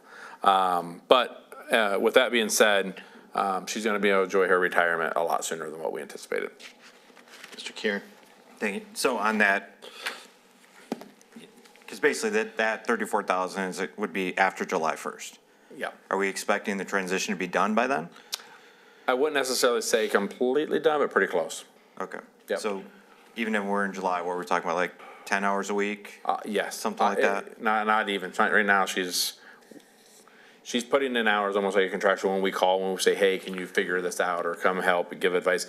Right now, I mean, we're calling her probably less than. Maybe talk to her maybe 5 times. Yeah. And it's just, you know. 5 times a week or 5 times total? Total. Okay. Just, you know, where is this file at, or, you know, how do I run this report, you know? Yeah, some of it's on the healthcare portion as well from even our office, just some of the nuances that we haven't went through everything. I would probably say right now she's working less than 10 hours a week total right now. Okay. And I see this number dropping dramatically even more by July. At the time when we put this in, we didn't know how everything here was gonna be working and John's working out great. So I don't, like I said, I see this number probably being closer and we can adjust it before the next one under 20. Okay. On the accomplishments tab, it had prepared budget and financial forecast for periodic meetings throughout the year. I guess, I'm not aware of what I would call a forecast. I know we get budget from finance, I know we get the financials reports monthly in our meetings. Is there something different that's considered a forecast? Okay. I don't know. All right, and the other thing on there is the last thing on the goals, pursue an upgrade or replacement of the timekeeping system. I thought we did that. We did. Okay. Yep. John addressed my 2 questions. I had the same thing about. Well, you took some of my questions too. Geez, John, 34,000 for our retired finance director when we have a full-time, okay. And then I did have about the timekeeping. I was like, again? Because that was a couple of meetings, we went over that one. Geez, John. We were assessing general government, tab 13.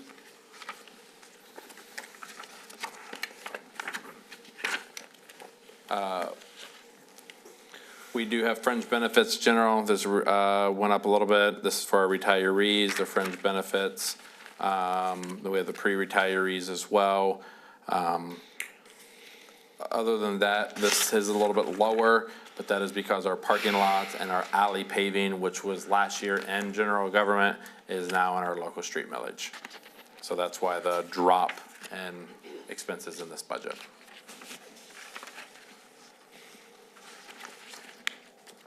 right? Building maintenance.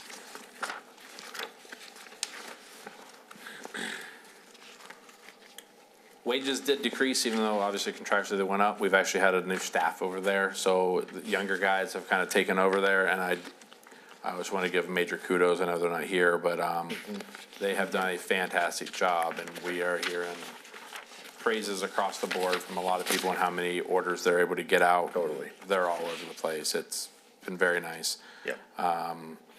Other than that, the budget, you see a couple $1,000s here or there per line item just due to inflation or contracts. One of the things that we did lower here is you'll see renovations and improvements. That line item did drop about 30,000. Most of that is Blossom Heath and contingency. We were budgeting about 25,000 in there each year. Obviously, we have not been hitting that. We did a large renovation, and we're kind of past the part of doing any major improvements over there. And everything else is pretty much, like I said, status quo, minus a few adds here or there. Ms. Rusi? Thank you. Speaking of Blossom Heath, I had noticed in, going through this and didn't jump out. I mean, which budget, revenue budget is Blossom Heath and Craig's lease revenue one? Blossom Heath in revenue? Yeah, well, In yeah. rentals. Rentals? Yep. In what department? I think it's in just the over, let me see what it's called up here.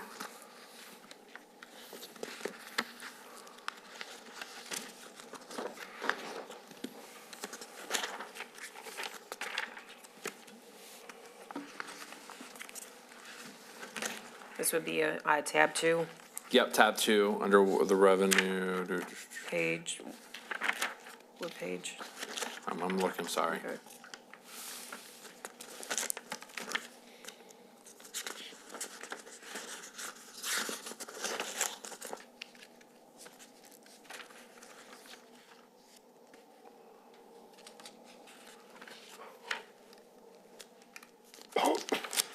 It's underneath the lease revenue, Hey, what page?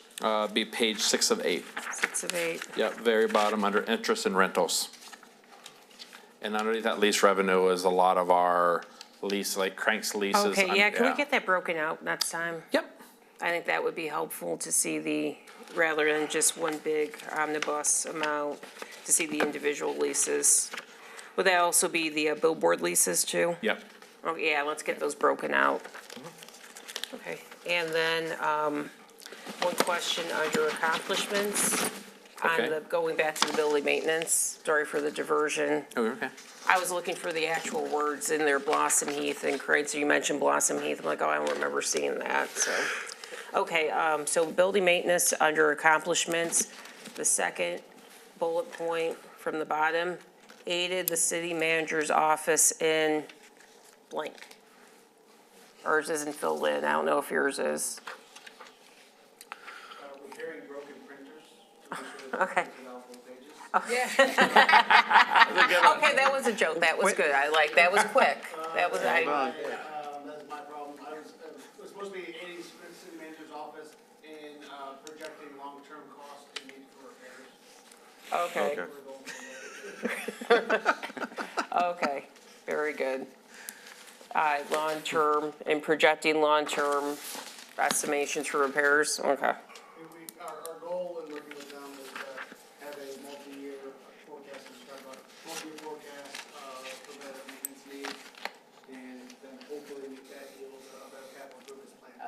I'm not questioning, I just, the blank, I found the blank amusing when I was going through my budget 10 hours yesterday, and it was like, ooh, a mystery, so, no, thank you for helping me solve it. Okay, thank you. Mr. Karen? Thank you. Yeah, Dustin, back under the renovation and improvements. So last year's budget, we had HVAC for 50,000 and CH, I'm assuming that's City Hall fan coil replacement, was in at 25,000 last year, right? And it's still 25 this year, with 40,000 for HVAC. Are those ongoing or individual projects? Ongoing, there's, I forget how many units he had, rooftop units, and they go up and they change X amount each year. If you Okay. look kind of back in the last 5 years, it's been kind of the same thing. I think 2 years ago, they weren't replaced. So this year, I think, and Matt might know how many, I think it's like you can get 4 done for that price or 5 done. All right, great. Yeah, and just, and in terms of the great job Brandon and Jacob have done, it's just amazing in terms of what they have accomplished. And actually, it's interesting, in reading the accomplishments, it also had added Jacob and Sean Adam, but then when you look at building maintenance, well, there's just Brandon and Jacob. Then we found Sean Adam over in Arena, and realizing Sean actually helps out as well in building maintenance, just not sticking to the marina. So I think that's good I know Brandon's never going to let go of the arena in that, so that's fine.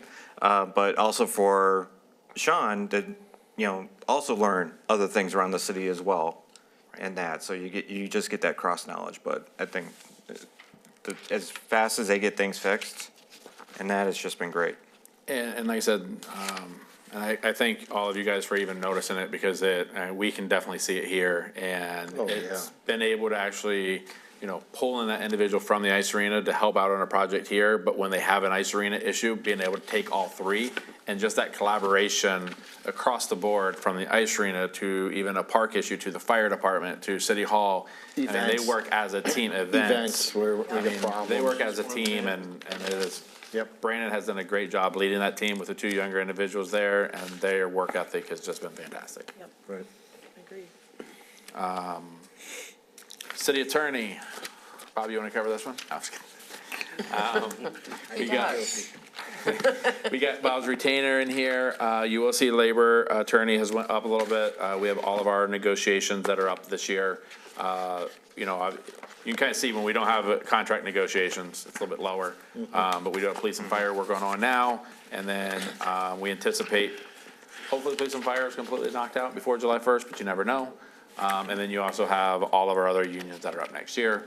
Outside of that, everything has pretty much stayed flat. You will see city attorney other. We're only recommending $250 again, even though we've been at over 300 the last 2 years. A big significant portion of that was fighting the Act 345. And as of right now, that has been pretty much, for the most part, closed. They're still kind of appealing, but a lot less attorney fees that are going to go towards that. And Bob, are these from you? Pardon me? Some of those, yep. Are these, Yeah, I figured we would need some sugar sometime tonight. But, Me and Dave have already enjoyed. Yeah, we got one. Yeah, we already. We didn't even split it. We each had our own. Nice. For my box. Mr. Rebello. Did you have something, Mr. Rebello? Yes, I want to pay Mr. Erie a compliment. You are St. Clair Shores. You have always had your heart in this town, and you've defended us to the utmost for our city, for us, for our city, and you've done an outstanding job, and I mean that. And I've never really met another person that you got your heart in this town, and you've always been on our side and given us both sides of the story. The cupcakes paid off. Yeah, he's always glad when he I'm on a asks you, sugar is high. it legal? And you say, yes. Yeah. See? Except that one time. Except that one time. Always yes today. That one time you hedged a little bit. I think he's waiting for, no, it's not legal, but we're gonna do it anyway. Right. We could read between the lines. I mean that. Item 16, communications. They're doing a fantastic job in the back, so I gotta make sure I give them kudos. Their budget, same thing. Major increase was just in the wages portion and the fringe benefits. Outside of that, everything has kind of stayed pretty flat in the same numbers. Yep. is there a chance that we can look at, bringing Hannah, or at least that part-time position up a little bit? Because we put a lot of demands on this group in the summer mostly. And it just seems like, they run out of hours. And I'm just hoping that we can bump that a bit. So wage-wise, what we really have to watch is just making sure our part-timers aren't making more than some of the full-timers that are here. And through the union contracts, they kind of state a little bit of that stuff that's in there. So we do the best that we can, and then there's also state regulations on how many hours that they can work, but yes. Well, maybe it's a union job full-time. I don't know, but the job they do for us, making all of us look good all the time, and being at all the events. I mean, they worked on Sunday again yesterday at the Hall of Fame. They'll be, the weekend that we have the baseball and the cleanup and all that. Those guys are out there doing their thing. So I don't know. I just feel like we gotta pump that department up a wee bit. So.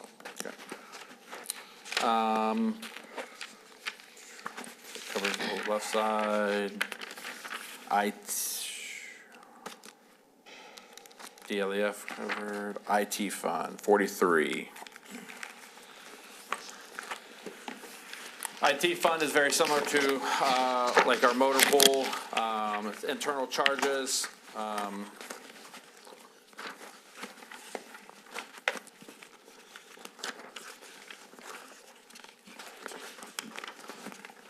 Wages have went up. Services pretty much stayed stagnant, same kind of stuff. Phone and communications went up a little bit. And then the capital outlay went down. The capital outlay, you will see in here is the BSNA upgrade. One of the big things with the BSNA upgrade, right now, if we were to look at the BSNA upgrade, they're looking 9 months to 12 months out to be able to build the system. So many communities right now, so BSNA is no longer gonna support their non-cloud version, so they're stopped doing upgrades. They're forcing everybody to go to the cloud. The downfall with forcing everybody to go to the cloud is they're having all the cities at the same time having to convert to the cloud. So there is a large transition. The other part with the BSNA, I would say upgrade as well, is Macomb County is one of the last counties to actually get on board as well. So Macomb County hasn't switched over. So you might have even heard some issues with, I think it was Clinton Township and maybe Chesterfield, of they've now went to the cloud and the county's not. So their system's going backwards and not translating as good. That's just more on the assessing side, but the finance side is all our own separate stuff. But the one nice thing about this is there is the conversion rate. The fees do go up a little bit from what we're paying now, but we would be able to get rid of Munis at that time. So there would be a huge net savings of approximately $60,000 to $70,000 per year. But the upfront cost, this $100,000 is just phases of trying to build this in. So this is just kind of one of the small steps. And then that would also help get rid of some servers that we have too on site, which would help the IT. So everything is kind of listed here. Is there any questions over the IT? Mr. Karen? Yeah, maybe this is a project that Nick can think about and get back with us, but thinking of what you see at the federal government and what you see in terms of what they find when they audit their IT systems, it's mainly of more licenses than are actually being used. And I don't know if he's already got a process in place or can think of an audit process for all these different software packages that we've got between whether it's BSNA, Munis, all the Microsoft products or RecPro, right? Are the number of licenses that we're paying for really utilized, or do they need to be right size, or how we're monitoring that going forward? And that there is a savings with that. Maybe we get like 20 at one price or something, right? And we only have 15. But if there are one, I know Microsoft is probably by user, to make sure all those ones are really being used. So the Microsoft one, they have, as part of the package that we pay with the government package, they have a self-auditing system that kind of does that every, I think it's 2 years. We did just pay, I think this might have been 2 years or maybe even 3 years, and we got the savings 2 years ago. One of the phone companies that come in checks everybody's phones, how much was being used, and we found even like random phones that used to be in offices that we're still paying for that we got discontinued. They take a savings off of the top of the first year that you get, and then after that, it's all pure savings. So we have went through one of those audits less than 2 years ago, but there are definitely, I mean, that doesn't mean that's just two specific cases. There are, as you mentioned, probably numerous other things that we could kind of have evaluated and looked at. I do know that Nick I sent him a client this other day that does some of that auditing stuff, so he's definitely is looking at it. All right, good. And it's not really for Nick's department, but kind of IT related, but WOW, this goes back to our franchise fees and the revenues. They're converting over to pure streaming, right? Forcing everyone, if you're a WOW customer, you're going over to YouTube TV. What does that do? We got like 200,000 of revenue for franchise fees from WOW. What does that do to that? It's a very good question. I don't know the answer to that right now. As you can kind of see, we are every year trying to lower that number because unfortunately that's the world that we're living in now. With WOW's new, going over to, I don't know. Okay. So I will make sure I have that answer before. We still get the, what is it, a nickel a mile or something for Yeah. whatever And the we get internet? for the like just the wires, but the .net or whatever it's called, subscription thing. But the TV does make up a big portion of all three of those. Okay. Special revenue funds in here. This is, family rental is the first one.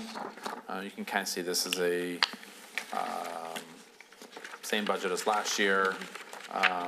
You have the revenue, and then you have the expenses, similar. You can see the services did go up a little bit, which is the only change in that budget. We have the transfers that's in for the bocce ball courts. You have the debt service in here. Debt service obviously is, I think it went up $3,000 to 107 to 110. This is the building fund for the court. See, I'm sorry, so please stop me if, you have the district court. This is that building fund, that's the expenses. The previous page was the revenue. You have the MIDC reimbursement grant. We talked about that earlier with the court. This is the MIDC, or the Indigenous Defense Fund. And then we'll go to our debt statement in here. You can kind of go over the debt statement. This is a lot of our utility funds. This is paid, a lot of this actually is paid for through the Lock St. Clair Clean Water Initiative, plus any of the other debts that we have in here that may be for the, O&M from the Macomb County that was recently added not too many years ago. You have the financing for like the water projects, the shared debt services from Wayne County, or from Macomb and Wayne County because of the SCMSD who has a portion that goes to the Wayne County portion. Ms. Rusi. Thank you. Just one question under the debt statement. Yep. The line item right at the top, it's I think like 7, 8 lines down, the estimated SRF loan for drainage debt, the 55791, so the last of the 4. Okay. If you carry that out over and you look at the principal number, it's $5,026. That is the exact same as last year, but every other number has changed surrounding it from last year to this year for the other ones, the 5306, 539, and also the interest for the 5579 is different too.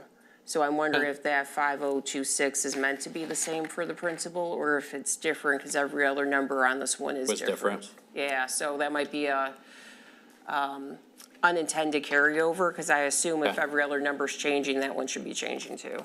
Yeah, so I'll take a look at that one. Okay, thank you. Yep.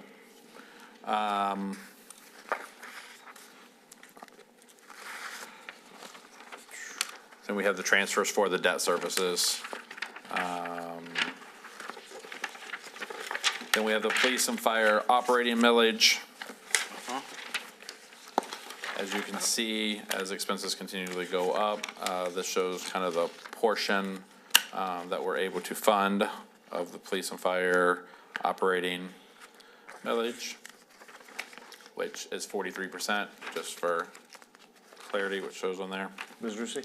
Oh, if you want to see something funny, look at this page from last year's budget, because this one states correctly that funds 53 personnel. Last year it said 89. If you look at the average wage and fringe of the officer firefighter, now it says 180,890. Last year it said 99922. So I don't think they took the fringes into account. They probably didn't. And this year it says 178,873. Last year it said 115,955. I don't think they included the fringes, so it claimed we were funding 89 people. Yeah. Instead of 53. So I'm glad that was caught and fits this year, because last year, like I said, I went literally page by page and compared, and that was a very amusing thing to see around 2 a.m.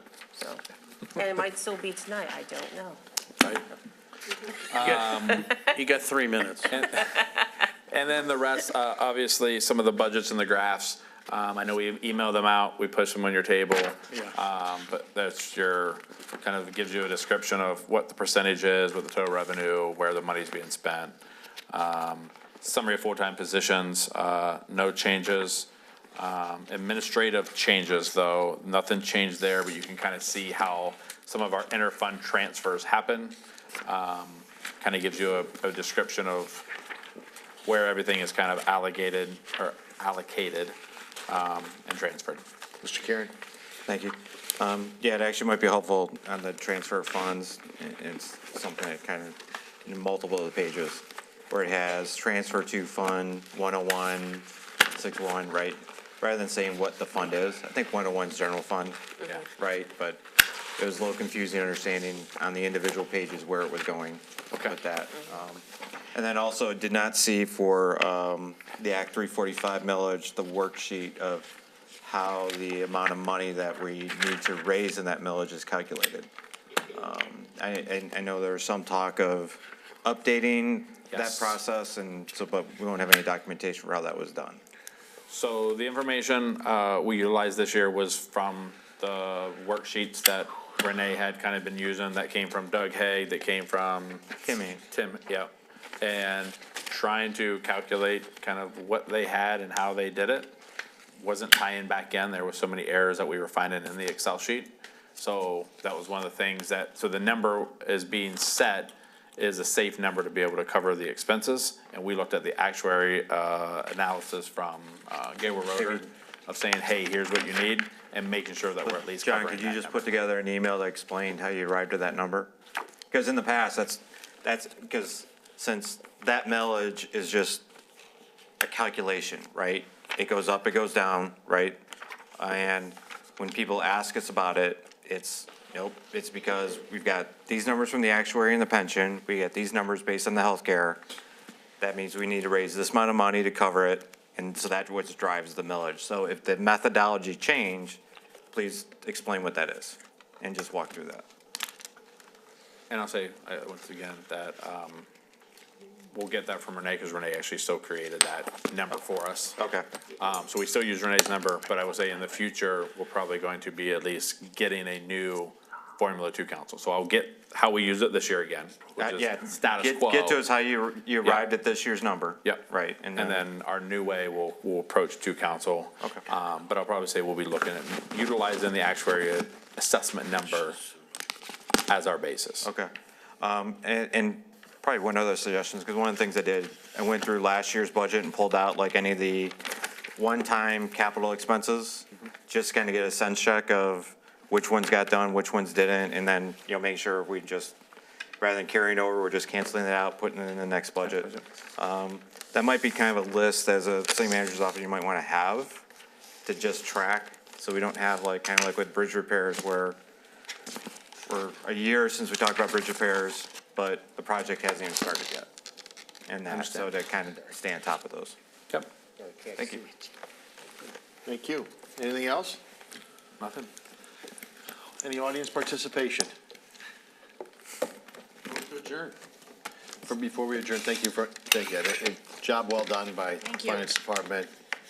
John Walters here has been new, and Dustin, I know you took a lot of it here, so appreciate all the work you did to deliver the budget. So moved by Mr. Frederick to adjourn, supported by Ms. Burgess. All in favor? Aye. All opposed. Good night.